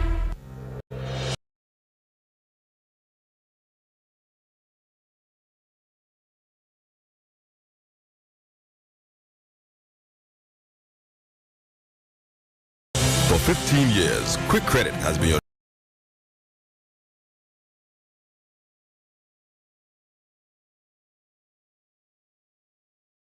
is now Bill's Microcredit. Still come.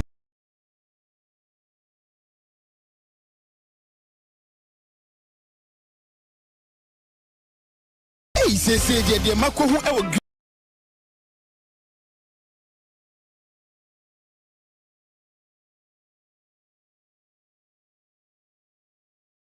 I want to say, near Kro Etuno, near Anka, I want to know. Obana Bemo Power, and Yarwan Kaye. Nancy Mamika say, and the Spana called Moekayeno. Greenfield that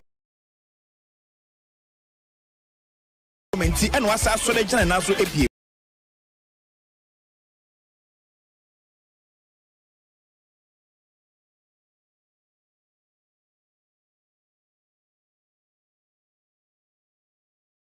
Estate Junction, last stop, Frewa 0243 983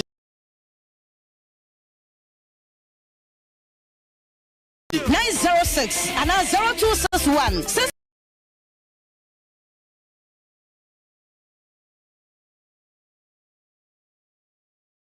The Premier League, La Liga.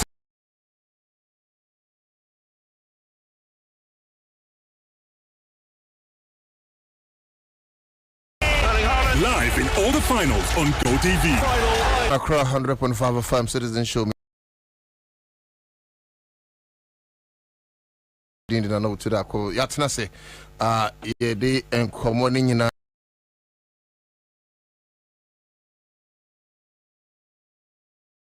Akurabo. You know what to say when you share.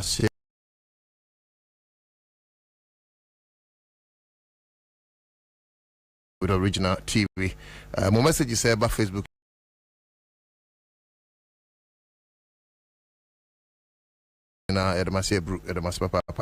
Okay, registration exercise.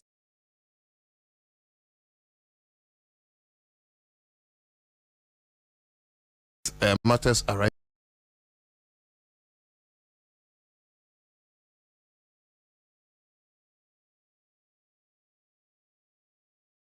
It's maybe your questions be. Meaning say meeting me bisa header. And you say. I mean you time 1 minute myself. Sir. Oh, Jimmy Meta.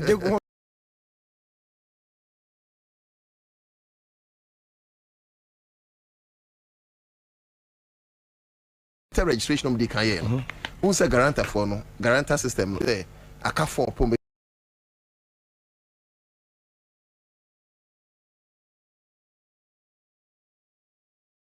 You so 10 in your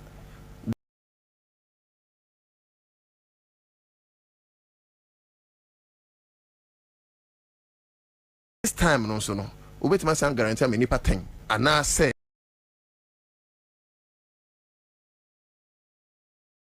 we guarantee man sign and one no. I mean so boy kakra.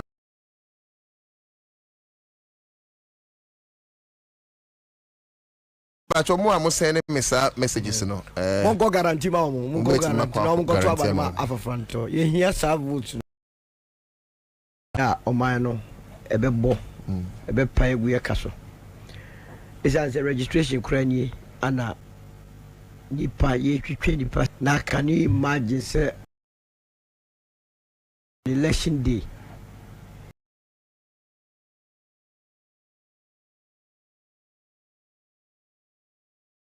and it misuma returning officers we ko ye December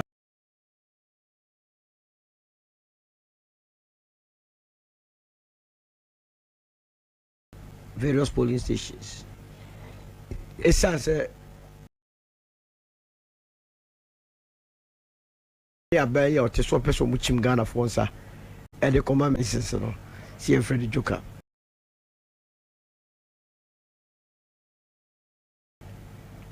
o mampani akufo ado ko gina bia o so onyem ye be ko yanim now at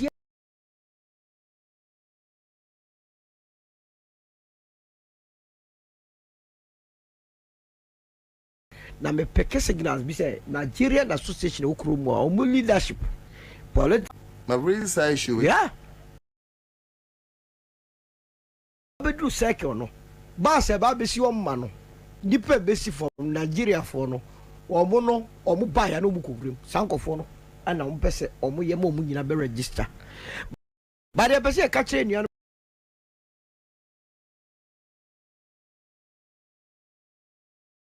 Nigeria for Ivorians, Liberians, he said, Abali better 7 December, and Ghana ni better go to Abadi.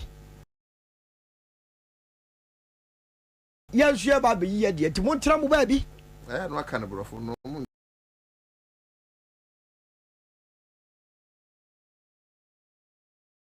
As for our brothers or Monaida, this one straight to you. We are reliably informed that no business whatsoever taking part in election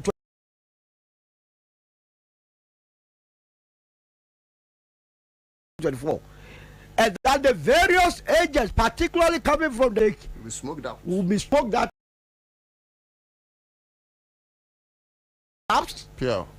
before we leave you.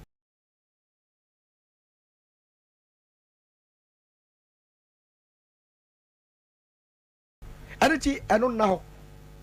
But this is a Christian village, you know.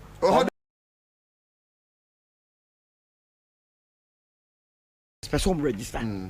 Yeah, you raise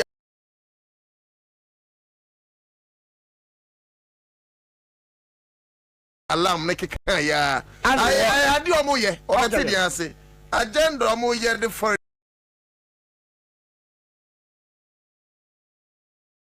aba enkofo bi aba be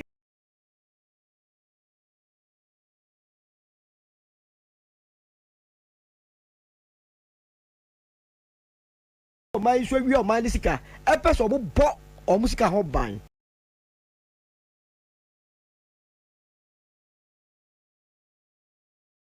sika bia obi awi japade o man japade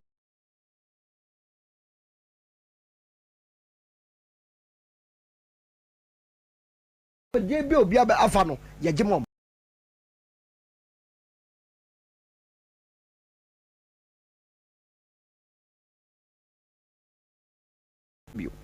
and it James are a protected adwuma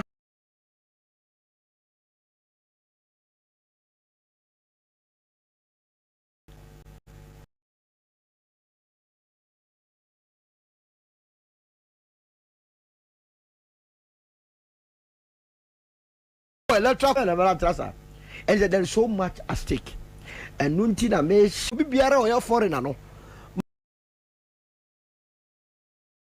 say aza oba mo make sure say ho no register bi on got prevention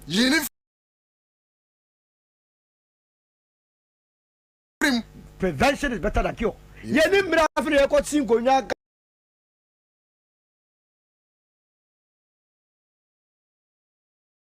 now where the 18 to confirm it's true.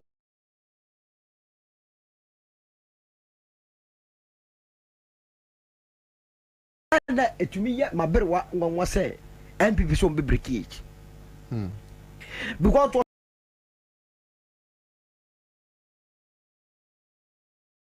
a kwamo hiane kwadanda e wo mani mu a o ma bi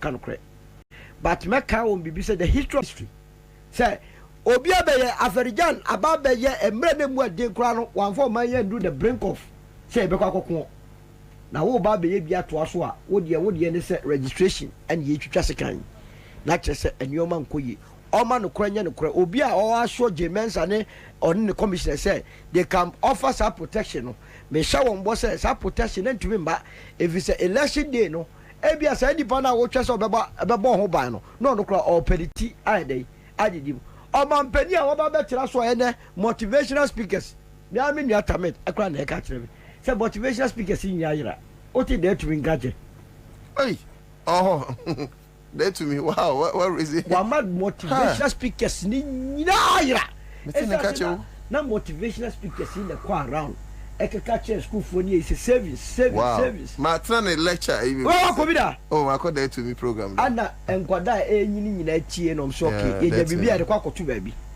wo mo bi koto ho no a aban akoma nkwada nyina haircut ma kwada ketwa 22 years when you diabetes, when you heart attack, when you lungs attack, after the attacks and kwa neba.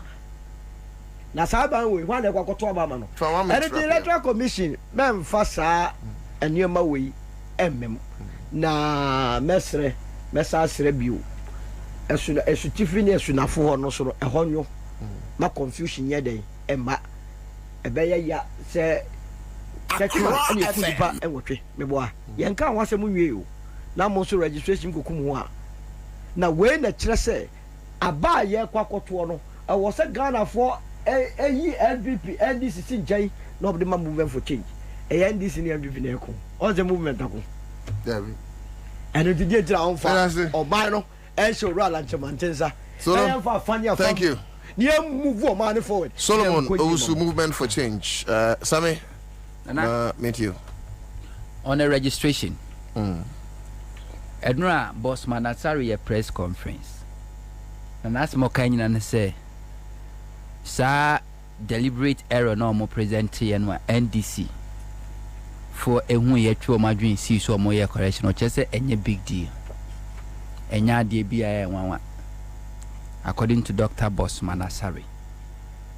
Nah, and ya no one because omoye the same thing the Supreme Court and your muhudie.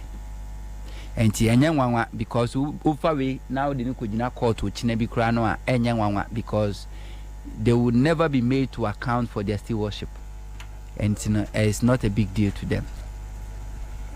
Nana. Yeah. Democracy na ye practice wa Ghana no. A bedroom pempens will be under MPP led by Kufuor Bawumia government say, and your vote will not count. It's not about Nipado do ekoto abama yen. It's about vote wa ye pay. Omuti manufacture votes. Okay. That is where ye could do. And I'm catch the one. We're putting structures in place. Every state institution, as far as democracy and the system of governance, and justice system, are concerned. We capture baby until we found for her and found for her, or the fire in ye. And to review. But the only thing Ghana for a bit to me, I idea protect your democracy in your own year. Process ya shall see echo. See a bema ye ni adaho. Ye me ni dawa. Electoral Commission will be more a betchino. Your chino on Rankasabaya wanted. Would ye my electoral official bako and committee electoral more practices our this elections? Na Ghana for being family and show munsem. Any bonny. Never say electoral officers be too sasa de be more. Because under J. Mensa, electoral officials or my committee electoral more practices in Yunano, yet you or more Timamufon a chum and a dom come police for. You should be in where course. Until then, I chess 2024 election. So be electoral officer be committee electoral offense. Not Timamufon much and I'm no come police for. I then a chess say, ye be dinner sem na switch boy their mano. But with the Matimamufon family and show Musam Nini Pony. Ubi any bium sam ewogan have you. Na Yera Kufu Dampare, IGP, and Mujano Adoso, and she share any mono Adoso. Yemi and Shano Adoso.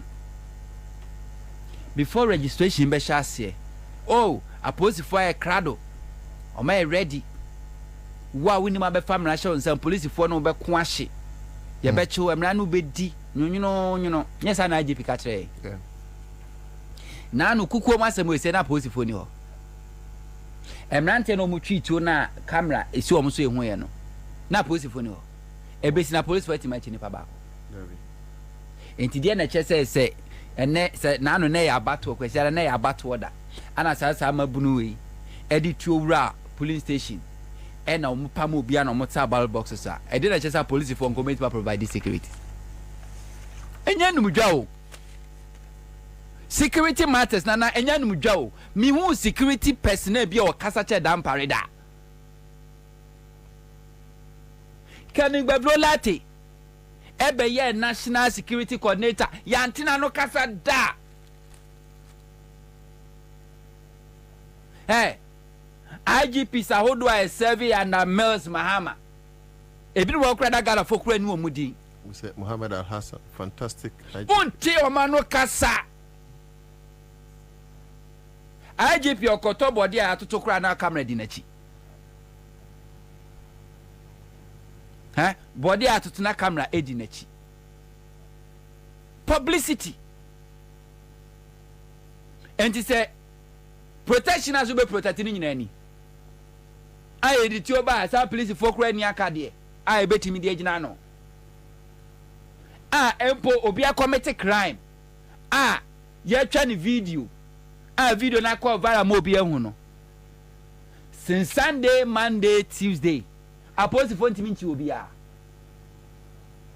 And what the guarantee says security be provided the Amagana for. Meanwhile, I be assure Ghana for say be a better phone be our police station be no the with the home semeba. Eko we are supposed to form me and say I do jama and no from say near watch your maso. Because some of you can go for them because some of your members. What about the criminals? Then I just say Ghana for is safe. Ghana for is safe. Now like I said, Ghana Nibia said ye say ensure say this election will be free, fair and transparent. Election BN whereby reggae our polling station without the involvement of the security officer present and the electoral officials. Say security officer need compromise. Now electoral officials in your compromise. No political party can rig election at the polling station. But in this case, they are compromised. That's what I'm saying. What's the thing? And Ghana for yeme ni adawo awabatu emu no. Yeme ni nkwa police for share. Police for say election ya kwa akoto ade o. So I'm patch for 2 weeks, This election is between NDC and MPP. Okay. Akufo-Addo and appointed electoral commissioner and na juma fo nyina nim so MPP for. Akufo-Addo kura na appointed IGPA police ahene. Akufo-Addo by 7 years 8 years ni police for running advert for recruitment da. But they be na police for 6 months be a police for pass wo mo. And Crawford a recruit wo na ye MPP full soldiers party for and ye recruit wo mo. And on the D-Day of the election, no, you are going to meet MPP electoral commissioner, MPP military, MPP police against NDC party agent. And it's how NDC ni now your team money now so don't belong to any political party, but per se what banner or 20 votes should be counted. And also be a man in the because this election is NDC against